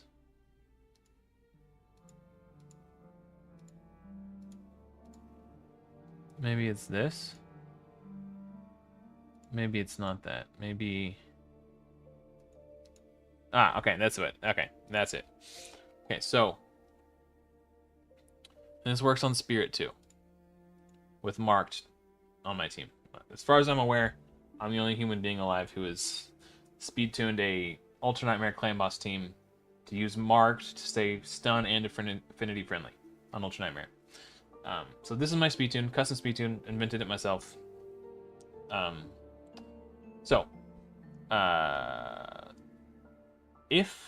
Okay, Dark Kale's base speed is higher than Coffin Smasher, so we're gonna tweak with this. So Coffin Smasher is my decreased attack champion. Frozen Banshee is my poisoner. Once I get Dark Kale, and I figure out, oh, he works at that speed. Interesting. Okay. I wasn't expecting that to work. I thought I was gonna have to adjust something. Then that opens up, let's say my... Oh, okay, thank you. Small decreased defense and leech. I got it. Okay. Let's say I use this guy. Okay, base speed. Oh, no, I wouldn't do him. I'd probably... Dark Kale needs to have 100% crit rate, or he won't extend the duration of the buffs. So hold on, let's put Frozen Banshee back in here for a second. But Dark Kale will get an increased crit rate buff from Hellborn Sprite. So I don't have to gear him with like 85% crit rate. So that's nice to know. Okay, the Ally Protector would have to go right here, because he's second to last. So this would have to be my Oculus. He's got a different base speed than Frozen Banshee, so it throws things off. Okay, so he'd have to be 254 speed. So right here on the first AoE, Marked is not covered, but she is covered for the stun and the second AoE. So if I can just... So she's not covered for the first AoE. So she's covered for the first AoE. Huh, there might not be a way to do this. Well, that's a bummer. Maybe...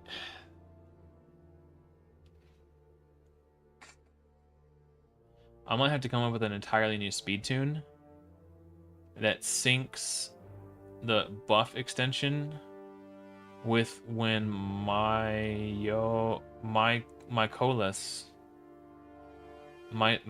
I don't know his name. This guy.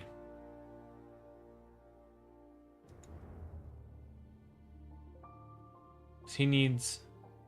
Oh, wait. No, because nobody's under the Ally Protect for the stun. That's bad. Yeah. Yeah, unfortunately, there is no free permanently available. I mean, technically, if I were to acquire enough duplicate legendaries, perhaps one day I could summon Sir Nicholas.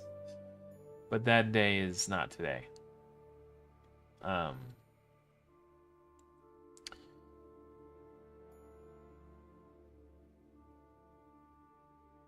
Ally Protect, no Ally Protect. So Marked would just be taking 25% more damage than the rest of the team. And there's... Okay, so that doesn't work. It falls off here. Again, but we have it here and here. If there was a way to make it so she was protected for the first 2 AoEs, but not the stun, that wouldn't be as big of a deal.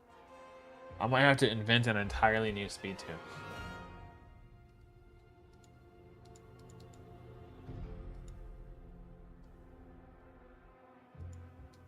And that might be what... I don't know if I want to do that on stream. I had a theory that... I wonder what would happen if my 3rd champion was over 250 as well. Like, that would just... Because what I'd really like to do... No, that didn't fix it. Oh, I'm on Spirit still. Maybe I can tinker with it on Void. I don't know. I don't know why I thought that would work. I don't know. I'm gonna have to invent a new speed tune. I think. And hopefully it'll be one where I won't have to use Hellborn Sprite's A2, so she's just putting Weaken on the clan boss constantly. I don't know. I'll figure it out another day. But that's a project that I'll have on the back burner for a while. Yeah, I don't know. I'll get there someday. When the time comes, I think longtime viewers of the channel will know that when I set my mind something, I get it done. So I'll figure it out when the time comes. The other option would be to just not worry about bringing in a 25% Ally Protect champion and bringing in Rosin instead. So rather than trying to live longer into the fight, I'm merely trying to do more damage while I'm still alive. So those are the two options. Survive longer, do more poison damage and War Master hits. Option B, do more damage before you die. So.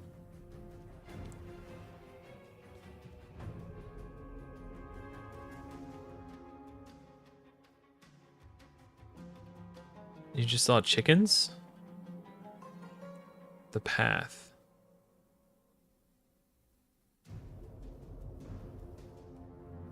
I guess I got a little lost on that one.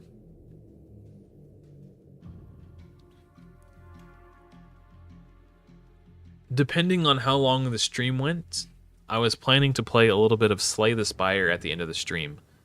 Simply because the team at Fateless has been working on their game Godforge, obviously. Which, if you haven't heard about it, it's a hero collector RPG in the same genre as Raid Shadow Legends. It will be a direct competitor to Raid. And one of the game modes that they're working on in Godforge is a normalized PvE mode that will play similar to a roguelike. And anytime they talk about this feature that they're designing, they always bring up the game Slay the Spire as a basis for which they're comparing it to.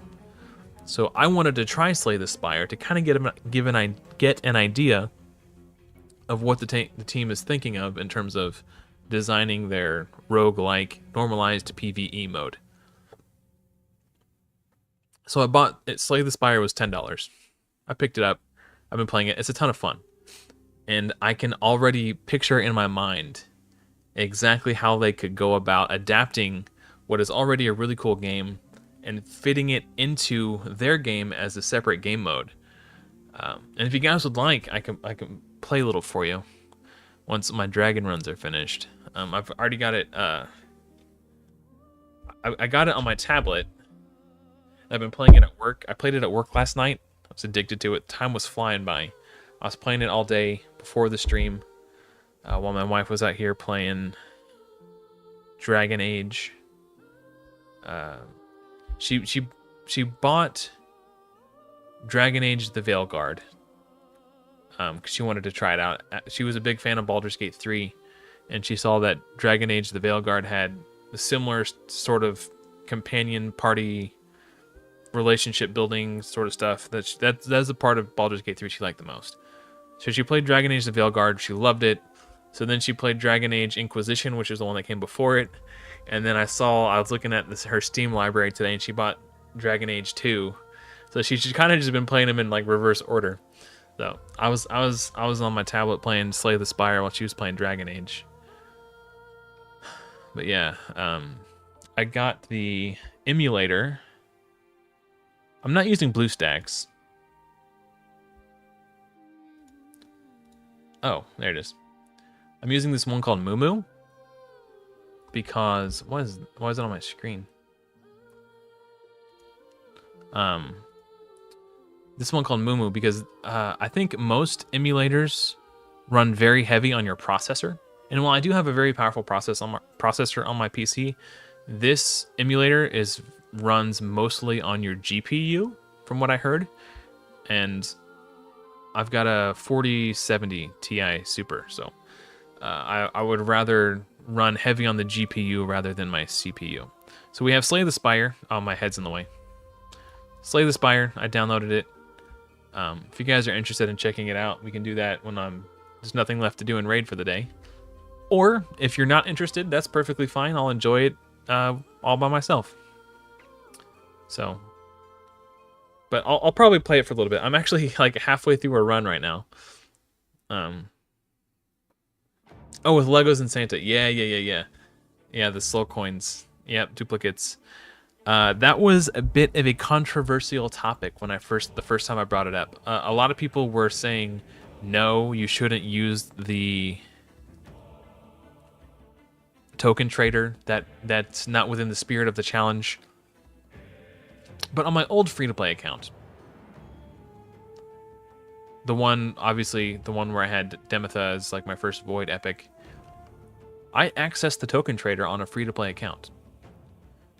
On that account, I pulled a 6-star perfect soul for Foley.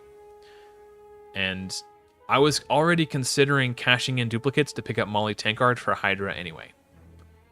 But now I've got this 6-star perfect soul for Foley. So I used the token trader to pick up Foley. At the time, I was a little unimpressed. But that was before Live Arena, and that was before the reign of Sun Wukong. Now that Sun Wukong is in play, now that Live Arena is a thing, now that Block Revive is so damn valuable, I would definitely rate him a lot higher than I did at the time that I got him. At the time that I picked him up, he wasn't really doing anything for me that I couldn't already do on my account, and I regretted having picked him up. But in this day and age, I think he's a lot better.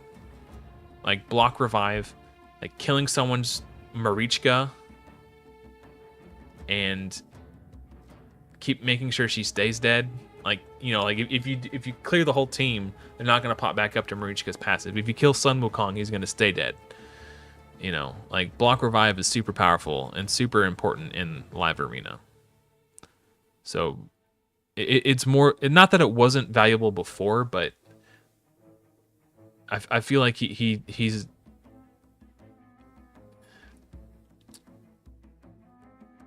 I think he's better now than he was at the time I got him. So I was a little hard on him in the moment because I was a little unimpressed with what he did for me on my account.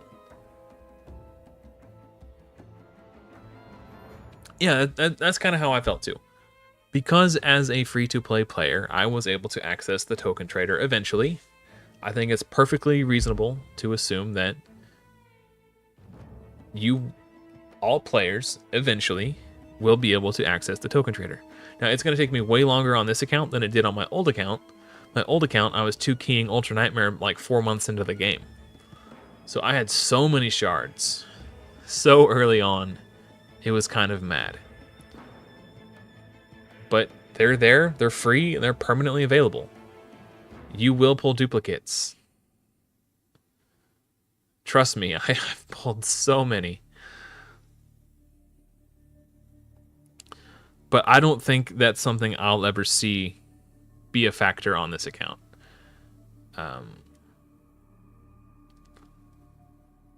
I've pulled, especially since I don't usually save my shards for ×2 events, because there's really no reason for me to. So I'm like already half as likely to pull legendaries because I'm not pulling during ×2 events.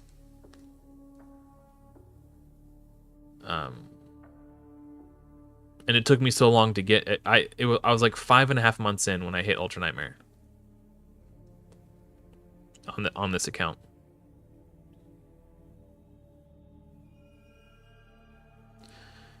So somebody in my Discord last weekend, I think, Sakib specifically, told me that during Cole Red's live stream, chat was talking about me. So naturally, I did what any normal human being would do, which was to go to Cole Red's live stream and watch it at ×2 speed to try to find the point where their chat was talking about me.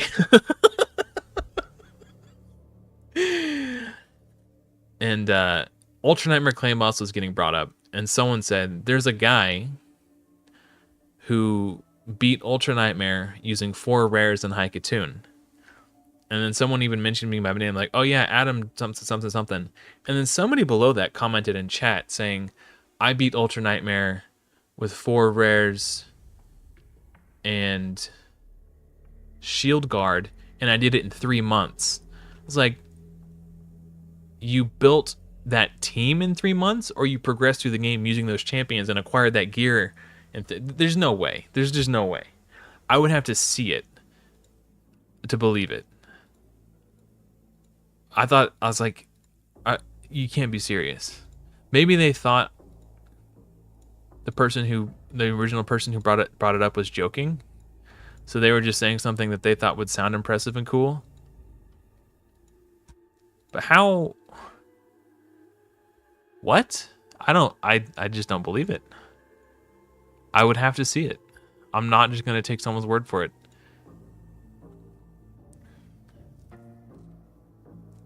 I could save my shards for dupes. I honestly think the best thing to do... Wait. Would be to save them for... Wait. Oh, this... Okay. Wait until this guy is in a summoning pool, and wait until this guy is in a summoning pool, so I can get Lady Mikage. Using Lady Mikage to replace Hellborn Sprite on my clan boss team decreases the duration of all enemy buffs by 1 turn, increases the duration of all attacks all enemies, decreases the duration of all enemy buffs and all ally debuffs for one turn. So she could, in theory, be my stun cleanser. Then increases the duration of all enemy debuffs and all ally buffs. So she's increasing the duration of my buffs, decreasing the duration of my debuffs, and increasing the duration of enemy debuffs. So yeah, she would replace Hellborn Sprite. And she also has an ally attack. I would just turn off this.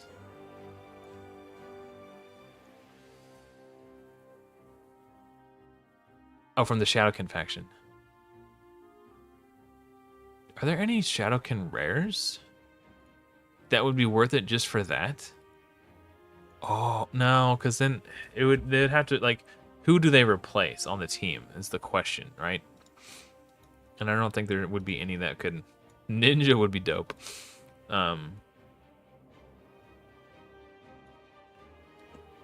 For clan boss, Assassin has a poison on his A1, but at that point, like, Lady Mikage is already doing this 100% of the time, so he becomes redundant at that point. I don't think there's anybody. I could. Well, actually, here's the thing. Here's the thing. I could use him instead of marked. My increased defense would be smaller. I don't know if that's worth it just to get a free ally attack once in a while. Yeah, no, there's no one worth it in here. Okay. It was an interesting thought, but not worth. So yeah, I think that's the most important thing to do with my shards at this point, is wait for Ulfrig and Enda Moonbeam to appear in summoning pools. Yeah, no. Yeah, yeah. Hero the Watcher. I'm kind of, I think at this point, I'm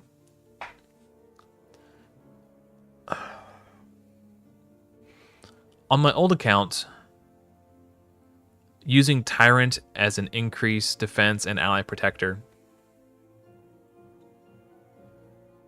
I was able to go to like turn 70. And that was with 3 Guardian sets. And Elva Autumnborn as additional 10% heal every turn, on top of the 10% they were getting from Guardian.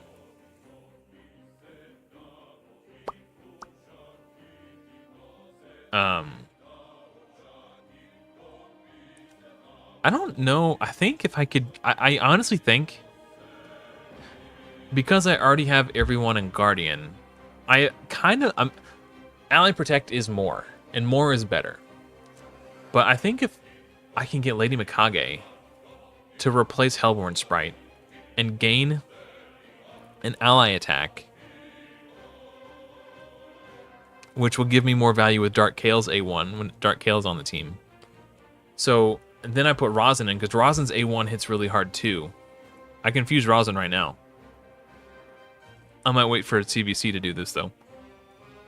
Like, make sure I have enough potions and food and all that stuff, and just crank out a crap ton of points. I could book him too.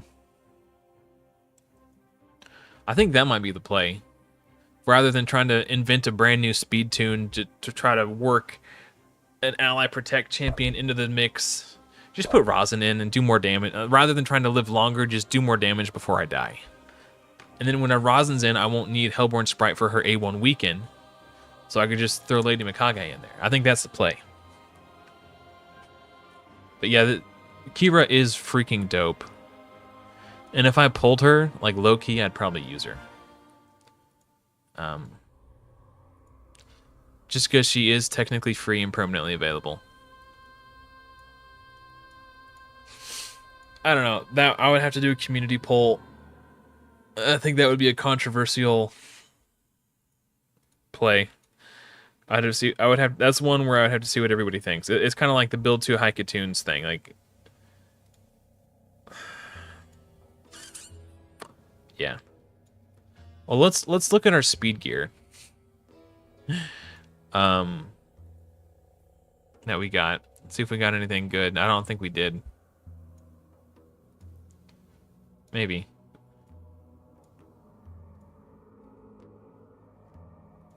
Nope.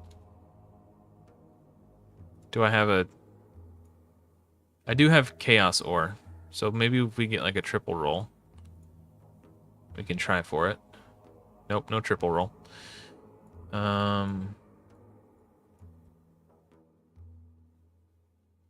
It's only 5-star and it's got 2 4 rolls.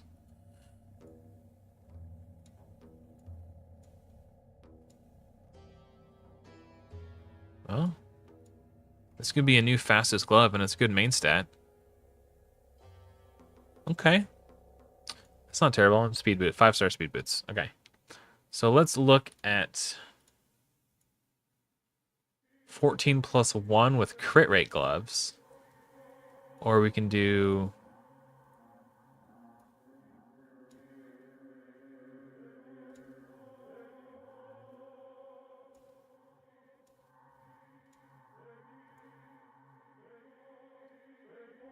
Damn, what a tragedy. Like, if these would have triple rolled speed, that would have been... Oh, I've already... Damn.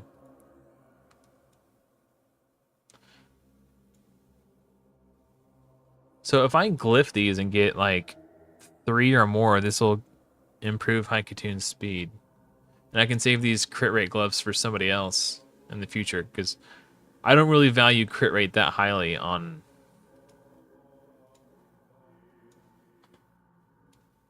our Arbiter. Okay, well, they're exactly the same. So we'll put these on Arbiter and save these crit rate gloves for somebody else in the future. Oh, I'm pretty sure I have 6 stars. I've farmed some 6-star speed boots from campaign. Right? Surely I did. Maybe I already put them on somebody.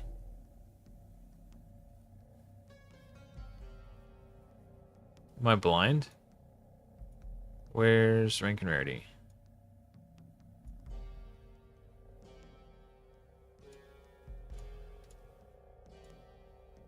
There's another 5 speed. Wait a minute.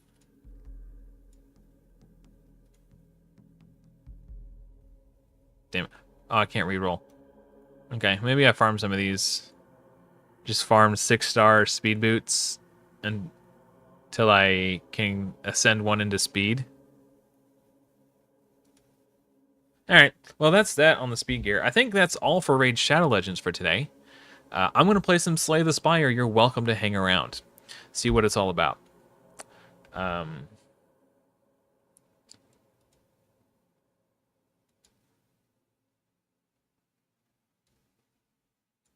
Oh, that doesn't work. Okay. Oops. Lesson learned. I tried to drag the... Oh, you can't see.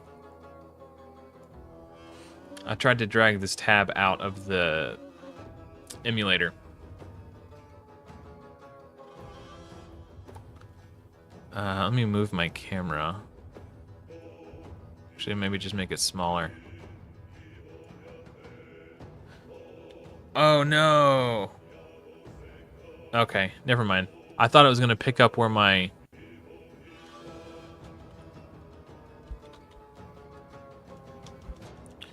I was in the middle of a run on my tablet. I thought it would, because the accounts were connected, I thought it would pick me up where I left off. Yeah, sure, whatever. Okay, well, this is cool, because now if you guys don't know, you can see the tutorial. Let's close Plarium Play. Let's close Spotify. Play. We'll do a standard climb. So there's 4 characters that you can choose from. This one is the Ironclad. They're basically your typical warrior class. So each run you start off with the beginning relic. The relic I have says, at the end of combat, heal 6 HP. And then you pick your path. It's like a winding path. It's different every single time. These maps are procedurally generated. The encounters you come across are random. And you'll never do the same run twice. I'm just going to take this one. Hold on. I guess I can't do this right now. Defeat your enemies by playing cards from your hand. Cards require energy to play. Once you're out, end your turn. At the start of your turn, new cards are drawn and your energy is replenished. Play defensive cards to gain block when enemies are about to attack you. Block reduces incoming attack damage, but wears off at the start of your next turn. During your turn, you can observe an enemy's intent above them. If an enemy is intent on attacking you, be sure to gain some block. And this healing you get from your relic as the Ironclad is the only healing you have in the game, unless you stumble across campfires in which you could rest and restore HP. So you want to take as little damage as possible during combat. So my enemy, it doesn't look like they're going to attack me, so I'm just going to bash them for 8 damage and make them vulnerable for 2 turns. What vulnerable does is it makes them receive 50% more damage from attacks. So we're going to hit them for 9 instead of 6. So imagine this is Godforge. So rather than having these little 2D flash animations, there's going to be like these badass art assets. And I'm assuming rather they might do a card system that reflect. So maybe instead of this Ironclad, maybe we have Thor, and we have these attacks that are thematically related to Thor. Like they showcase his Mjolnir, his hammer, like smashing with thunder damage or something. Like, okay, so my enemy's going to attack for 6, so I'm going to block 5. And I'll block 5, so I'll have 10 block. I will absorb all of the attack, and then with my remaining energy, I'll strike them for 3. Now, whether the attack and block mechanics are going to be similar in Godforge, I have no idea. They might come up with their own system. No more cards. There are no more cards to draw. Your discard pile is shuffled into your draw pile. So my entire deck consists of 10 cards right now. So they're going to attack me for 9. So I will put up 5 block here. 5 block here for a total of 10 block, and then I will attack them for 6. So, I don't know how significant of a spectator sport Slay the Spire is, but it's really fun to play. You get some really, and as you go, as you win battles and progress through the map, you unlock new cards, new power-ups, new relics. You have these interesting choices to make, and the games become progressively more strategic and interesting the higher you climb in the tower. And each tower has like every time there's 3 levels. There's Act 1, Act 2, Act 3. And it gets, so I think I could just kill him here. If I hit him for 8, that, and then not 9 with this, because he's vulnerable. So yeah. We smoked that fool. We get 14 gold, and we have the option to add a card to your deck. Now this is where the first time strategy comes into play. Every time you add a card to your deck, you're reducing the likelihood that you draw one of your core abilities. So you need to make sure that if you add a card to your deck, you're not just watering it down with garbage. Not that this is a bad card, but it costs 2 energy, and you only get 3 a turn. So if I were to cast this, I would only be able to play 1 block card. This gains 7 block, which is 2 more than my standard block cards. What does exhaust do? I forget. Oh, remove until the end of combat. So if it exhausts a card, it basically removes it from your deck for that round. You can't get it back. And it's at random. So that seems kind of sketchy to me. And this isn't bad, but there's another card called Limit Break you can get in the future that doubles your strength.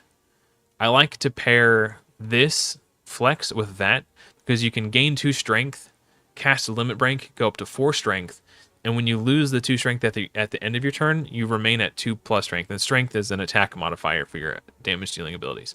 So none of these cards look like they're going to be important to add to my deck right now. They just look like fluff that kind of waters it down and makes it more. I'm not going to add any of those cards to my deck. We're going to skip that.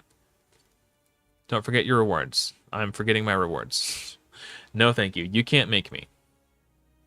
Yeah, the reason I wanted to check out this game is I kind of wanted to see.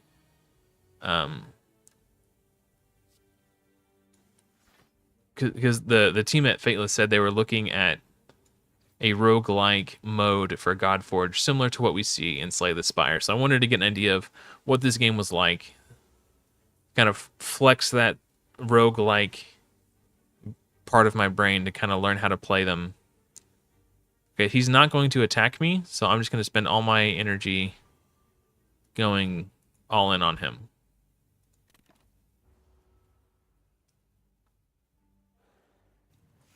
Oh, I was going to turn up the sound. It seems like it's very quiet.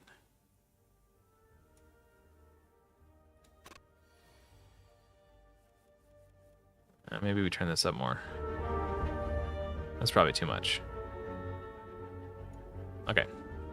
So he is going to attack me for 10, so I would like to block 10, and we attack him.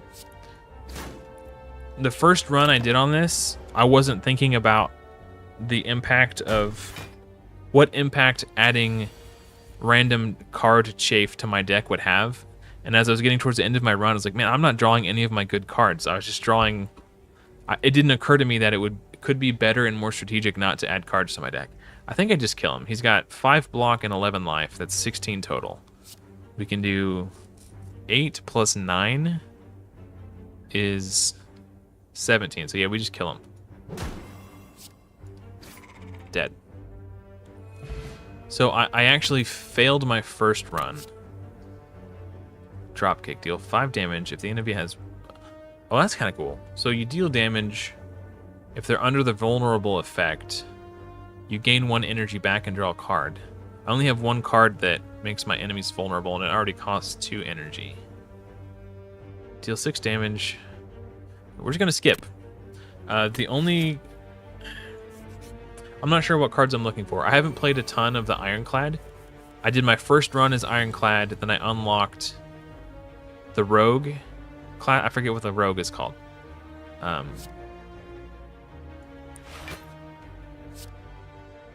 I really liked the Rogue. Like, I really enjoyed the playstyle. You're like throwing poisons everywhere. It's so cool. So I've played mostly Rogue runs. I like the Seer class, or I forget what it's called. It's like the Seer or something like that. Really cool. But my favorite is the Rogue so far. So this is only like the second run I've done with Ironclad. I didn't hate Ironclad, it didn't speak to me the way the Rogue class did. We're smoking these fools. Okay. And then this gold that you acquire, as you go through the map, you have a chance to encounter a merchant, and you can buy power-ups to either buy cards to add to your deck, you can pay to remove cards from your deck, and you can buy potions, which I haven't gotten any yet, and you can buy more relics. There's a ton of stuff you can do at the merchant. So we got our first blood potion, healed 20% of your max HP. That's pretty cool. You could use those in combat or out of combat. Deal 9 damage, draw a card. I like this. I like this too. So this makes me lose 3 HP, but I gain 2 energy, which lets me do more in a single turn. Deal 6 damage. This isn't bad because it costs 0, but then it kind of waters down your deck with these skills. And you could find yourself in a position where you just want to play a couple block cards, but your hand is full of anger, and you can't block, and then you take too much damage. So I think it's a cool card, but I don't want to add it to my deck until I kind of know what my strategy is going to be. This isn't bad because it deals damage and then draws, but I think this is cool. I played with this earlier today. The run, I have a run going on my tablet where I'm using that card, and I quite like it a lot. It just lets you play more cards in a turn.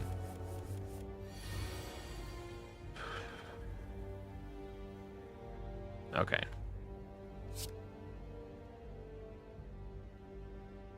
I think I'm just going to do 1 block and 2 strikes. I'll just take 2 damage. It's not a big deal. The sooner I kill him, the sooner I stop taking damage from him. And I heal for 6 at the end of each combat. So if I take like 2 damage a turn, it's not a big deal. So now he's going to hit me for 12. Let's use this. So now we can go defend, defend, strike, strike.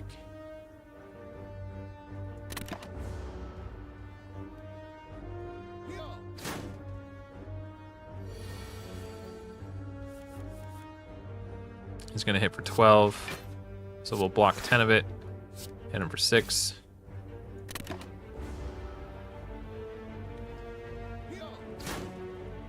I'm going to turn my speaker volume up real quick. I can hardly hear it. I actually do really like the music from this game. I think the music is great. So he's at 20 now. So 8 plus 9 that's not enough to kill him. Okay. Since I can't kill him, let's do this.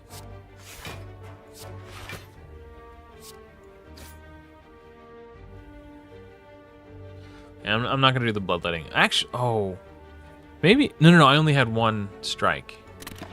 If I had a second strike, and I could have cast both of them with bloodletting, I absolutely would have. But now we definitely kill him, right? Yeah. Oh, maybe not. I didn't realize I had this debuff. Okay, that was a mistake. I'm going to take 7 here. That kind of sucks. And after you, there's 3 tiers. After you beat each boss of each tier, your health resets to full after that encounter. We definitely kill him here though, right? Yeah.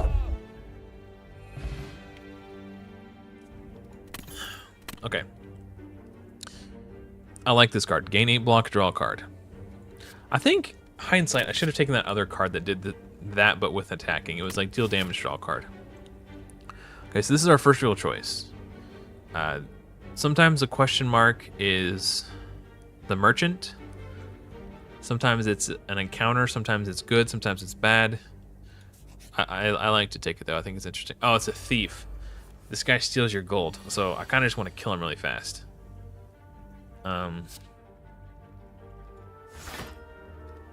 I want to make sure I have gold when I get to the merchant.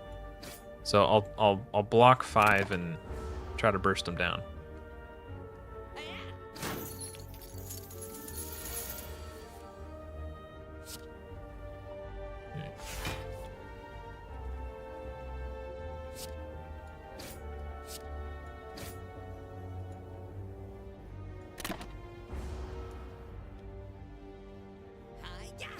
Hi-ya!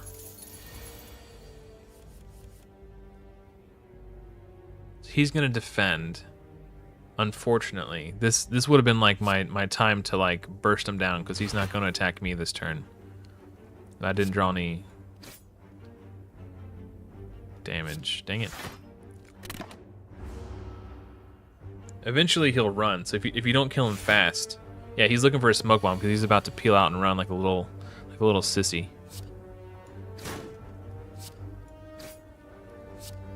Man, I really needed bloodletting this turn. He's gonna get away with my loot. So not only did he take all my money, not all my money, he took some of my money. He also dealt damage to me. That was big bad.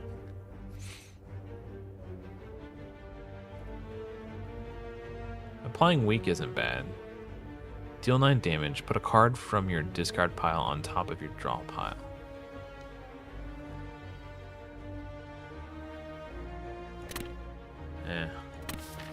Okay, so at this point, I can either rest and recover 24 HP, which I don't really want to do, or you can upgrade a card in your deck.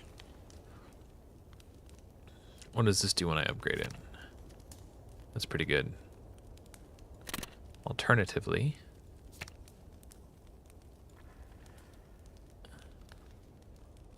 like this card is already good as is.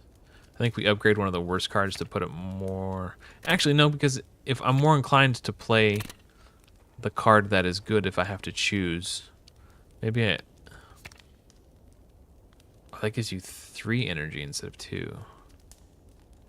I think this might be one of my better cards. We'll upgrade this one. It gains me block and draws me a card. Oh, this is a boss, a mini boss, an elite.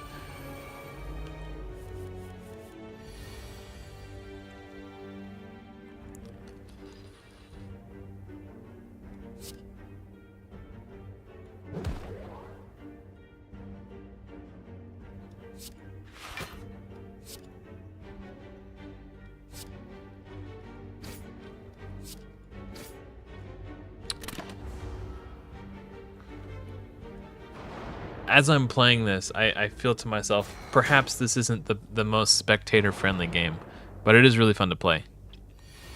Especially from for an audience who is not used to this style of game, I could see why it might not be attractive.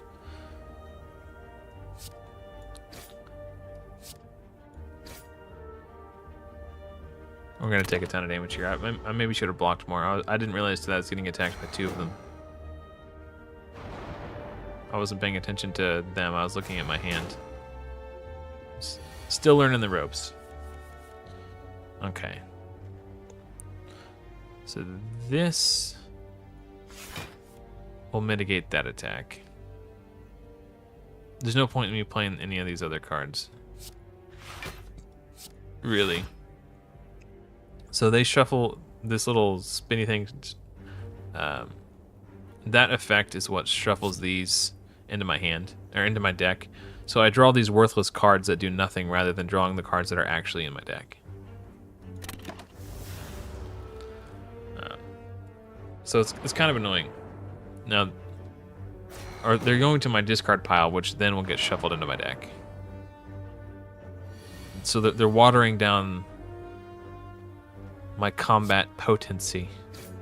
So if I can kill one, I only need to block one. Oh, I'm out of energy. Okay.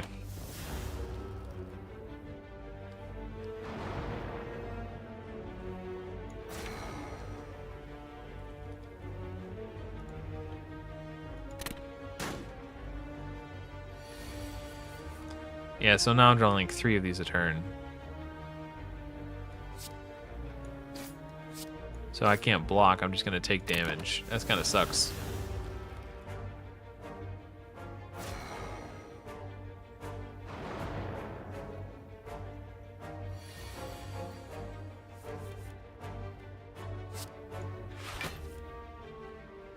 Dang.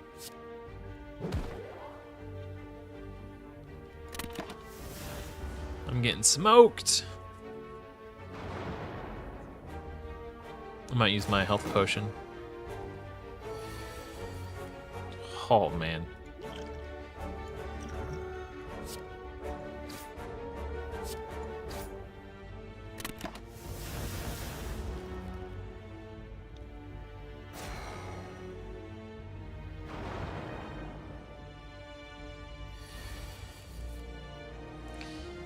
It's enough to kill this guy. But man, that hurts.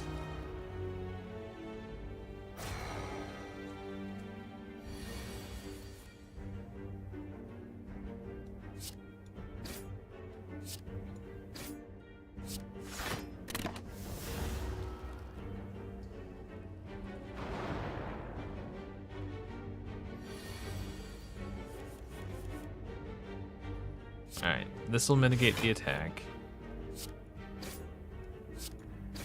I definitely think we're gonna win, but man, it's taking forever.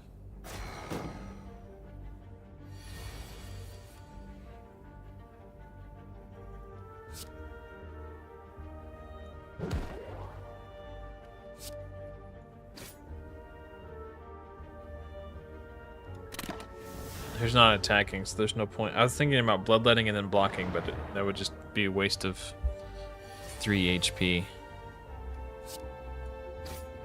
Nailed it.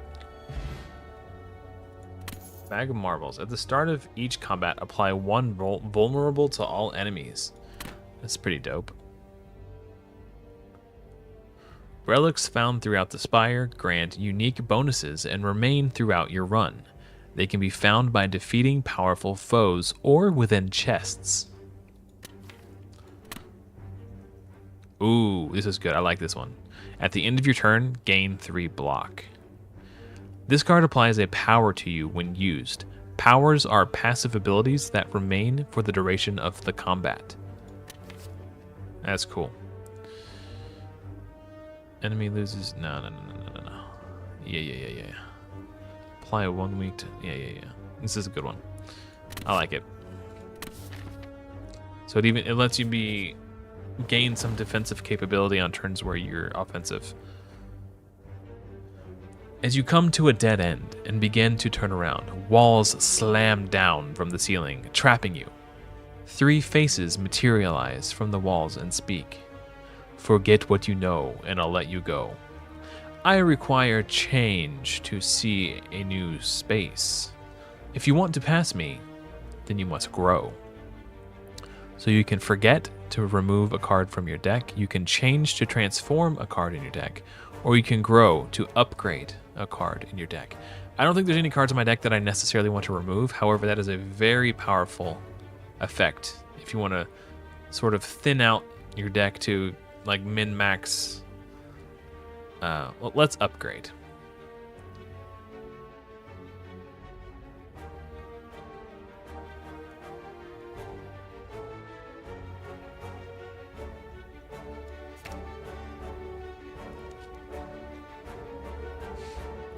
Let's do this one. I like playing defensively. So now we'll gain 4. When we play that card, we'll gain 4 block at the end of our turn every turn in any given battle that we play that card. We got a treasure chest, 47 gold, blood vial. At the start of each combat, heal 2 HP. That's not bad. So we get 6 at the end and 2 at the start. So we heal for 8 every combat. That's kind of dope.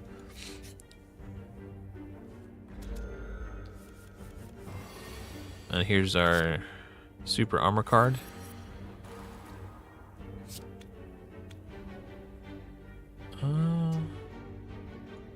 This is 2 energy to deal 8 damage, but this is 2 energy to do 12. But the 2 vulnerable... Oh, he's already vulnerable. I could... Now he's vulnerable for 3 turns. Hey, welcome back. Yeah, I finished using all my raid resources, and I wanted to showcase this game. Now, I know Slay the Spire has been around for a really long time, but I have never played it. And I know that the team at Fateless is looking to this to draw inspiration for their roguelike normalized PvE mode in Godforge. So I kind of wanted to get an idea for what the game was like, so I can kind of maybe know what to expect when I play Godforge.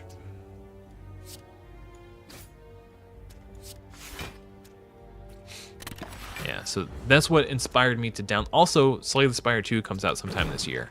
And since I figured I've never played the first one, I might as well...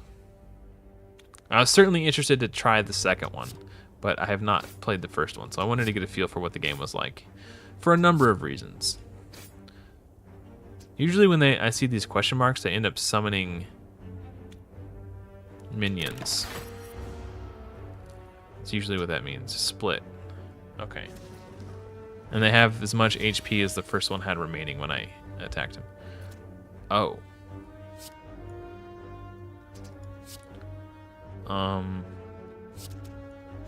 They're both attacking me. Huh. Do I I can do a little bit of everything, actually.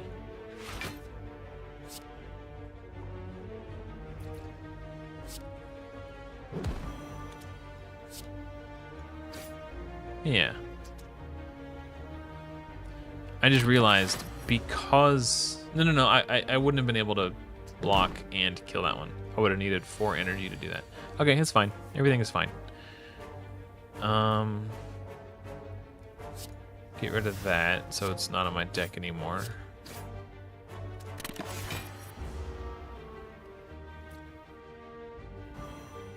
Weekend, boo.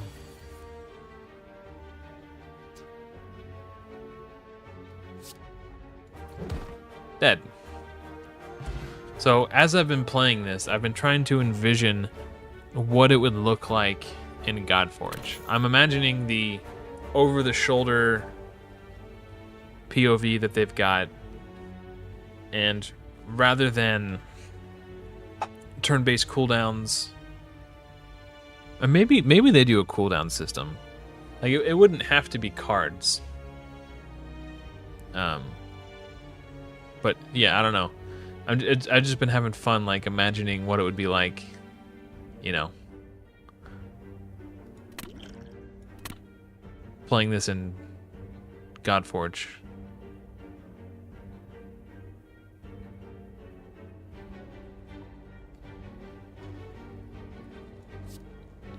I like that card. Okay, this is the merchant. This is what I was talking about earlier.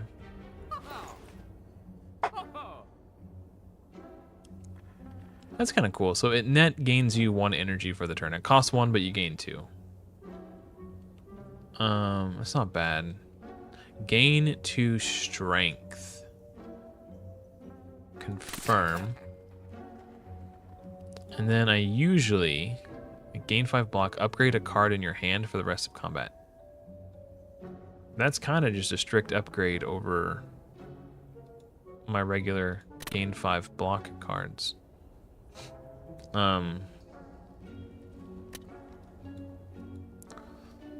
What would I replace?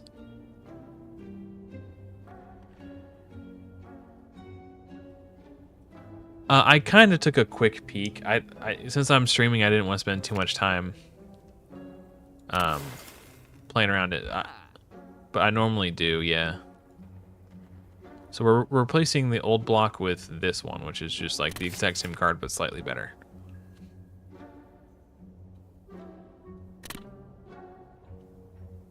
Oh, I just realized this would have been really good. 0 mana, draw 3 cards. Or sorry, energy. So I've played too much Magic in Hearthstone. Okay. And normally what I like to do, I don't know if this is best, but what I've been doing on every run previous is I see which path I can take has the most campfires, because I like upgrading my cards. That just feels like a really fun and powerful thing to do. I didn't really spend a whole lot of time looking at it because I didn't want to bore everybody, so I just jumped into that one. But yeah, when I'm not playing in front of a live audience, I will spend time trying to min-max everything.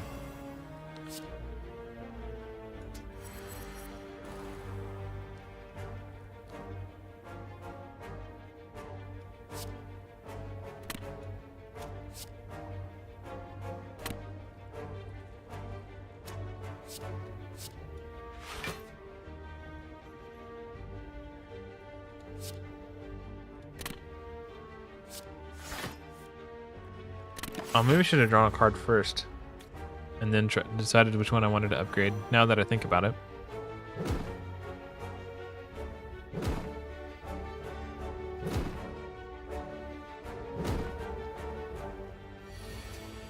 Wish I had a Whirlwind. Or Cleave, whatever they call it in this game.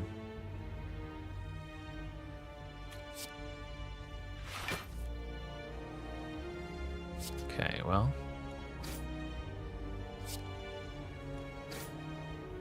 So, oh, I thought I was going to kill that. I forgot I was weakened. Damn. That's embarrassing. That was a misplay. I forgot about that.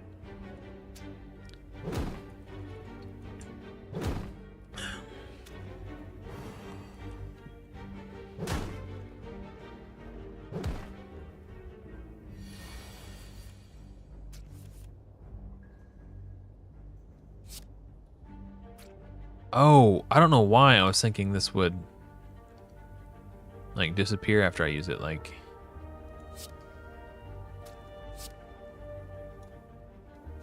No.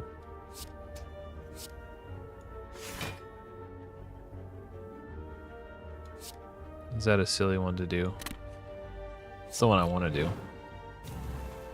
+3 strength. Okay, I'm definitely killing this guy now.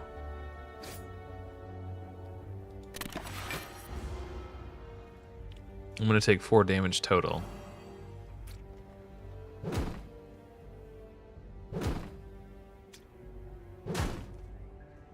I feel like I haven't been playing this run very well. Okay, so 13 damage coming my way.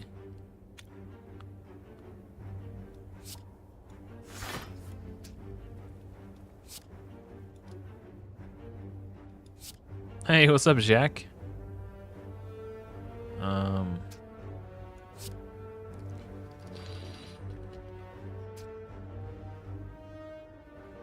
Maybe we just defend this turn. 16, that's 5, 10. Oh, okay, I can get one attack out. Or if I bloodletting, I can bash and kill something, probably. Is that worth it? Probably.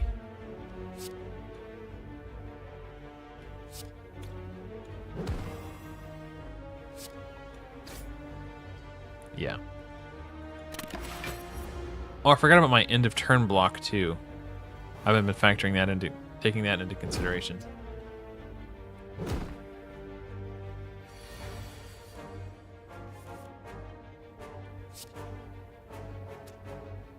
Deals 9 damage in the... Ugh.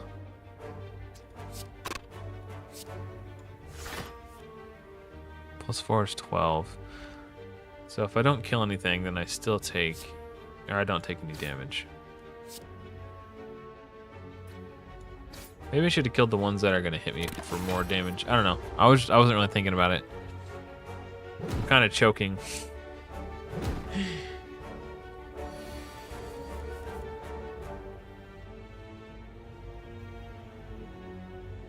Yeah, I saw your demo. That's awesome, man. Congrats.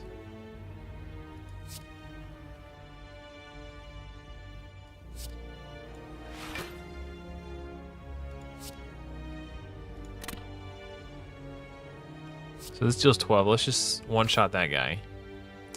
And then block this damage coming in.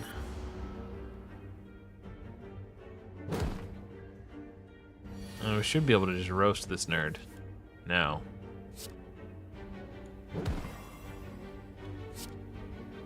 $13. Oh, speed potion's cool. Deal 6 and okay. Oh, this is what I want. Cleave. Deal damage to all enemies. That's a nice one to have. Maybe this. I've never actually gotten this one before. I've considered it a few times and then always passed on it. Let's try it for reals. Like I've almost picked it up probably 2 or 3 times at this point.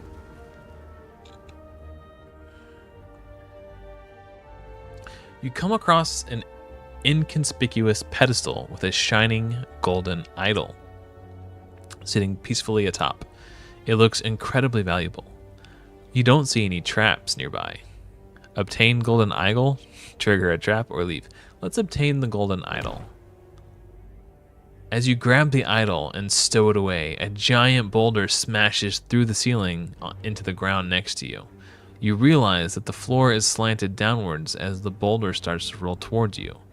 You can outrun the boulder to become cursed and get an injury. You can smash, take 20 damage, or you can hide and lose 6 max HP. Let's do lose 6 max HP. The boulder flattens you a little as it passes by, but otherwise you can get out of there. Squish.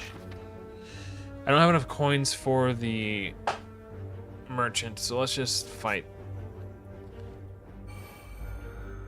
Yeah, they all seem pretty good. I'm very hesitant to add cards to my deck because I don't want to artificially inflate. Of course, it's a thief.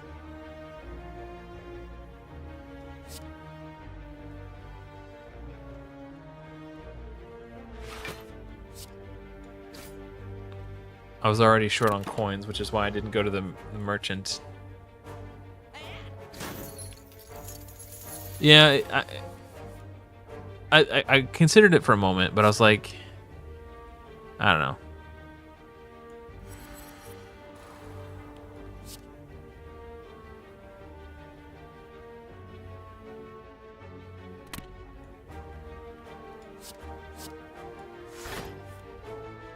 Yeah, I know.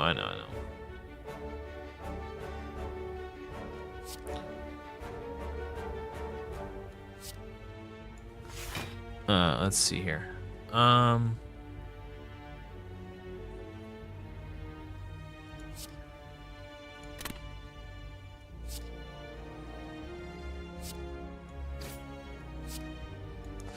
Yeah, I was actually planning on just finishing the first round for the sake of the stream, and I was gonna power down because I'm choking pretty hard, and I'm still pretty tired from the stream.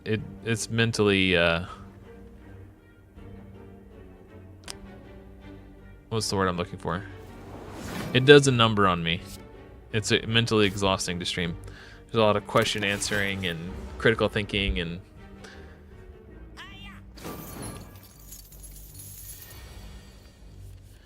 And this game involves a lot of critical thinking. I'm just gonna kill this guy, right? Just in case, I'll bash him first. Okay. 41 gold, 16 gold. Weak potion. I'll apply 3 weak. Okay, to the opponents then. Exhaust. Okay. I like Inflame. On my last run, I had this card called Limit Break, and I thought it sounded cool. And what it didn't occur to me when I took it is that doubling your strength doesn't do anything unless you've already buffed your strength. And I didn't have any cards in my deck that already buffed my strength. Let's go ahead and just rest before the final boss. Yeah.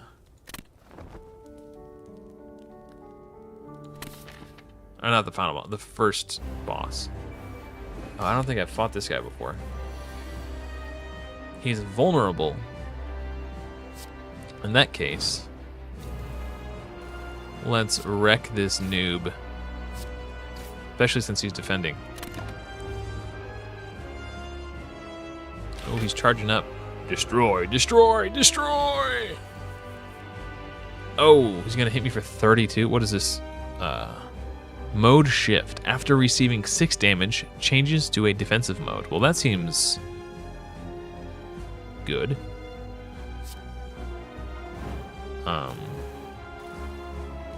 Perhaps we shift him to a defensive mode. Oh, cool. Now he's not gonna murder us for 32 damage. Sharp hide. What?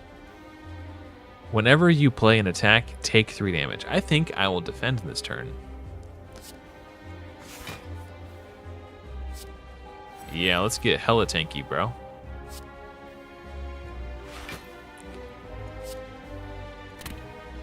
Okay.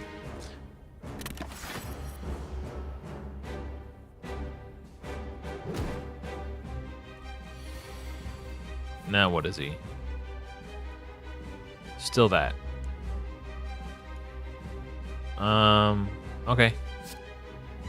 He's gonna deal 16.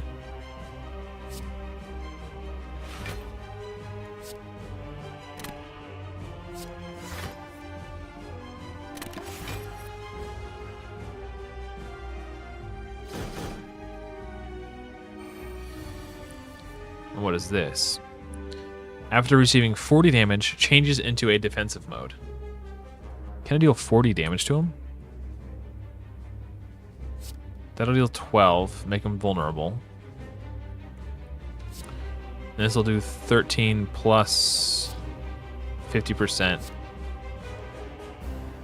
20. No, I can't deal 40 damage to him. Not this turn anyway. So I should probably...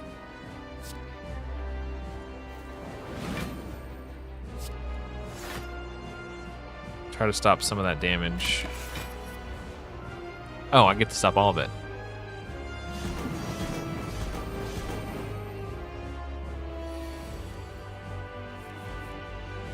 Okay. He's defending this turn, so let's use this as an opportunity to...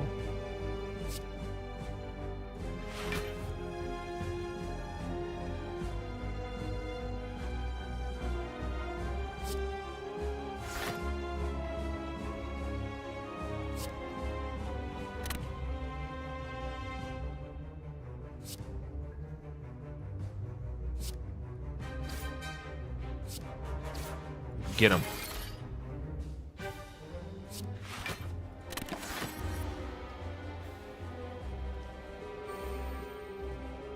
Sharpen hide. Okay.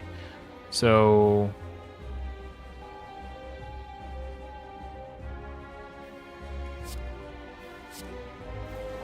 let's just tank up.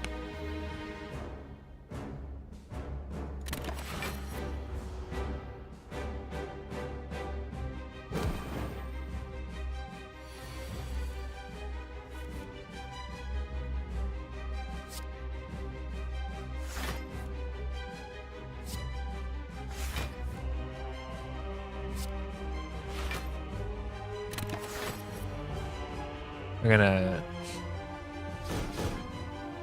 I don't know.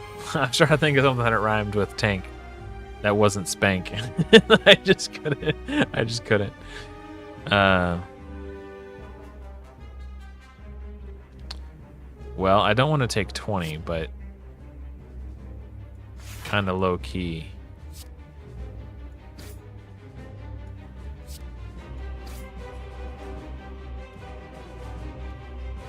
I'm just gonna take a huge chunk here. Oh, you know what?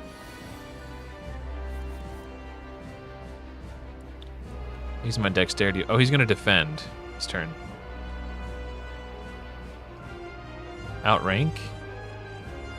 Oh, I don't know.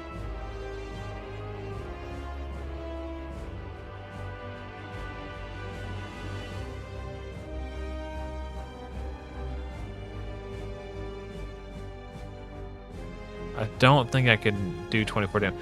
I'm going to, I was going to use my dexterity potion and...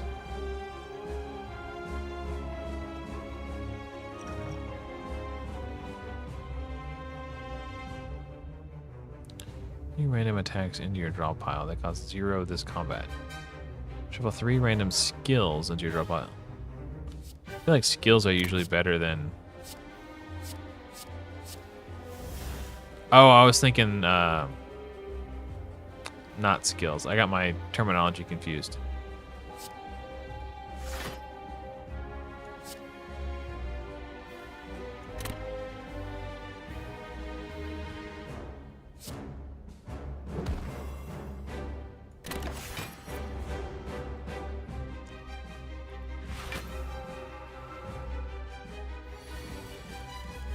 Okay, so can we deal 12 plus 9, 21 damage?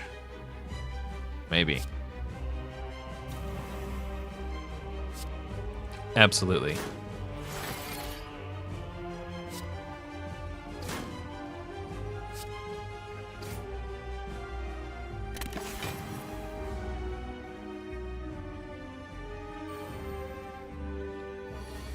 Alright, so now we just get tanky.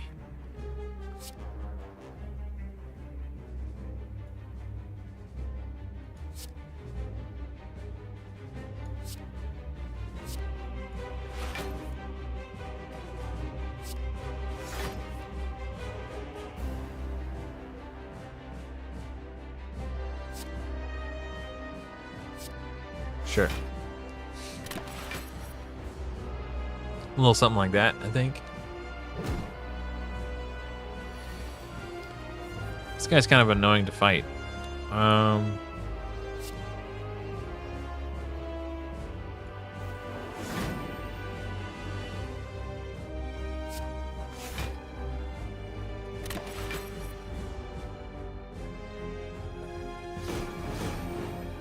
Haha.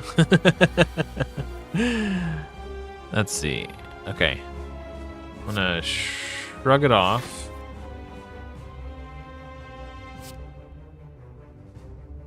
Draw one card. Put a card from your hand. Okay. Maybe I should. Oh, you cannot draw. So I should do this first.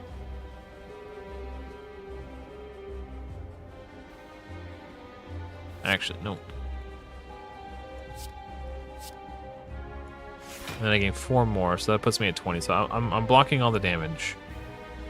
So I think we just strike.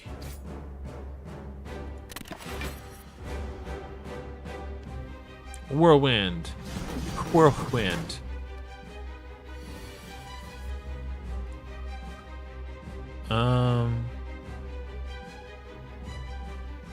He's blocking next turn.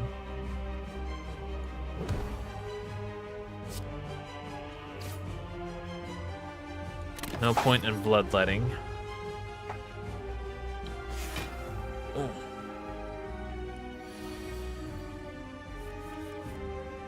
He's okay, he's still got the I think we go for like the alpha strike. Yes, okay.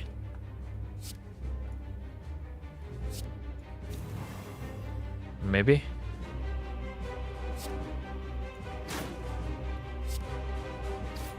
Oh, 1 HP, you gotta be kidding me. Oh, could I have done something different? No, not really. Nothing that would have affected the, man, 1 HP, that feels so bad.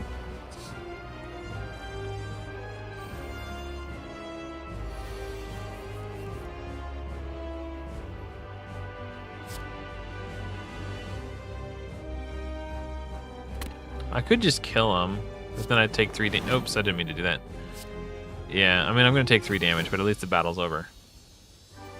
Okay, well, that was a very short sort of view as to what... gain 30 block. Skills cost 0 whenever you play a skill, exhaust it. Ooh, I don't know about that. Whenever you gain block, deal 5 damage to a random enemy. That sounds dope. So you can kind of see this is sort of the vibe that Fateless is going to go for in their normalized. It's not going to look exactly like this. They're going to make it their own. But they're drawing inspiration from this style of game. It doesn't matter. I'm not going to keep this run. But then you get more relics. This one gives more energy. So yeah, we'll just take that one. If this seems interesting to you, but you don't know if you want to pay $5 or $10 to buy the game, I said it earlier in the stream, but I'll say it again. There's a free-to-play ripoff of Slay the Spire. The gameplay is very similar. Like, they literally just copied Slay the Spire and then added a ton of gacha elements into it. It's called Ancient Gods. It's right there.